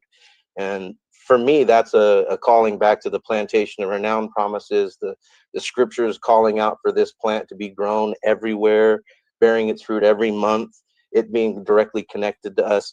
So it has a spiritual root to me that's more ecclesiastical than most folks. And I try my best to honor it. And one of the reasons why I asked that question about the phrase hemp, H-E-M-P-E, and I would ask all of you to do this because this is a broadcast named Time for Him. Henry, Edward, Mary, Philip, Elizabeth was the acronym for the Tudor dynasty when they branded the plant to belong to them. They were mandated to grow their hemp plant. We were a hempy colony of the Jamestown, Virginia Crown Colony. So we are right now repatriated by way of our language. We don't even know what this originally meant and how it came to today. So if we don't share those lessons of history, we're doomed to repeat those cycles of control. And that's why I'm here to say, hey, look, if you have time to go research, do your own due diligence, research. This plant is amazing. You will find that no matter what you call her, no matter where you go, it's the same story. It's an amazing, fruitful plant that provides every aspect of life. I personally think it was given to us as the abundant measure for all measuring of standards, weights. It's how they built the temple. It's how they judged how much silver was worth. The first people were accounted by this. So this is the key ingredient to the community, is the intention you offer this plant and sacrament with, in my world. So when I see individuals doing that and trying to teach others how to do that, yes, this time is very valuable. You all understand what we are all trying to figure out. The cliff's edge is right here. Build a hang glider with him, fly off that joker and get to the other side. We can fix this. We have everything. Well, and one thing you did point out that the LK and hemp stock, at the end of the hemp stock word, they've capitalized the L and the K, and that stands for Larry Kirk. Thank you, sir. And, Okay. All right. I was wondering Larry about Kirk that. has passed away. Larry Kirk left us, and he was quite a presence at the Seattle Hemp Fest and Portland Hemp Stock, and in both those states, are very active. And hey, you just answered the question that was asked. You're amazing. No, I'm sorry. Excuse me. This is. Yeah, I know, brother. That's what Anyway, the memories do. So you answered it. Thank you so much.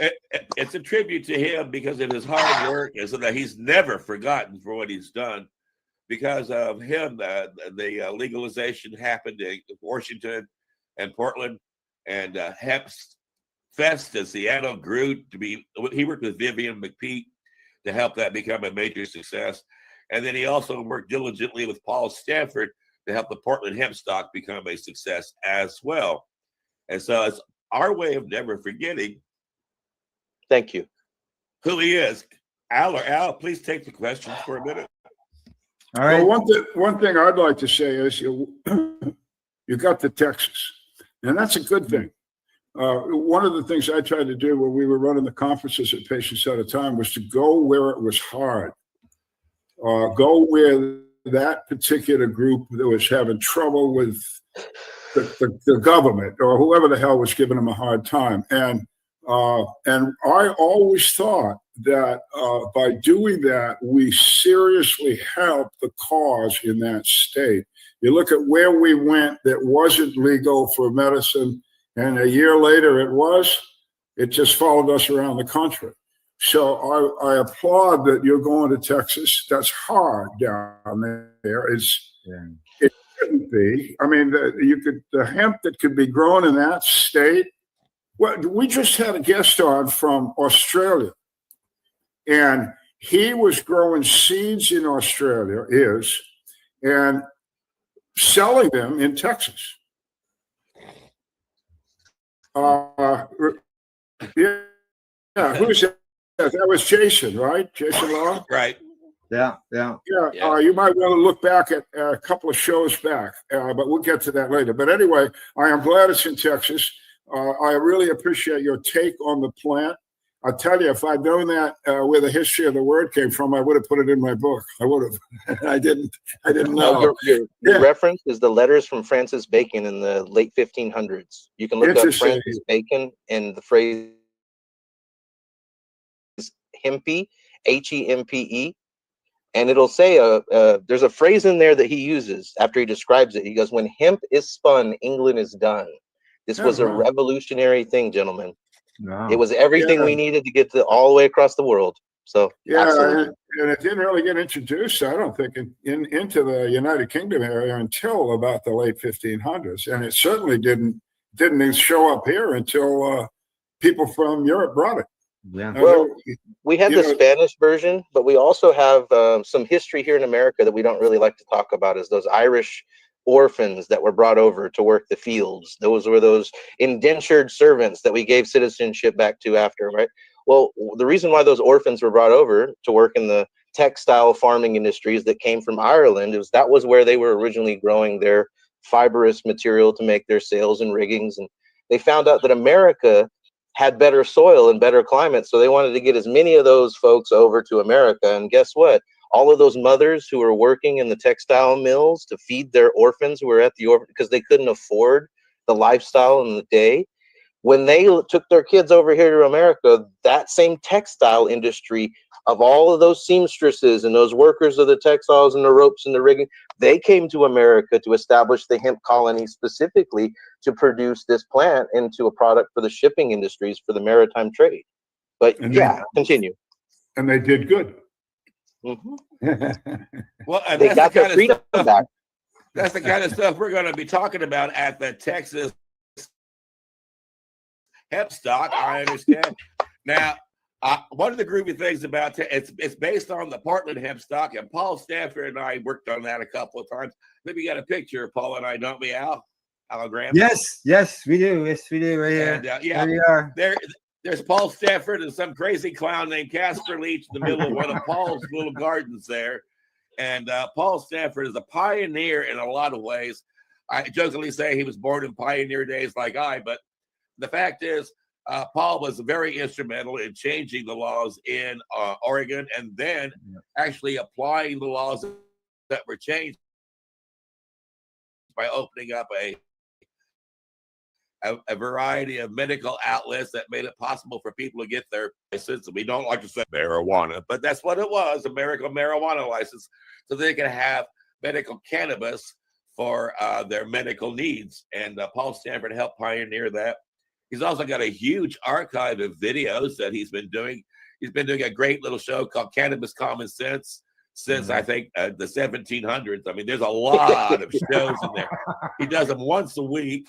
And he always has a great guest on there. And you go through his archives and you find everybody who's ever smoked marijuana on the planet has been on Paul's show.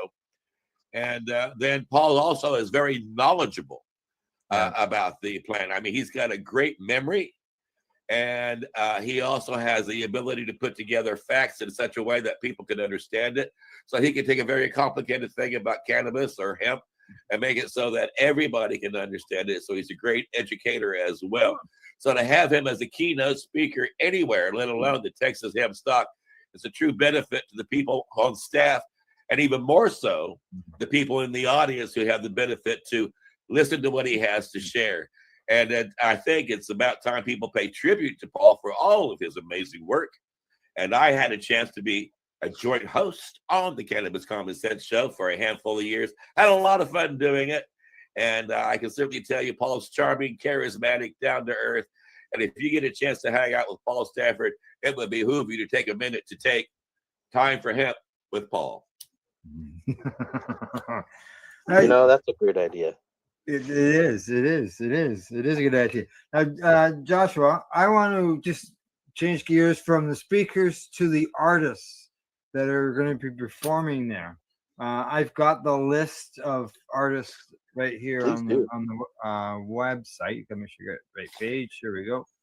And there is a pile of artists, musical artists that are performing over at your hemp stock there. And actually, there's one band there that I have seen live, and that is Los Marijuanos. I've seen them. Pony Boy. Yeah, that's right. Exactly. Yes. Casper was there too at the same time. Yeah, he was up in Toronto, and then I got to enjoy Pony Boy live in concert at Seattle Hemp Fest and Portland Hemp Stock. Pony Boy's got an excellent sense of humor.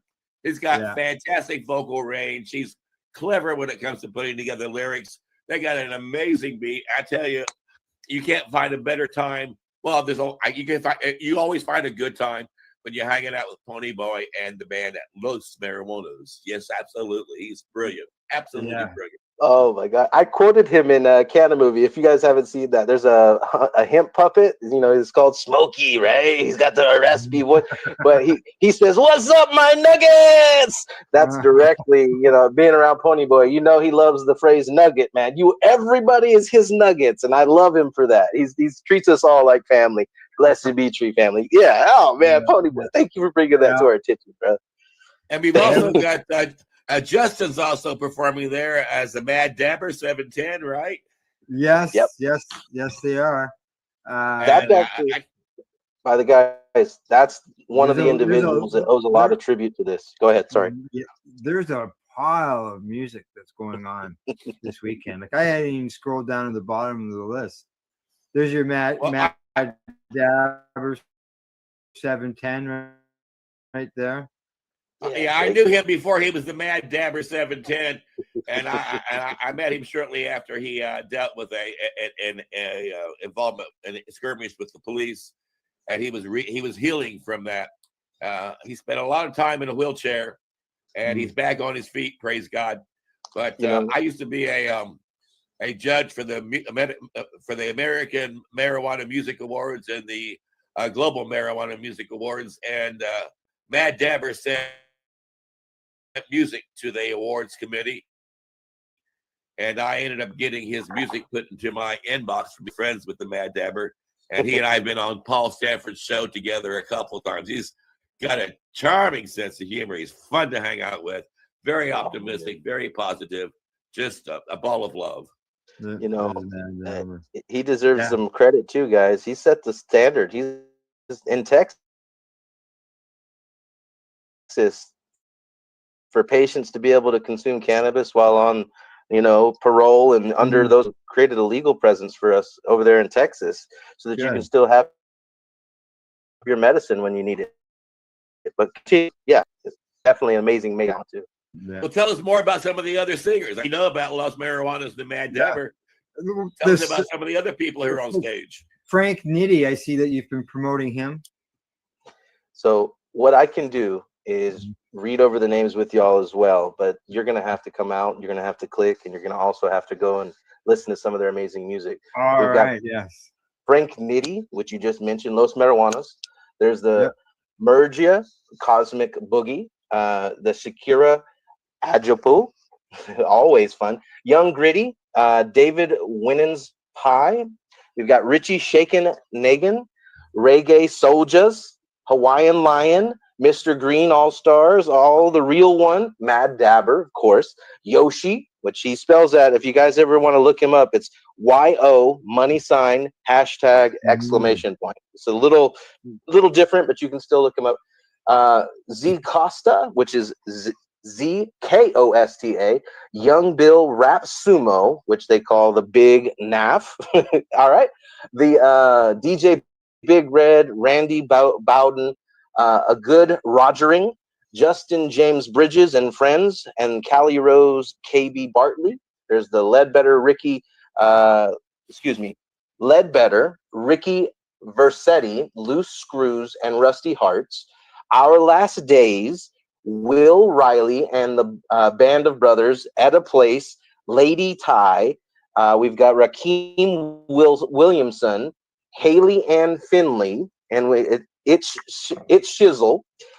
We've got Grace the Empress, T Phenomenon, Cookie Lone Star, C Kent, and True Summit, Daylighters, Kill a Cat, and In the Shade. And of course, there's going to be more that's going to show up eventually. But guys, check it out. Look up one of the artists and see Markham.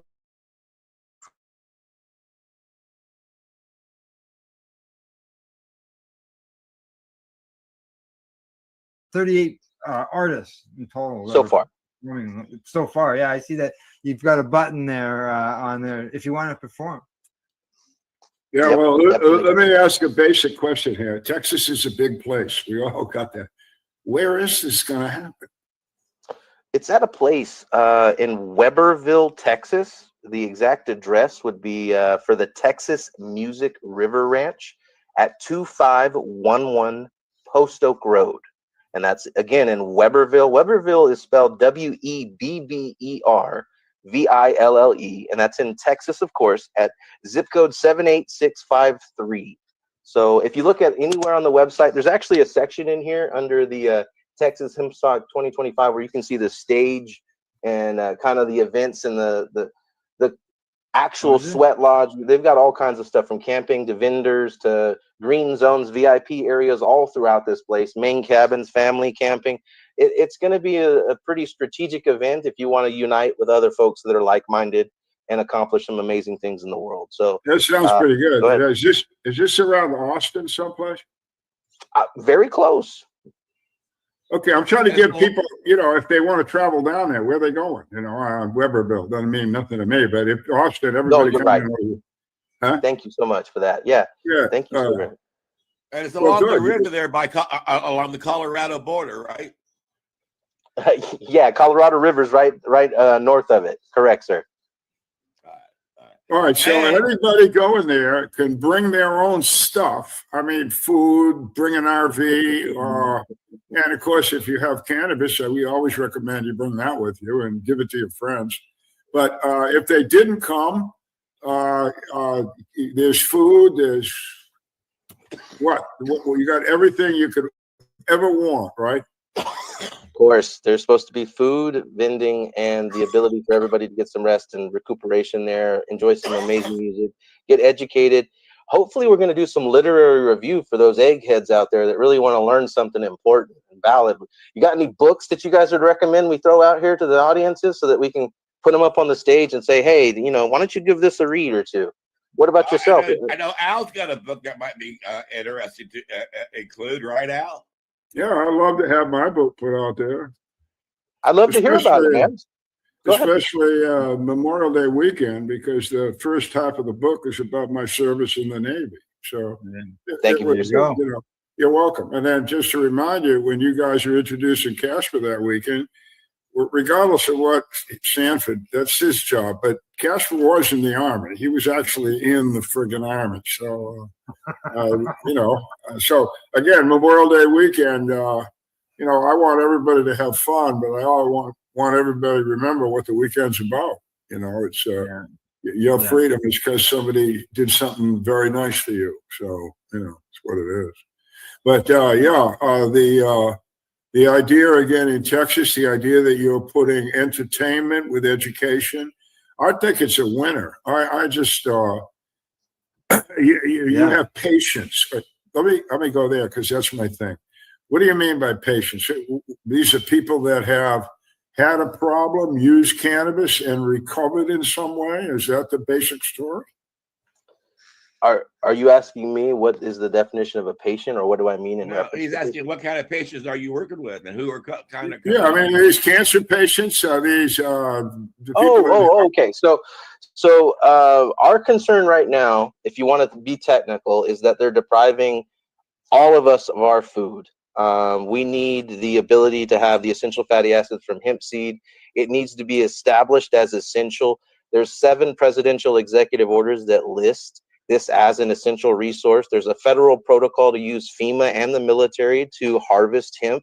We need to educate the states on the federal protocols and the structure. When they decriminalized in Washington, D.C. in 2014 for medical marijuana, what they basically said is if you're going to intend to use this for medicine, then we're going to respect that. And that means that we're going to allow certain things to go on. And that's why we have different states being able to decide how they want to implement that. But in the state of Texas, they're right now at a teeter-totter for deciding what is essential. Can this be a food that's required? Is this non-euphoric vegetable that's reintroduced to a seed oil, is this considered a euphoric drug? No. So this medical food is what we have to clarify. The things that they're trying to go after, like we have to understand what you're talking about with patients is everyone is a patient according to Dennis Perone. All use is medical if you want to be technical. But when it comes to educating about the medical side, sir, I think the accolades of PTSD that we end up all of us have it. One of the things that Dabber 710, by the way, I'm sitting back here speaking to the awesome abilities of these other individuals that are organizing and putting this together. I take no credit for any of this whatsoever, gentlemen. I'm just saying they need to be spoken of and they need to be recognized just like yourselves. But when it comes to the servant heart of someone like Dabber who's saying all of us have PTSD, if you want medical cannabis in Texas, we will find a doctor here that will sign off for you to have your recommendation so that you can have access to your medical good. Well, that's an advocacy program. We do advocate for patients. Obviously, we're all patients. So that particular element of having consumable cannabis for a medical purpose, obviously we are right there paralleled with and wanting to echo that. But even more, I would like to make a bold statement that this is supposed to be accepted as a food, as a medical food that's supposed to be essential to women and children as well. So why is it that we put an age barrier on medical? Why is it that this is not established as an essential to help our brains develop, help our bodies heal, to stop the epidemic of all of these other mental health issues? From every 2 years, your body is fully regenerated. And if you haven't had the essential fatty acids to do so, you're going to degrade, you're going to lose it. So we have to reinstall this plant into our daily routines as an essential food. And in doing that, we also are claiming the fuel, because the byproduct of the seed is also going to be the fuel industry. So we have to look at it as, if you're going to grow the seed for food and you're going to grow the herb for its effervescent aroma, then when you reintroduce them together, they make the perfect full spectrum food for allowing your body to repair itself. So why is it that anybody can tell me that this is classified with a deadly toxic alcohol, methylated alcohol, and then it's classified as that alcohol extraction, that it's poisonous? And then we're taking this presumed belief and applying it to the citizenry. So we're just educating them that we're not using their system that way. We're advocating for the system that we're supposed to be doing. And they're a republic in Texas. Let's not forget that. They're freedom fighters, and they knew that their big guns would keep the federales and everybody on the other side of the water. So when you look at that industry, they're all concerned that they're going to lose their firearms, these patients' rights, the advocacy for law enforcement, even with the Sheriff's Association, to come in and to sponsor for what this medical use and this industrial use should be. That's what we're trying to bridge, is this opportunity for not just the politics, but the state elected officials. And don't forget, your sheriff is your elected official for the county. So you look at that, and instead of being afraid and timid, we are declaring. If you don't declare your rights, then you're going to be losing them to silence, and consent becomes silence, and they can do what they want with you being silent. So pardon me, gentlemen, for that little ditty, but yes, there's a big reason why we advocate for patients. We are all patients. We need this. It's essential to us. And the federal government has already accepted this. The presidents have said this. They have executive orders at the ready for us to implement. So why aren't we doing this? Well, we got some greedy people in here still trying to keep things suppressed so that they can control stuff. You can't control the lion when you set it free. That's the truth. It can set itself and defend itself. So with that being said, this plant, once we fully understand what's going on here, we're going to be able to feed people. We're going to be able to nurture their hearts, their bodies, their minds, repair them. And this is all because you came to an event and you plugged in with the right individuals, read a book by someone like Mr. Byrne, or come on, guys, you all know that we have the solution. So why is there still these problems? It's just a lack of communication, a lack of community. They divided us with COVID, made coughing taboo. Don't come near me with that bad cough. Well, guess what? You know how to clean a pipe. You know what it means to get a sacramental puff. You know what the differences are between medical and the intended purpose. The rest of the people just look at this like it's a Cheech and Chong movie and don't understand until we tell them. You have everything you need already with this plant. We have our lunches packed. Go ahead, gentlemen. I apologize, but I love it too. No, Donald, you've raised some very interesting points. And I think one that you say this, that I'm not sure that your politicians or those leadership hear it. It's a plant. When they hear the word cannabis or marijuana, they think drug. Correct. And years ago, I've told this story many times, but even when I started off on this mission of teaching people that medical cannabis could actually exist, I still had to deal with guys like Casper Leach and other activists who refuse to call the plant cannabis. It took me 3 years. I threatened all kinds of people with all kinds of things, but finally it was cannabis. And that I'm telling you alone, Joshua, that alone changed the conception in a lot of people's mind. It became cannabis and not just marijuana. And another thing I'll just tell you on those words, if you Google medical marijuana on Google, Google will take you over here. If you, they're going over there. Medical marijuana goes over here. If you Google therapeutic cannabis, it'll take you over here. Correct. So language is super important, and I just have to say that when you're dealing with, again, you're trying to educate people that are lawyers and cops, law enforcement. I got nothing particularly against any of them, except they don't know anything about botany or medicine. Nothing. Yet they're making up these rules. So I would hope some of your speakers would point that out, that the people that are deciding these medical decisions for Texans aren't doctors. And, in most states, that's against the law. If you don't have the medical license. So the whole thing is preposterous to begin with. The idea that it's still Schedule I federally is a joke. Would you like to talk about that? Yeah, go ahead. The Republicans in Texas are missing the boat. When President Trump was here in Florida, this is his home state, he came down to do politics stuff here, and we had a vote going on, an initiative. So the people were voting on it about medical legal cannabis, and he said, "Yeah, I think Florida should have legal cannabis. What's wrong with you people?" We missed by just as much. So, even the president has indicated that, if nothing else, he's willing to let states have states' rights in this issue. But another thing that Texans need to know, and again, it's Memorial Day weekend. If Texas has legal cannabis, right? Mm-hmm. Okay, so medical. Medical. Okay, your veterans in Texas can then use medical cannabis and go to a VA hospital and be treated with dignity. The veterans that live right straight north of you in South Dakota, if they try to use cannabis and go to a hospital, a VA hospital, they are removed from the grounds. Oh, wow. So it's Memorial Day weekend.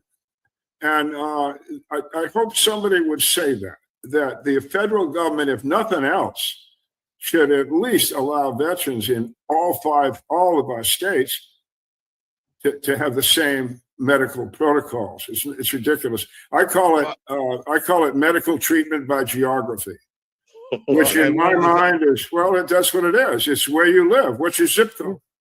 And that's illogical. It's immoral, and it's medically unethical. And I don't mean to interrupt, but one of the things that Al Byrne is not including too is that Al Byrne, along with an individual by the name of Michael Krowitz, are the two primary activists who made it possible for military veterans to include medical cannabis in their medical care without losing their veterans benefits. And thank you, Al. Thank you, Michael, for all your hard work in making that happen.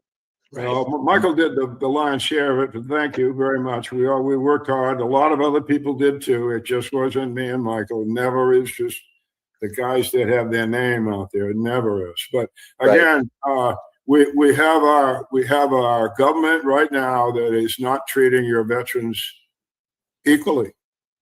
And that sucks. I mean, there's just no. Well, Al, how many caregiver hospitals, how many caregiver facilities has the federal government built for veterans? I think there's 2 in the whole country. Yeah, there's not very many. It's being taken over by nonprofits. Good for them. A lot of people are chipping in. I do understand, and again, I'm not bringing up President Trump just because I'm a Trumper or something. I really am not. I would not want to have a beer with that guy. But let me just put it that way, okay? But on the other hand, the man is dedicating his entire salary for 4 years. Yeah, he's a billionaire, but it's $1 million something, and it's all going to U.S. homeless veteran charities. His press secretary has been on this. The federal government is going to take all the vets off the street. We're going to do it right now. Right. So that should be done, of course. So anyway, that's enough of the veteran thing. But there is an inequality there. I think the more people that understand it, Texas is taking care of its vets, but there's others that don't, and I just don't think they know. It's just like your lawyers that you're going to try and influence, and you will eventually, except maybe that lieutenant governor. They're just going to have to understand it's a plant. And we talked to, we had an interview just 2 days ago with a doc down in a famous U.S. doc in Venezuela. Venezuela has assigned the cannabis plant to the Department of Agriculture. And that's exactly where Texas should put it.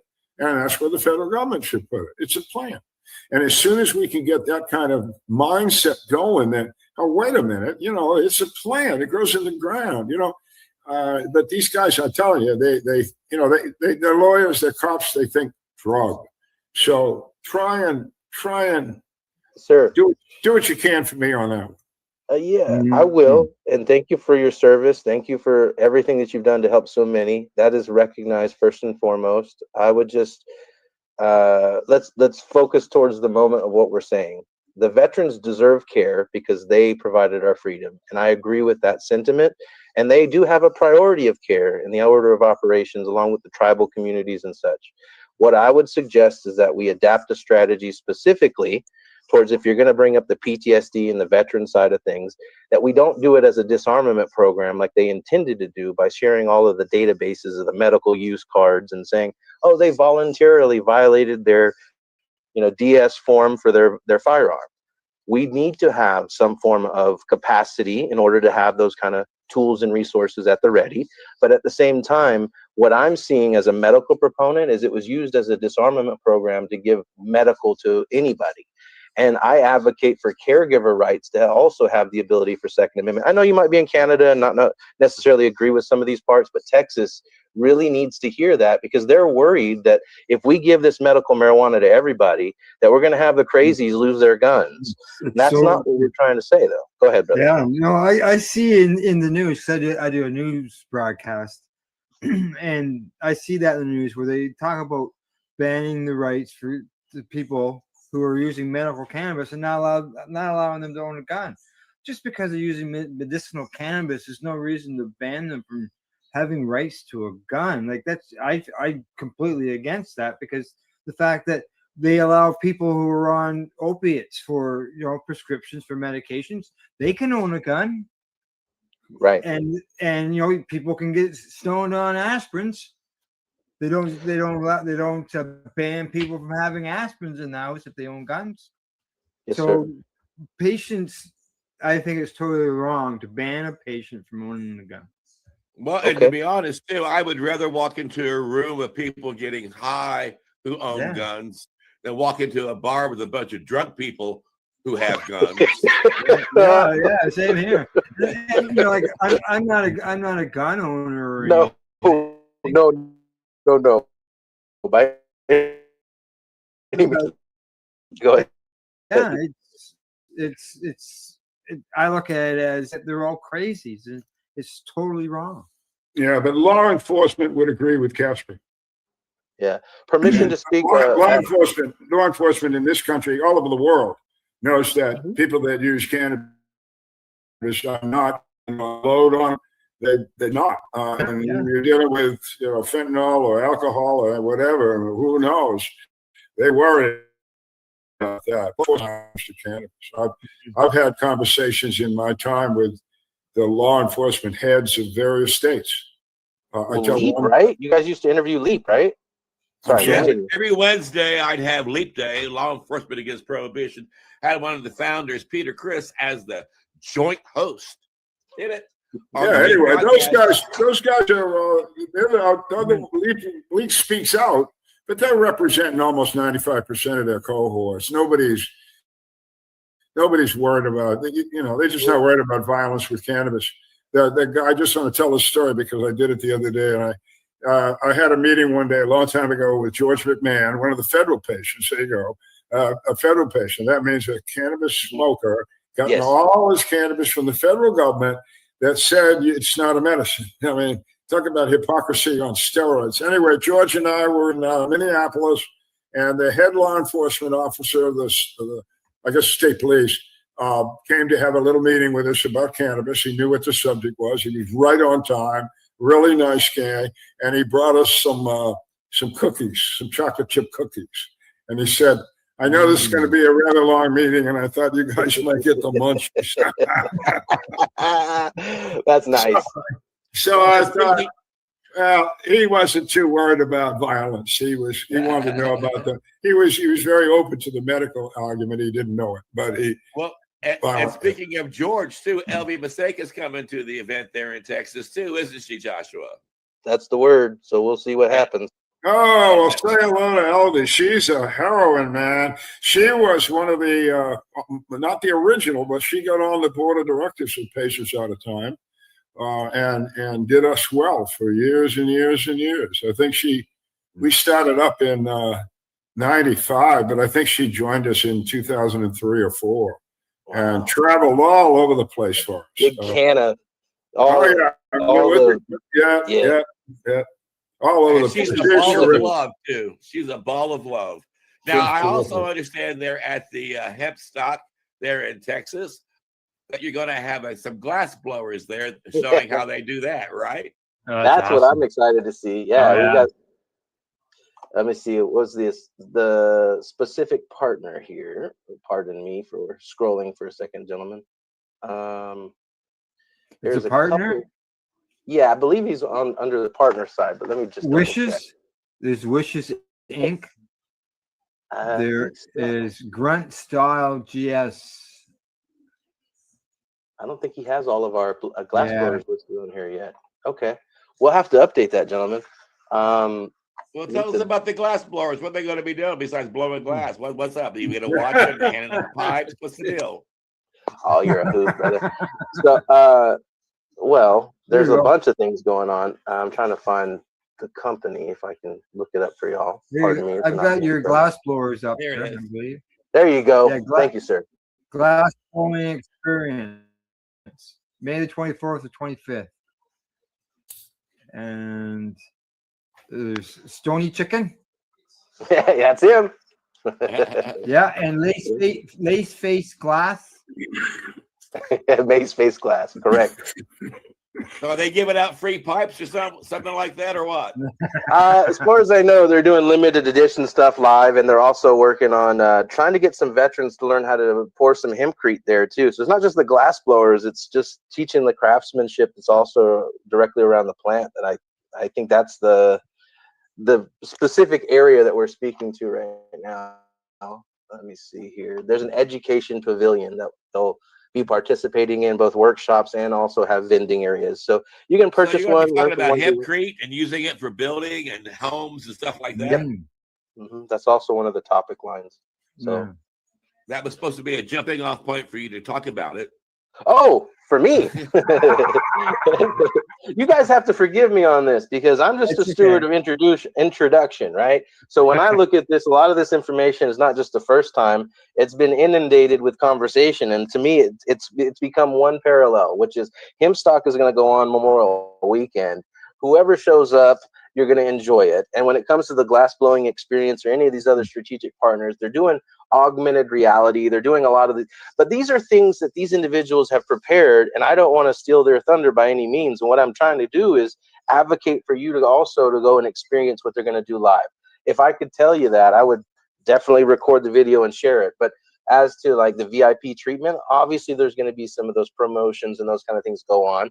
As to glass blowing, they're going to have education.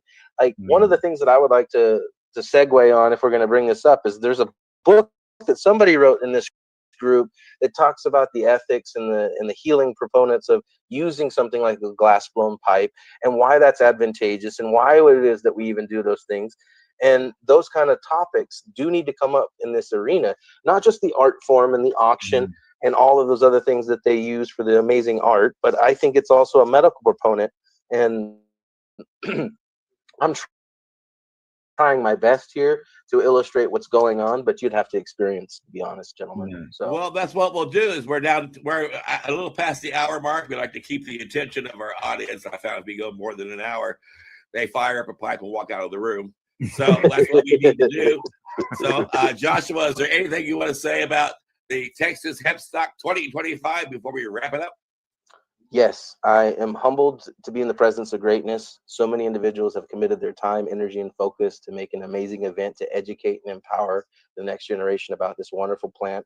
I believe it to be an awesome legacy and memory to Jack Herrera and individuals that have passed, like Mr. Larry Kirk. And thank you for sharing testimony like only you could, Casper. I'm stewarded with information, and that information is here is where to go. TexasHempStock.com. and read all about it, join up, follow along, make sure that you're a part of it if you're in the area, or just watch the video log after, especially like things like this. Thank you so much for Time for Hemp, Pace Radio, and all that you do, Patients at a Time, and the veterans and everybody else that's participated in not just this movement, but all of us together learning this amazing plant. So it's not one of us, and by any means, all I'm trying to do is advocate for all these other individuals that are putting their time and energy to entertain and educate you all. And thank you again for the honor and opportunity to share this information with y'all. Well, you've been a good spokesperson for them, man. You did a good job. Yeah, exactly.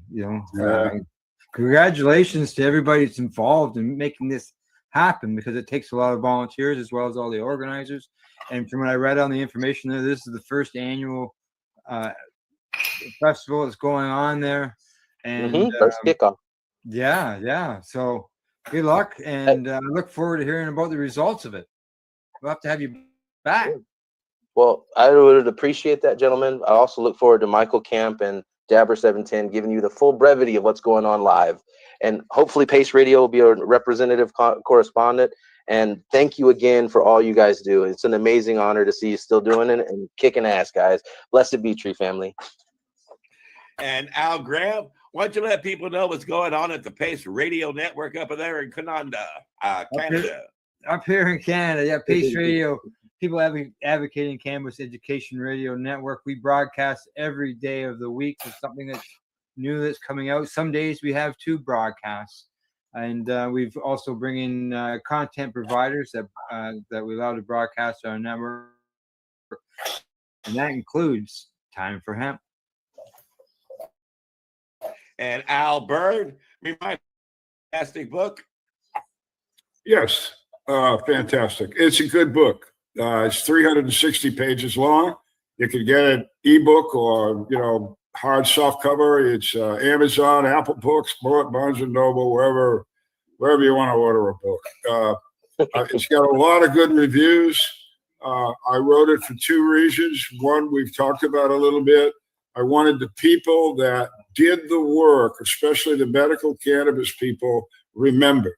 I wanted people in the future to know that these people were, like we talked about Elvie a little bit. Elvie's in the book. She's one of these people that everybody should know about Elvie Masika. So there's dozens of folks like that. And I wrote stories about them all.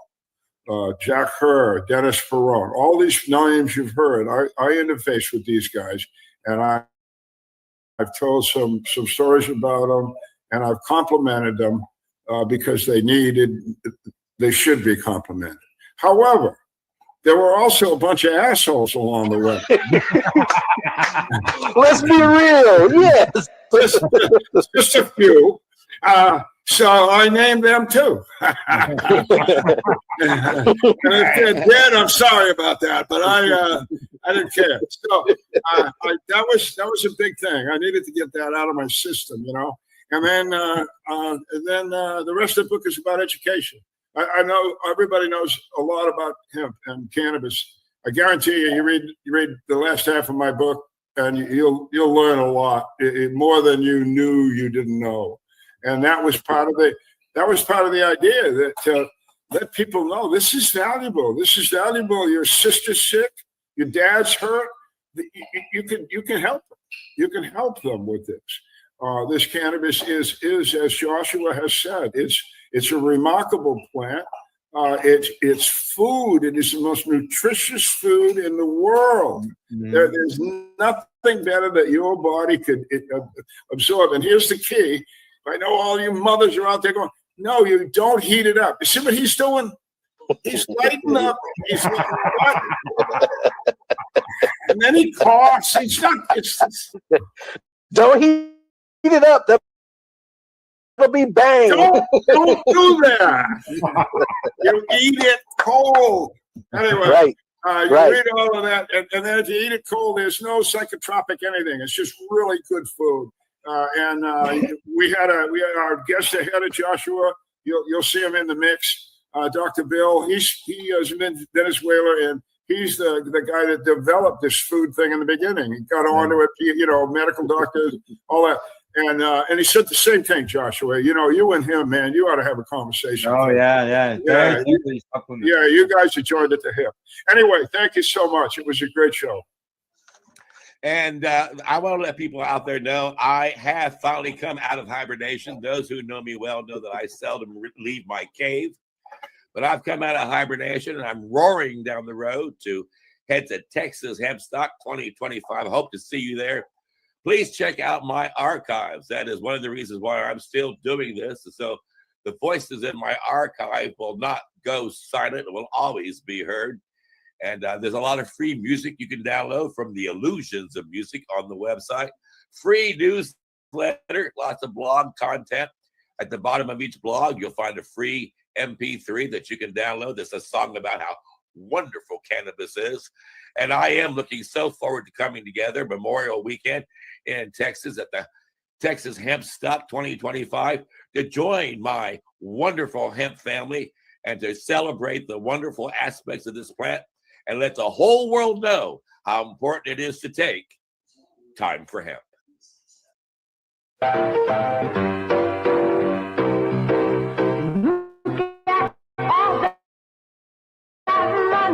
The money that they spent. Take another look and spend some time for him. Don't cut trees for paper, cause it hurts the environment. Stop deforestation, yes, it's time for him. Whoa, an acre of hemp makes 20 bales of oil.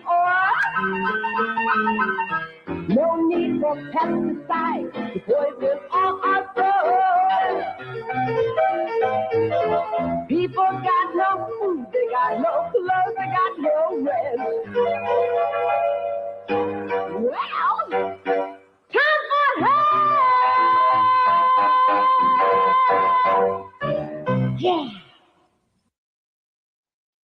Time for Hemp is a Pace Radio Network content provider. You're listening to the Pace Radio Network here at paceradio.net. The opinions of the individuals during this broadcast are their own and may not be the opinions of their group or other organizations they may be involved with. All medical advice during our broadcast is not a medical opinion and should be checked with your medical physician. Enjoy the buzz of legalization with Campbellford Lifestyle Shop. From lights to plant nutrients, books, consumption accessories, and more, we've got all your basics to grow or consume cannabis. Visit our info center or take a look at our piercing services and body jewelry, now available in-store through Campbellford Lifestyle Shop, 17 Bridge Street West, Campbellford. Limestone City Hydroponics is Kingston, Ontario's hydroponics shop.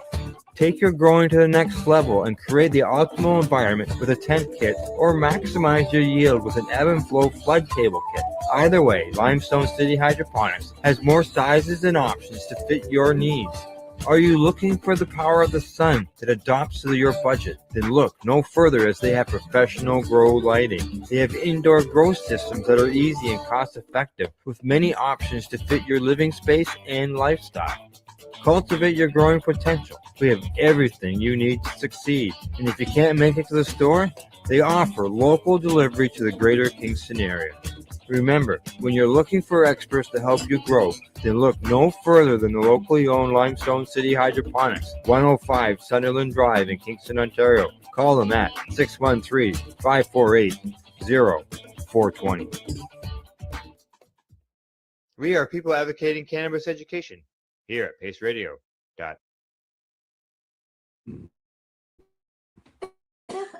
You're watching the 420 Pace Reroll Saturday.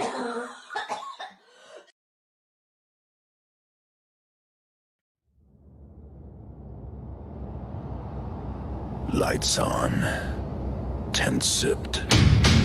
Timers click. That's it. Lab coat. Cutoffs. Boots. He yells. It's grow time.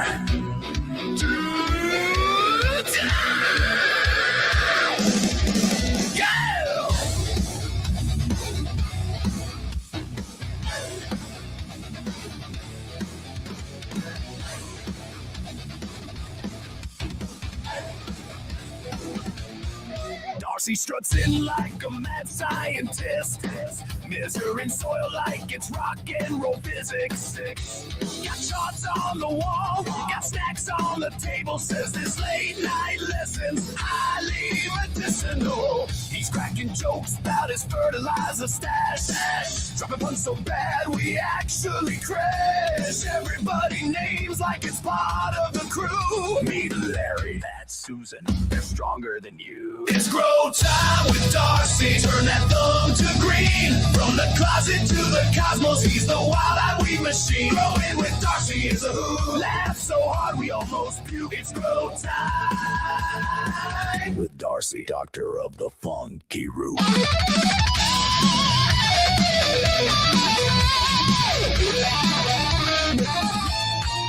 He's got goggles on, but they're fogged to hell. Says that just proves the humidity swell. Pacing round the room like a coach at the game. Everyone hydrate. Label every strain. He checks one plan, says this one's for pain. This one's for sleep, this one's for migraine. Prescription of pedals in a plastic pot. Side effects include having a blast a lot. It's grow time with Darcy. Turn that thumb to green. From the closet to the cosmos, he's the wild-eyed weed machine. Growing with Darcy is a hoot. Laugh so hard we almost puke. It's grow time with Darcy. Step 1, water. Step 2, light. Step 3, rock harder. All day.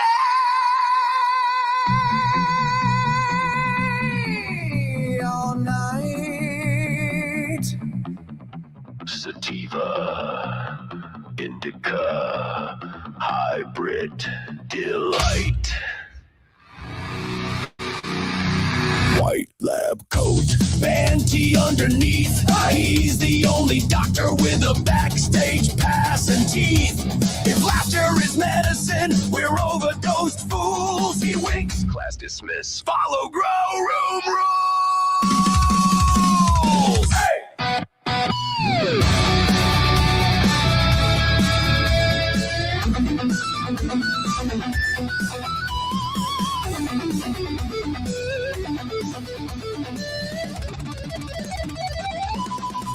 It's grow time with Darcy. It's grow time with Darcy. It's grow time with Darcy. It's grow time with Darcy.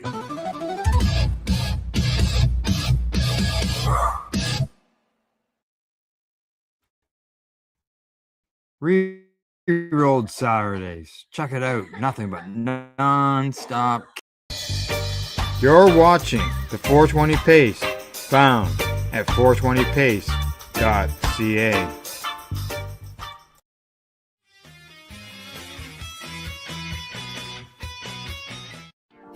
You've been watching Rerolled Saturdays. Thank you to our guests, our hosts, and our viewers. Up next, Rerolled Saturday Nighttime Edition. It gets started at 4 p.m. See you then.